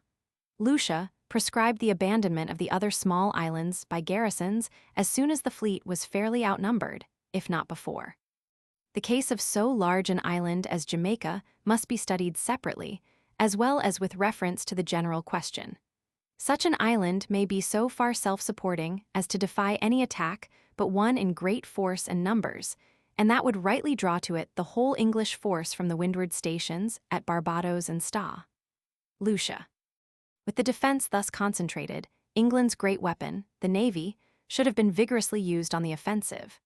Experience has taught that free nations, popular governments, will seldom dare wholly to remove the force that lies between an invader and its shores or capital. Whatever the military wisdom, therefore, of sending the Channel Fleet to seek the enemy before it united, the step may not have been possible. But at points less vital, the attack of the English should have anticipated that of the Allies. This was most especially true of that theater of the war which has so far been considered. If North America was the first object, Jamaica and the other islands should have been boldly risked. It is due to Rodney to say that he claims that his orders to the admirals at Jamaica and New York were disobeyed in 1781, and that to this was owing the inferiority in number of Graves's fleet. But why, in 1780, when the departure of de Gitchen for Europe left Rodney markedly superior in numbers during his short visit to North America, from September 14 to November 14, should no attempt have been made to destroy the French detachment of 7 ships of the line in Newport? These ships had arrived there in July. But although they had at once strengthened their position by earthworks, great alarm was excited by the news of Rodney's appearance off the coast. A fortnight passed by Rodney in New York and by the French in busy work placed the latter, in their own opinion, in a position to brave all the naval force of England. "We twice feared, and above all at the time of Rodney's arrival," wrote the chief of staff of the French squadron, "that the English might attack us in the road itself, and there was a space of time during which such an undertaking would not have been an act of rashness. Now the anchorage is fortified, so that we can there brave all the naval force of England." The position thus taken by the French was undoubtedly very strong. It formed a reentrant angle of a little over 90 degrees, contained by lines drawn from Goat Island to what was then called Brenton's Point, the site of the present Fort Adams on the one side, and to Rose Island on the other. On the right flank of the position, Rose Island received a battery of 36 24-pounders, while 12 guns of the same size were placed on the left flank at Brenton's Point.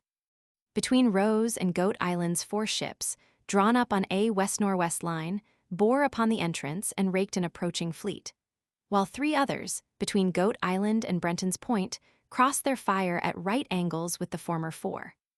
On the other hand, the summer winds blow directly up the entrance, often with great force. There could be no question even of a considerably crippled attacking ship reaching her destined position, and when once confused with the enemy's line, the shore batteries would be neutralized. The work on Rose Island certainly, that on Brenton's Point probably, had less height than the two upper batteries of a ship of the line, and could be vastly outnumbered.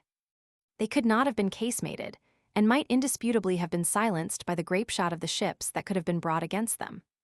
Rose Island could be approached on the front and on the west flank within 200 yards, and on the north within half a mile. There was nothing to prevent this right flank of the French, including the line of ships, being enfiladed and crushed by the English ships taking position west of Rose Island. The essential points of close range and superior height were thus possible to the English fleet, which numbered 20 to the enemy's 7. If successful in destroying the shipping and reducing Rose Island, it could find anchorage farther up the bay and await a favorable wind to retire.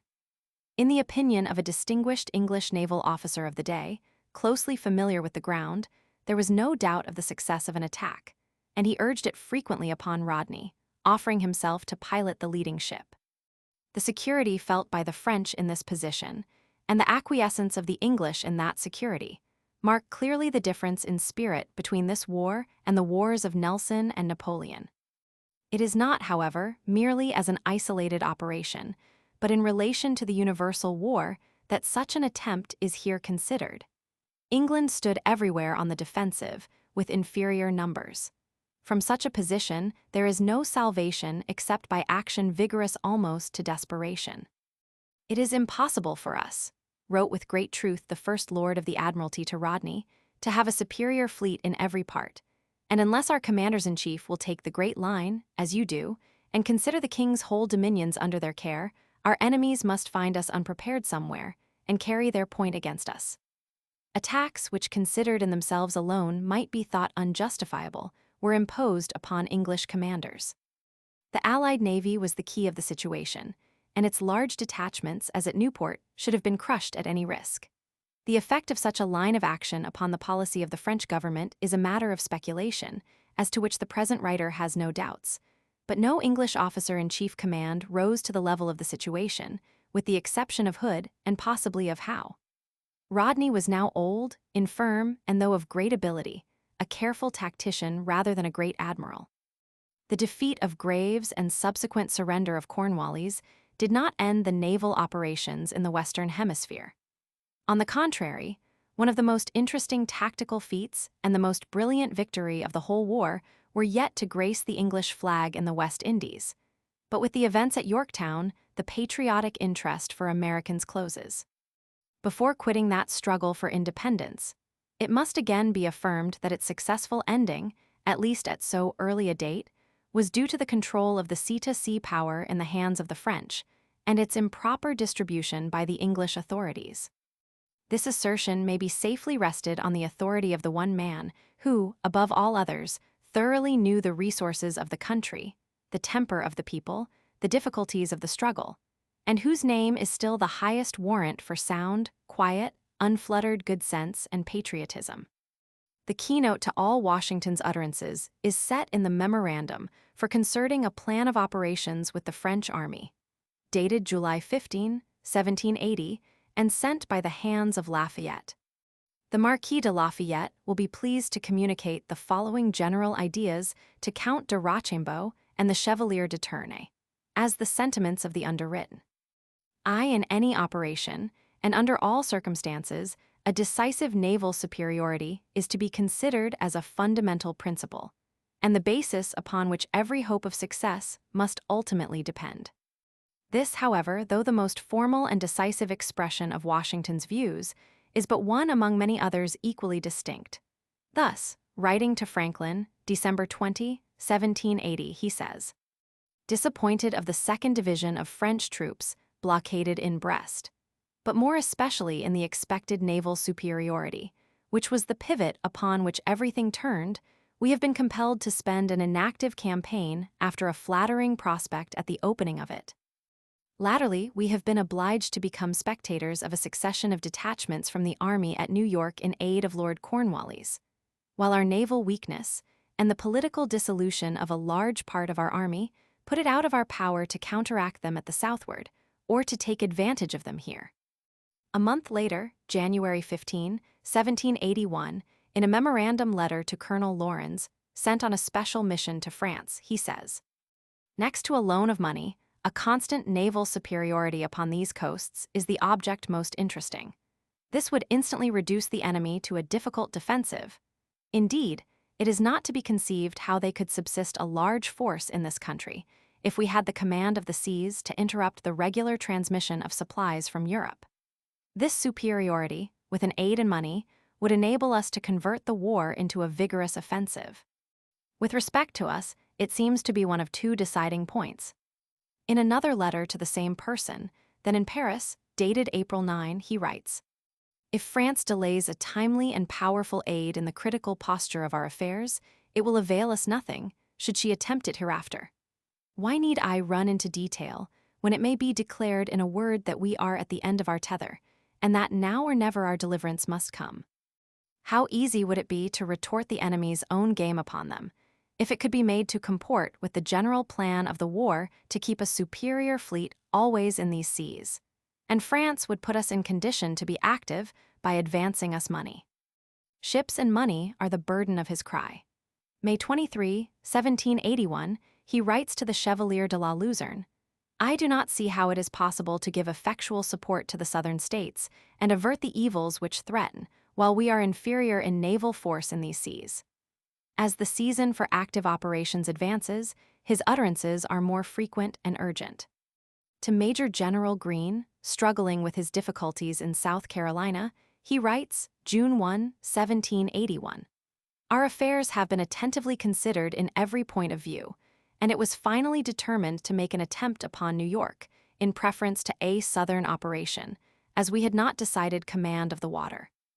To Jefferson, June 8, "Should I be supported in the manner I expect by the neighboring states, the enemy will, I hope, be reduced to the necessity of recalling part of their force from the southward to support New York, or they will run the most imminent risk of being expelled from that post, which is to them invaluable.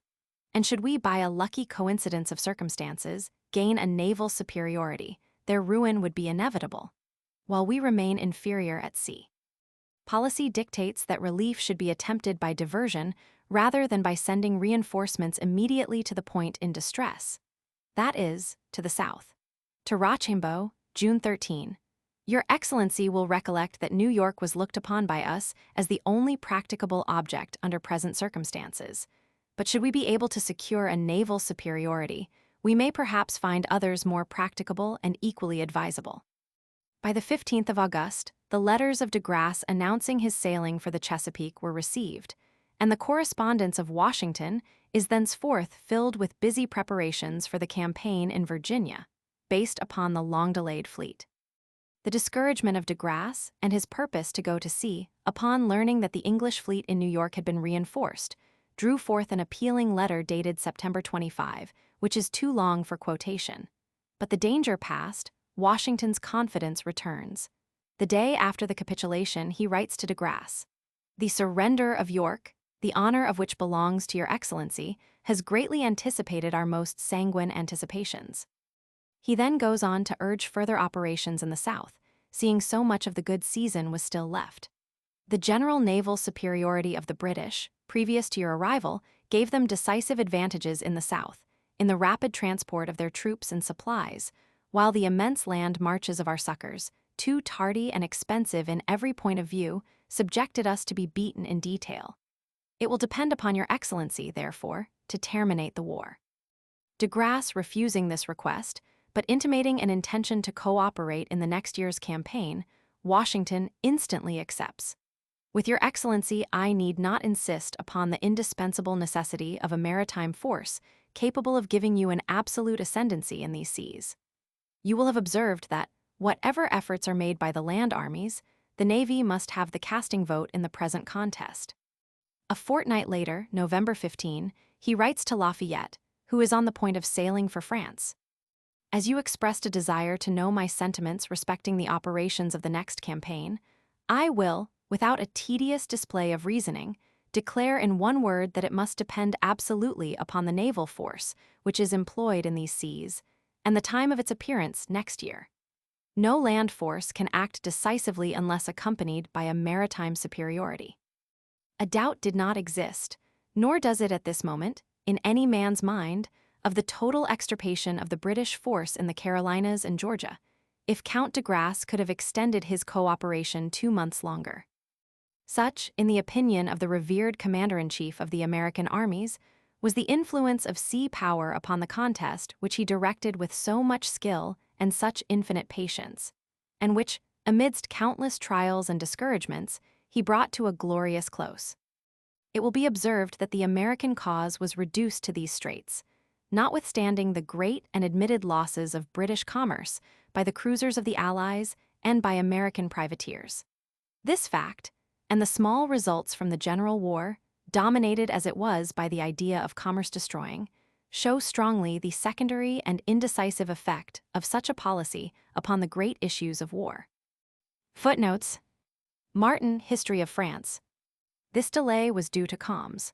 Howe's Dispatch, Gentleman's Magazine, 1778. Most accounts say between Goat Island and Connecticut, but the position given seems more probable. The names Goat and Good, often written Gold, are easily confused.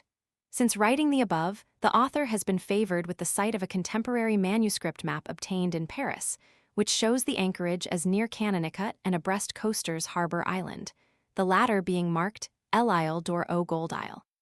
The sketch, while accurate in its main details, seems the more authentic from its mistakes being such as a foreigner, during a hurried and exciting stay of 24 hours, might readily make. The arrival of the French fleet upon the coast of America is a great and striking event, but the operations of it have been injured by a number of unforeseen and unfavorable circumstances, which, though they ought not to detract from the merit and good intention of our great ally, have nevertheless lessened the importance of its services in a great degree. The length of the passage, in the first instance, was a capital misfortune, for had even one of common length taken place, Lord Howe, with the British ships of war and all the transports in the river Delaware, must inevitably have fallen, and Sir Henry Clinton must have had better luck than is commonly dispensed to men of his profession under such circumstances, if he and his troops had not shared at least the fate of Bergen. The long passage of Count d'Estaing was succeeded by an unfavorable discovery at the Hook, which hurt us in two respects. First, in a defeat of the enterprise upon New York and the shipping and troops at that place, and next in the delay occasioned in ascertaining the depth of water over the bar which was essential to their entrance into the harbor of New York. And, moreover, after the enterprise upon Rhode Island had been planned and was in the moment of execution, that Lord Howe with the British ships should interpose merely to create a diversion, and draw the French fleet from the island was again unlucky, as the Count had not returned on the 17th to the island, though drawn off from it on the 10th, by which means the land operations were retarded, and the whole subjected to a miscarriage in case of the arrival of Byron's squadron. Washington's letter, Aug. 20, 1778. See page 426. D'Estaing's position at anchor is marked by the anchor in Plate 10. Of one of these, the Monmouth, 64, it is said that the officers of the French flagship drank to the health of the captain of the little black ship. Ships' names, like those of families, often have a marked career. A former Monmouth, 20 years before, had attacked and taken, practically single-handed, the Foudroyant, 84, one of the finest ships in the French Navy. She was then commanded by a Captain Gardiner, who, having commanded Byng's ship in the battle which led to his execution, was moved by his mortification at the result of that affair to dare such desperate odds, and thereby lost his life. The same ship, here punished so severely off Grenada, will be found in like sturdy fight, under another captain, 3 years later in India. The line BC shows the final direction of the French line of battle, the lee ship, O having tacked and standing to O, while the other ships took position in her wake. Though not expressly stated, Byron doubtless formed in the same way on a parallel line. Into this new line the disabled ships, C, which could scarcely have made good the course they were heading, would be easily received. Chevalier Hist, de la Marine Francaise. Guérin Hist, Maritime. Drinkwater, in his History of the Siege of Gibraltar, explains that the Spanish admiral believed that Rodney would not accompany the convoy to the Straits, but had separated from it. He did not detect his mistake until too late. The place where the battle was fought is shown by the crossed flags. The black ships, in position A, represent the English ships bearing down upon the French center and rear. The line VR is the line of battle from van to rear before bearing down. The positions V, R are those of the van and rear ships after hauling up on the port tack when the French wore. In a severe reprimand addressed to Captain Carkett, commanding the leading ship of the English line, by Rodney, he says, "Your leading in the manner you did induced others to follow so bad an example." And thereby, forgetting that the signal for the line was at only 2 cables' length distance from each other, the van division was led by you to more than 2 leagues' distance from the center division, which was thereby exposed to the greatest strength of the enemy and not properly supported. Life, Volume IP 351. By all rules of tactical common sense, it would seem that the other ships should have taken their distance from their next astern, that is, should have closed toward the center. In conversation with Sir Gilbert Blane, who was not in this action, Rodney stated that the French line extended 4 leagues in length. As if de Guichen thought we meant to run away from him, Naval Chronicle, Volume Roman 25, p. 402. History of the American Revolution. For Rodney's reasons, see his life, Volume IPP, 365-376. At the eastern end of Long Island. The French ascribed this disadvantage to the fact that some of their ships were not coppered. That the French government was not satisfied with them, D'Estouteville's action can be safely inferred from its delay to reward the officers of the squadron, which called forth much feeling and very lively remonstrances. The French asserted that Arbuthnot was hooted in the streets of New York and recalled by his government. The latter is a mistake, as he went home by his own request, but the former is likely enough. Both commanders reversed in this case the usual naval policy of their nations. Bancroft, History of the United States. Life of Rodney, Volume Roman 2, p. 152, Clerk, Naval Tactics, p. 84. De Barras had been unwilling to go to the Chesapeake, fearing to be intercepted by a superior force, and had only yielded to the solicitation of Washington and Rochambeau. Naval Researches, Capt. Thomas White, R.N. White, Naval Researches. Bauclon, La Marine de Louis Roman 16, p. 281. Under a rather misleading title, this work is really a lengthy biography of Liberge de Grandchain, Chief of Staff to the French squadron under Tournay. Diary of a French Officer, 1781, Magazine of American History for March, 1880. The works at the time of Rodney's visit to New York were doubtless less complete than in 1781. This authority, a year later, gives the work on Rose Island 20 36-pounders. Sir Thomas Graves, afterward second in command to Nelson in the attack at Copenhagen in 1801, an enterprise fully as desperate and encompassed with greater difficulties of pilotage than the one here advocated. See Biographical Memoir, Naval Chronicle, Volume Roman 8. Rodney's Life, Volume IP 402. Chapter 11. Maritime War in Europe, 1779-1782. The last chapter closed with the opinions of Washington, expressed in many ways and at many times, as to the effect of sea power upon the struggle for American independence. If space allowed, these opinions could be amply strengthened by similar statements of Sir Henry Clinton, the English commander-in-chief. In Europe, the results turned yet more entirely upon the same factor. There the Allies had 3 several objectives, at each of which England stood strictly upon the defensive. The first of these was England herself, involving, as a preliminary to an invasion, the destruction of the Channel Fleet, a project which, if seriously entertained, can scarcely be said to have been seriously attempted. The second was the reduction of Gibraltar, the third, the capture of Minorca. The last alone met with success. Thrice was England threatened by a largely superior fleet, thrice the threat fell harmless. Thrice was Gibraltar reduced to straits. Thrice was it relieved by the address and fortune of English seamen, despite overpowering odds. After Keppel's action off Ushant, no general encounter took place between fleets in European seas during the year 1778 and the first half of 1779. Meantime, Spain was drawing toward a rupture with England and an active alliance with France.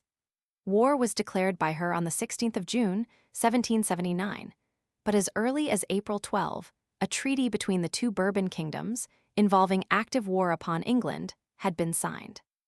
By its terms, the invasion of Great Britain or Ireland was to be undertaken. every effort made to recover for Spain, Minorca, Pensacola, and Mobile, and the two courts bound themselves to grant neither peace, nor truce, nor suspension of hostilities until Gibraltar should be restored. The declaration of war was withheld until ready to strike, but the English government, doubtless, should have been upon its guard in the strained relations of the two countries and prepared to prevent a junction of the two fleets. As it was, no efficient blockade of Brest was established, and 28 French sail of the line went out unopposed June 3, 1779, under D'Orvilliers, Keppel's opponent of the year before. The fleet steered for the coasts of Spain, where it was to find the Spanish ships, but it was not till the 22d of July that the full contingent joined. 7 precious summer weeks thus slipped by unimproved, but that was not all the loss. The French had been provisioned for only 13 weeks, and this truly great armada of 66 ships of the line and 14 frigates had not more than 40 working days before it. Sickness, moreover, ravaged the fleet, and although it was fortunate enough to enter the Channel while the English were at sea, the latter, numbering little more than half their enemies, succeeded in passing within them. The flabbiness of coalitions increased the weakness due to inefficient preparation. A great and not unnatural panic on the English Channel coast and the capture of one ship of the line were the sole results of a cruise extending, for the French, over 15 weeks. The disappointment, due to bad preparation, mainly on the part of Spain, though the French ministry utterly failed to meet the pressing wants of its fleet, fell, of course, upon the innocent Admiral D'Orvilliers, that brave and accomplished but unfortunate officer, whose only son, a lieutenant, had died of the pestilence which scourged the Allies, could not support the odium. Being of a deeply religious character, the refuge which Villeneuve after Trafalgar found in suicide was denied him, but he threw up his command and retired into a religious house. The scanty maritime interest of the year 1780, in Europe, centers round Cadiz and Gibraltar. This fortress was invested by Spain immediately upon the outbreak of war, and, while successfully resisting direct attack, the supply of provisions and ammunition was a matter of serious concern to England, and involved both difficulty and danger. For this purpose, Rodney sailed on the 29th of December, 1779, having under his command 20 ships of the line with a large conv and reinforcements for Gibraltar and Minorca, as well as the West India trade. The latter parted company on the 7th of January, under the care of 4 frigates, and the following morning the fleet fell in with and captured a Spanish squadron of 7 ships of war and 16 supply ships.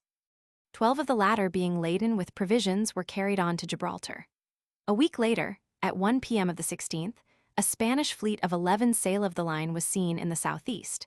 They held their ground, supposing the approaching vessels to be only supply ships for Gibraltar, without a strong force of men of war, an unfortunate error from which they did not awake until too late to escape, owing to the yet more unfortunate oversight of having no lookout frigates thrown out.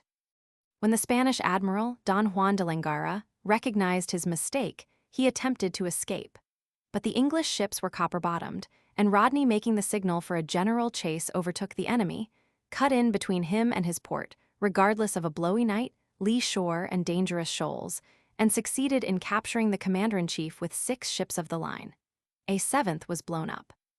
The weather continuing very tempestuous, one of the prizes was wrecked, and one forced into Cadiz. Several of the English ships were also in great danger, but happily escaped, and within a few days the entire force entered Gibraltar Bay. The convoy for Minorca was at once dispatched, and immediately after the return of the ships of war guarding it, on the 13th of February, Rodney sailed for the West Indies with 4 ships of the line, sending the rest of his force, with the prizes, to England under Admiral Digby. The state of politics and parties in England at this time was such that, combined with the unavoidable inferiority of the Channel fleet, it was difficult to find an admiral willing to accept the chief command. An admirable officer, Barrington, the captor of Sta. Lucia, refused the first place, though willing to serve as second, even to a junior.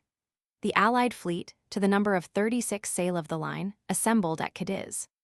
Their cruises, however, were confined to the Portuguese coast, and their only service, a most important one, was the capture of an entire convoy, largely laden with military stores, for the East and West Indies. The entrance of 60 English prizes, with nearly 3,000 prisoners, into Cadiz was a source of great rejoicing to Spain. On the 24th of October, de Guichen, returning from his contest with Rodney, came into the same port with his West Indian squadron of 19 ships of the line, but the immense armament thus assembled did nothing. The French ships returned to Brest in January 1781.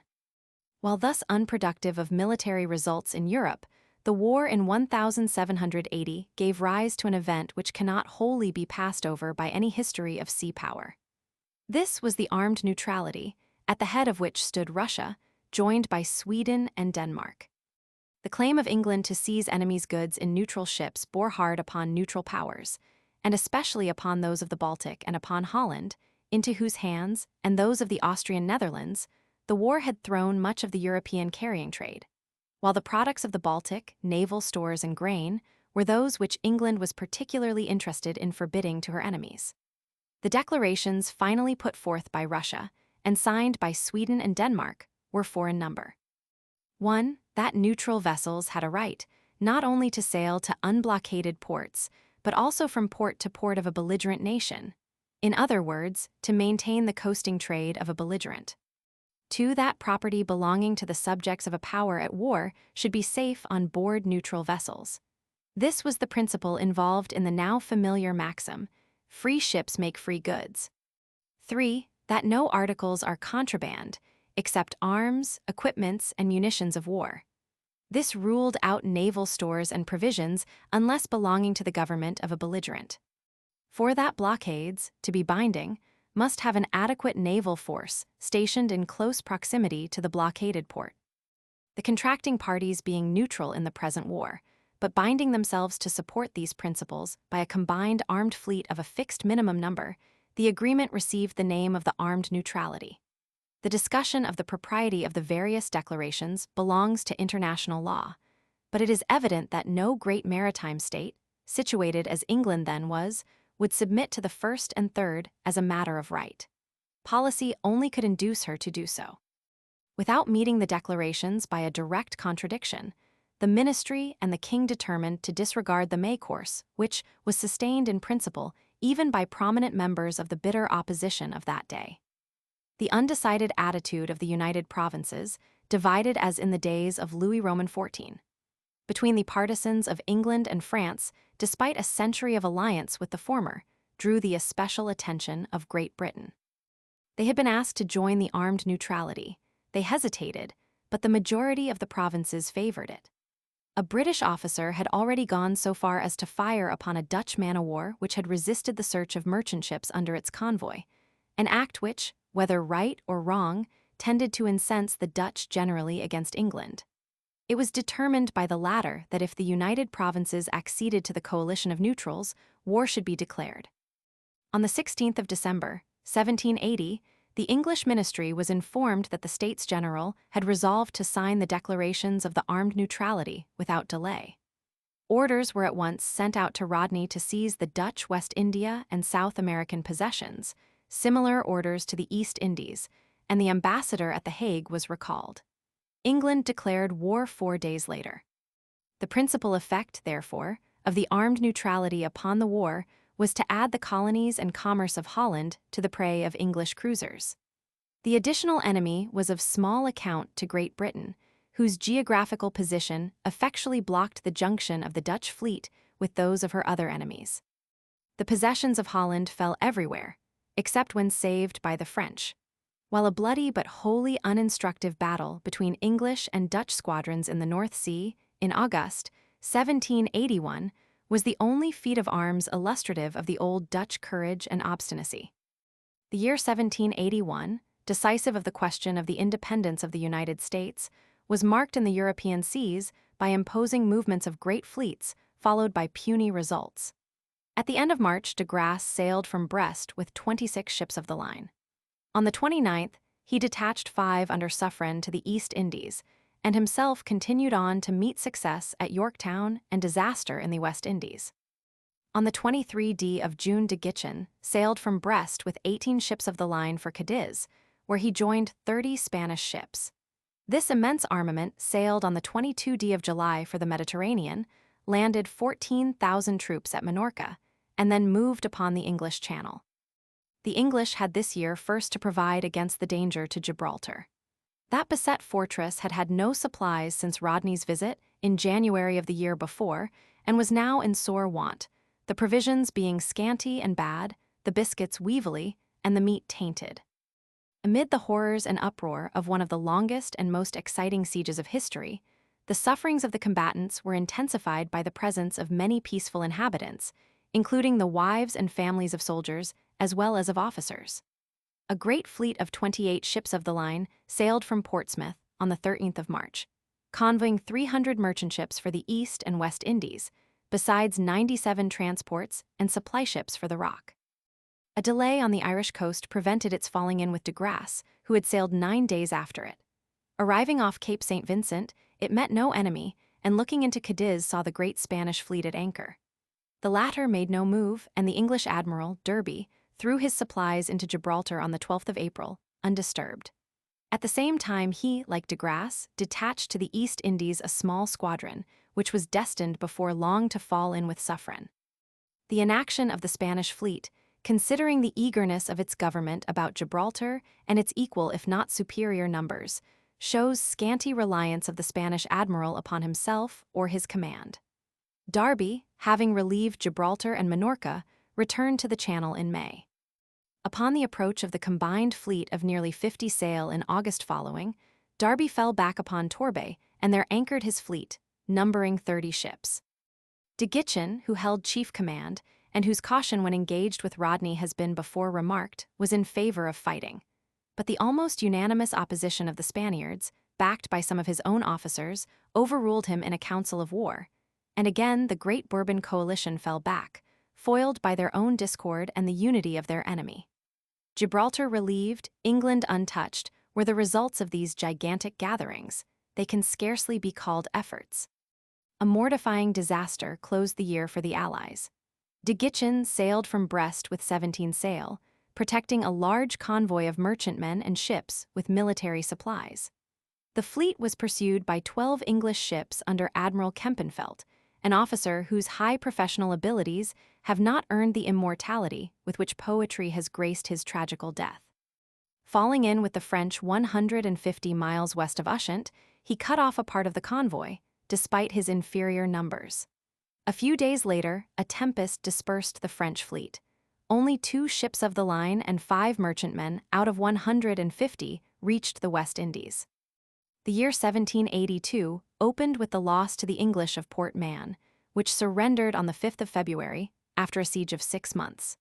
A surrender induced by the ravages of scurvy, consequent upon the lack of vegetables, and confinement in the foul air of bomb-proofs and casemates under the heavy fire of an enemy. On the last night of the defense, the call for necessary guards was 415, while only 660 men were fit for duty, thus leaving no reliefs. The Allied fleets assembled this year in Cadiz to the number of 40 ships of the line. It was expected that this force would be increased by Dutch ships, but a squadron under Lord Howe drove the latter back to their ports. It does not certainly appear that any active enterprise was intended against the English coast, but the Allies cruised off the mouth of the Channel and in the Bay of Biscay during the summer months. Their presence ensured the safe arrival and departure of the homeward and outward bound merchantmen, and likewise threatened English commerce, notwithstanding which, Howe, with 22 ships, not only kept the sea and avoided an engagement, but also succeeded in bringing the Jamaica fleet safe into port. The injury to trade and to military transportation by sea may be said to have been about equal on either side, and the credit for successful use of sea power for these most important ends must therefore be given to the weaker party. Having carried out their orders for the summer cruise, the combined fleets returned to Cadiz. On the 10th of September they sailed thence for Algeciras, on the opposite side of the bay from Gibraltar, to support a grand combined attack by land and sea, which, it was hoped, would reduce to submission the key to the Mediterranean. With the ships already there, the total rose to nearly 50 ships of the line. The details of the mighty onslaught scarcely belong to our subject, yet cannot be wholly passed by, without at least such mention as may recognize and draw attention to their interest. The 3 years' siege, which was now drawing to its end, had been productive of many brilliant feats of arms, as well as of less striking but more trying proofs of steadfast endurance on the part of the garrison. How long the latter might have held out cannot be said, seeing the success with which the English sea power defied the efforts of the Allies to cut off the communications of the fortress. But it was seemingly certain that the place must be subdued by main force or not at all, while the growing exhaustion of the belligerents foretold the near end of the war. Accordingly, Spain multiplied her efforts of preparation and military ingenuity, while the report of them and of the approaching decisive contest drew to the scene volunteers and men of eminence from other countries of Europe. 2 French Bourbon princes added, by their coming, to the theatrical interest with which the approaching drama was invested. The presence of royalty was needed adequately to grace the sublime catastrophe, for the sanguine confidence of the besiegers had determined a satisfactory denouement with all the security of a playwright. Besides the works on the isthmus, which joins the rock to the mainland, where 300 pieces of artillery were now mounted, the chief reliance of the assailants was upon 10 floating batteries elaborately contrived to be shot and fire-proof, and carrying 154 heavy guns. These were to anchor in a close north and south line along the west face of the works, at about 900 yards distance. They were to be supported by 40 gunboats and as many bomb vessels, besides the efforts of the ships of the line to cover the attack and distract the garrison. 12,000 French troops were brought to reinforce the Spaniards in the grand assault, which was to be made when the bombardment had sufficiently injured and demoralized the defenders. At this time, the latter numbered 7,000, their land opponents 33,000 men. The final act was opened by the English. At 7 o'clock on the morning of September 8, 1782, the commanding general, Elliot, began a severe and most injurious fire upon the works on the isthmus. Having effected his purpose, he stopped, but the enemy took up the glove the next morning, and for 4 days successively poured in a fire from the isthmus alone of 6,500 cannonballs and 1,100 bombs every 24 hours. So approached the great closing scene of September 13. At 7 a.m. of that day, the 10 battering ships unmoored from the head of the bay and stood down to their station. Between 9 and 10 they anchored, and the general fire at once began. The besieged replied with equal fury. The battering ships seem in the main, and for some hours, to have justified the hopes formed of them.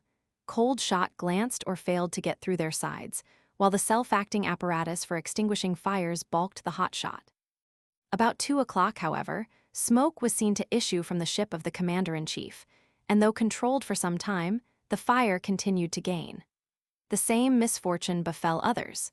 By evening, the fire of the besieged gained a marked superiority, and by 1 o'clock in the morning the greater part of the battering ships were in flames. Their distress was increased by the action of the naval officer commanding the English gunboats, who now took post upon the flank of the line and raked it effectually a service which the Spanish gunboats should have prevented. In the end, 9 of the 10 blew up at their anchors, with a loss estimated at 1,500 men, 400 being saved from the midst of the fire by the English seamen. The 10th ship was boarded and burned by the English boats. The hopes of the assailants perished with the failure of the battering ships. There remained only the hope of starving out the garrison. To this end, the Allied fleets now gave themselves. It was known that Lord Howe was on his way out with a great fleet, numbering 34 ships of the line, besides supply vessels. On the 10th of October, a violent westerly gale injured the combined ships, driving one ashore under the batteries of Gibraltar, where she was surrendered. The next day Howe's force came in sight, and the transports had a fine chance to make the anchorage, which, through carelessness, was missed by all but 4. The rest, with the men of war, drove eastward into the Mediterranean. The Allies followed on the 13th, but though thus placed between the port and the relieving force, and not encumbered like the latter with supply ships, they yet contrived to let the transports, with scarcely an exception, slip in and anchor safely. Not only provisions and ammunition, but also bodies of troops carried by the ships of war, were landed without molestation. On the 19th, the English fleet repassed the straits with an easterly wind, having within a week's time fulfilled its mission and made Gibraltar safe for another year. The Allied fleet followed, and on the 20th an action took place at long range, the Allies to windward, but not pressing their attack close. The number of ships engaged in this magnificent spectacle, the closing scene of the great drama in Europe, the afterpiece to the successful defense of Gibraltar, was 83 of the line, 49 Allies and 34 English. Of the former, 33 only got into action. But as the duller sailors would have come up to a general engagement, Lord Howe was probably right in declining, so far as in him lay, a trial which the Allies did not too eagerly court. Such were the results of this great contest in the European seas, marked on the part of the Allies by efforts gigantic in size, but loose-jointed and flabby in execution. By England, so heavily overmatched in mere numbers, were shown firmness of purpose, high courage, and seamanship. But it can scarcely be said that the military conceptions of her councils, or the cabinet management of her sea forces, were worthy of the skill and devotion of her seamen. The odds against her were not so great, not nearly so great as the formidable lists of guns and ships seemed to show. And while allowance must justly be made for early hesitations, the passing years of indecision and inefficiency on the part of the Allies should have betrayed to her their weakness. The reluctance of the French to risk their ships, so plainly shown by D'Estaing, de Grasse, and de Guichen, the sluggishness and inefficiency of the Spaniards, should have encouraged England to pursue her old policy, to strike at the organized forces of the enemy afloat. As a matter of fact, and probably from the necessities of the case, the opening of every campaign found the enemies separated the Spaniards in Cadiz, the French in Brest. To blockade the latter in full force before they could get out, England should have strained every effort. Thus she would have stopped at its head the main stream of the Allied strength, and, by knowing exactly where this great body was, would have removed that uncertainty as to its action which fettered her own movements as soon as it had gained the freedom of the open sea. Before Brest, she was interposed between the Allies. By her lookouts, she would have known the approach of the Spaniards long before the French could know it. She would have kept in her hands the power of bringing against each, singly, ships more numerous and individually more effective. A wind that was fair to bring on the Spaniards would have locked their allies in the port. The most glaring instances of failure on the part of England to do this were when de Grasse was permitted to get out unopposed in March 1781, for an English fleet of superior force had sailed from Portsmouth 9 days before him, but was delayed by the Admiralty on the Irish coast.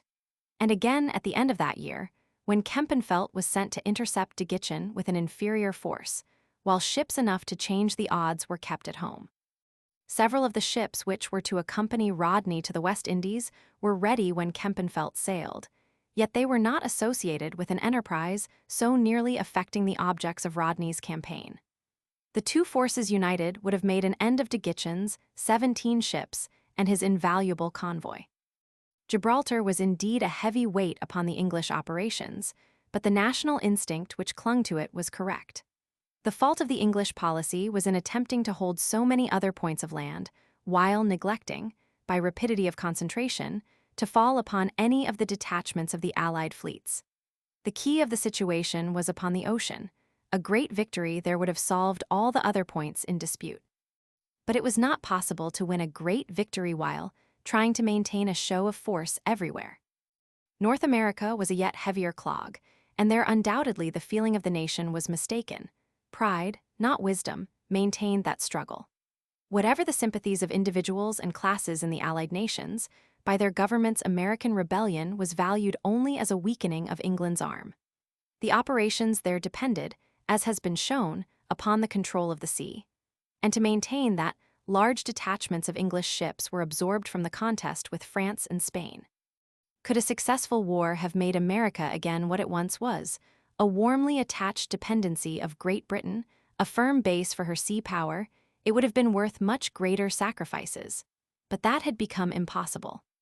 But although she had lost, by her own mistakes, the affection of the colonists, which would have supported and secured her hold upon their ports and sea-coast, there nevertheless remained to the mother country, in Halifax, Bermuda, and the West Indies, enough strong military stations, inferior, as naval bases, only to those strong ports which are surrounded by a friendly country, great in its resources and population.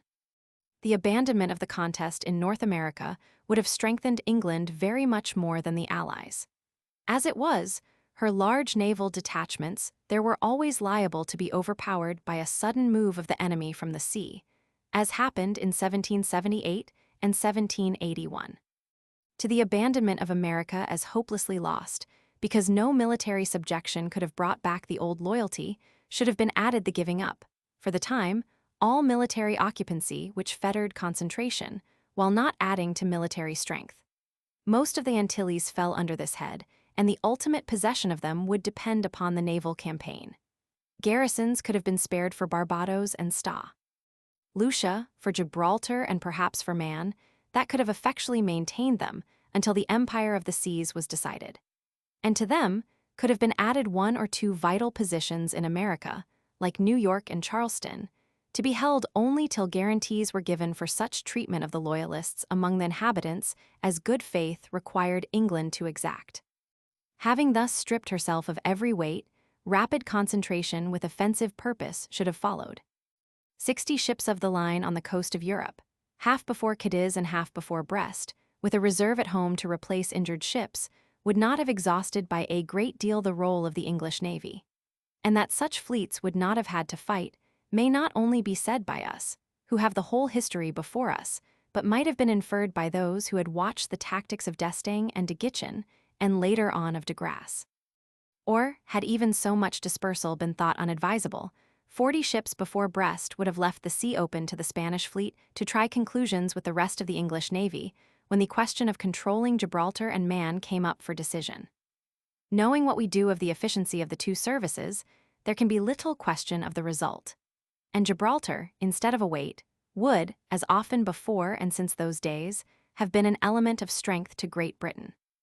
The conclusion continually recurs.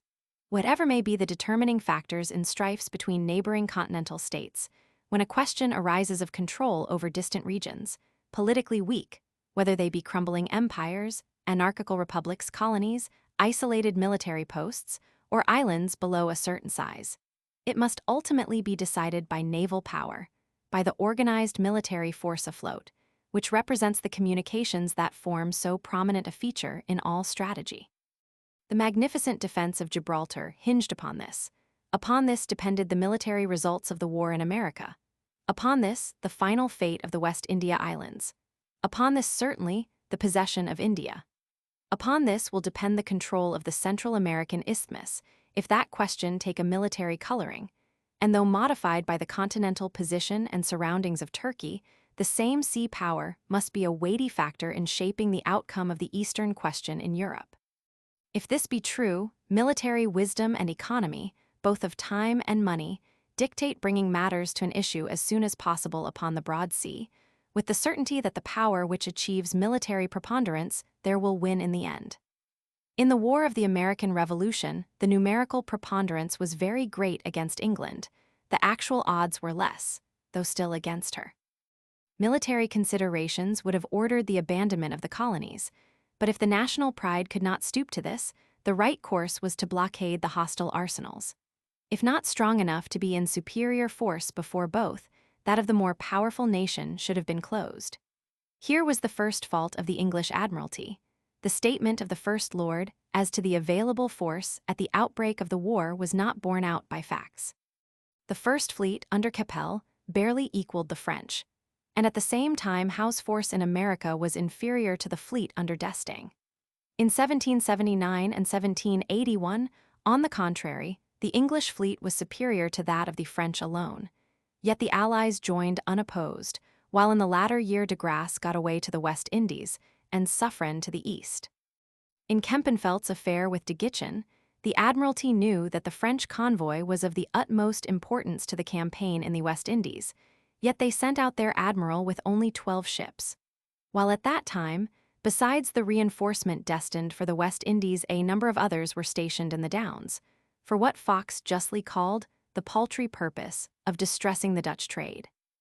The various charges made by Fox in the speech quoted from, and which, as regarded the Franco-Spanish War, were founded mainly on the expediency of attacking the Allies before they got away into the ocean wilderness, were supported by the high professional opinion of Lord Howe, who of the Kempenfeldt affair said, "Not only the fate of the West India Islands, but perhaps the whole future fortune of the war, might have been decided, almost without a risk, in the Bay of Biscay. Not without a risk, but with strong probabilities of success, the whole fortune of the war should at the first have been staked on a concentration of the English fleet between Brest and Cadiz. No relief for Gibraltar would have been more efficacious, no diversion surer for the West India Islands, and the Americans would have appealed in vain for the help, scantily given as it was, of the French fleet. For the great results that flowed from the coming of de Grasse must not obscure the fact that he came on the 31st of August, and announced from the beginning that he must be in the West Indies again by the middle of October. Only a providential combination of circumstances prevented a repetition to Washington, in 1781, of the painful disappointments by D'Estaing and de Gitchen in 1778 and 1780. Footnotes. The curious reader can consult Clinton's letters and notes in the Clinton-Cornwallis Controversy by B.F. Stevens. London, 1888. Bancroft, History of the United States, Volume XP 191. Although the English thus culpably failed to use their superiority to the French alone, the Channel Fleet numbering over 40 of the line, the fear that it might prevent the junction caused the Brest Fleet to sail in haste and under Manday fact, which had an important effect upon the issue of the cruise. Chevalier, p. 159. The details of the mismanagement of this huge mob of ships are so numerous as to confuse a narrative, and are therefore thrown into a footnote. The French fleet was hurried to see 4,000 men short. The Spaniards were 7 weeks in joining. When they met, no common system of signals had been arranged. 5 fair summer days were spent in remedying this defect. Not till a week after the junction could the fleet sail for England. No steps were taken to supply the provisions consumed by the French during the 7 weeks. The original orders to D'Orvilliers contemplated a landing at Portsmouth, or the seizure of the Isle of Wight, for which a large army was assembled on the coast of Normandy. Upon reaching the Channel, these orders were suddenly changed, and Falmouth indicated as the point of landing.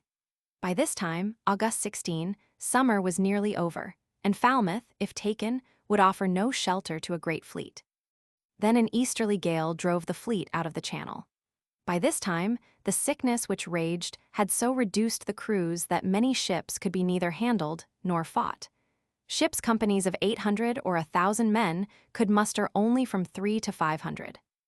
Thus bad administration crippled the fighting powers of the fleet, while the unaccountable military blunder of changing the objective from a safe and accessible roadstead to a fourth-rate and exposed harbor completed the disaster by taking away the only hope of a secure base of operations during the fall and winter months. France then had no first-class port on the Channel. Hence the violent westerly gales which prevail in the autumn and winter would have driven the Allies into the North Sea. Life of Admiral Keppel, Volume Roman II pp. 72, 346, 403. See also Barrow, Life of Lord Howe pp. 123-126. Beatson gives quite at length, Volume VP 395, the debate in the Allied Council of War. The customary hesitation of such councils, in face of the difficulties of the situation, was increased by an appeal to the delusion of commerce-destroying as a decisive mode of warfare. De Beausset urged that the Allied fleets should direct their whole attention to that great and attainable object, the intercepting of the British homeward-bound West India fleets. This was a measure which, as they were now masters of the sea, could scarcely fail of success, and it would prove a blow so fatal to that nation that she could not recover it during the whole course of the war. The French account of Lapeyrouse Bonfils is essentially the same. Chevalier, who is silent as to details, justly remarks, "The cruise just made by the Allied fleet was such as to injure the reputation of France and Spain. These two powers had made a great display of force which had produced no result." The English trade also received little injury. Gitchen wrote home, "I have returned from a cruise fatiguing but not glorious." This mishap of the French was largely due to mismanagement by de Gitchen, a skillful and usually a careful admiral. When Kempenfelt fell in with him, all the French ships of war were to leeward of their convoy, while the English were to windward of it. The former, therefore, were unable to interpose in time, and the alternative remedy of the convoy running down to leeward of their escort could not be applied by all the merchant ships in so large a body. In the spring of 1780, the British Admiralty had assembled in the Channel ports 45 ships of the line. The squadron at Brest was reduced to 12 or 15. To please Spain, 20 French ships of the line had joined the flag of Admiral Cordova in Cadiz. In consequence of these dispositions, the English with their Channel fleet held in check the forces which we had in Brest, and in Cadiz, enemy's cruisers traversed freely the space between the Lizard and the Straits of Gibraltar. Chevalier, p. 202. In 1781, the Cabinet of Versailles called the attention of Holland and Spain to the necessity of assembling at Brest a fleet strong enough to impose upon the ships which Great Britain kept in the Channel. The Dutch remained in the Texel, and the Spaniards did not leave Cadiz. From this state of things, it resulted that the English, with 40 ships of the line, blocked 70 belonging to the Allied powers. p. 265. A question was very much agitated both in and out of Parliament, namely, whether the intercepting of the French fleet under the Count de Grasse should not have been the first object of the British fleet under Vice Admiral Derby, instead of losing time in going to Ireland, by which that opportunity was missed. The defeat of the French fleet would certainly totally have disconcerted the great plans which the enemies had formed in the East and West Indies. It would have ensured the safety of the British West India Islands. The Cape of Good Hope must have fallen into the hands of Britain, and the campaign in North America might have had a very different termination. Beatson's Memoirs, Volume VP 341, where the contrary arguments are also stated. This is one of the most common and flagrant violations of the principles of war stretching a thin line, everywhere inadequate, over an immense frontier. The clamors of trade and local interests make popular governments especially liable to it. Annual Register, 1782. Chapter 12,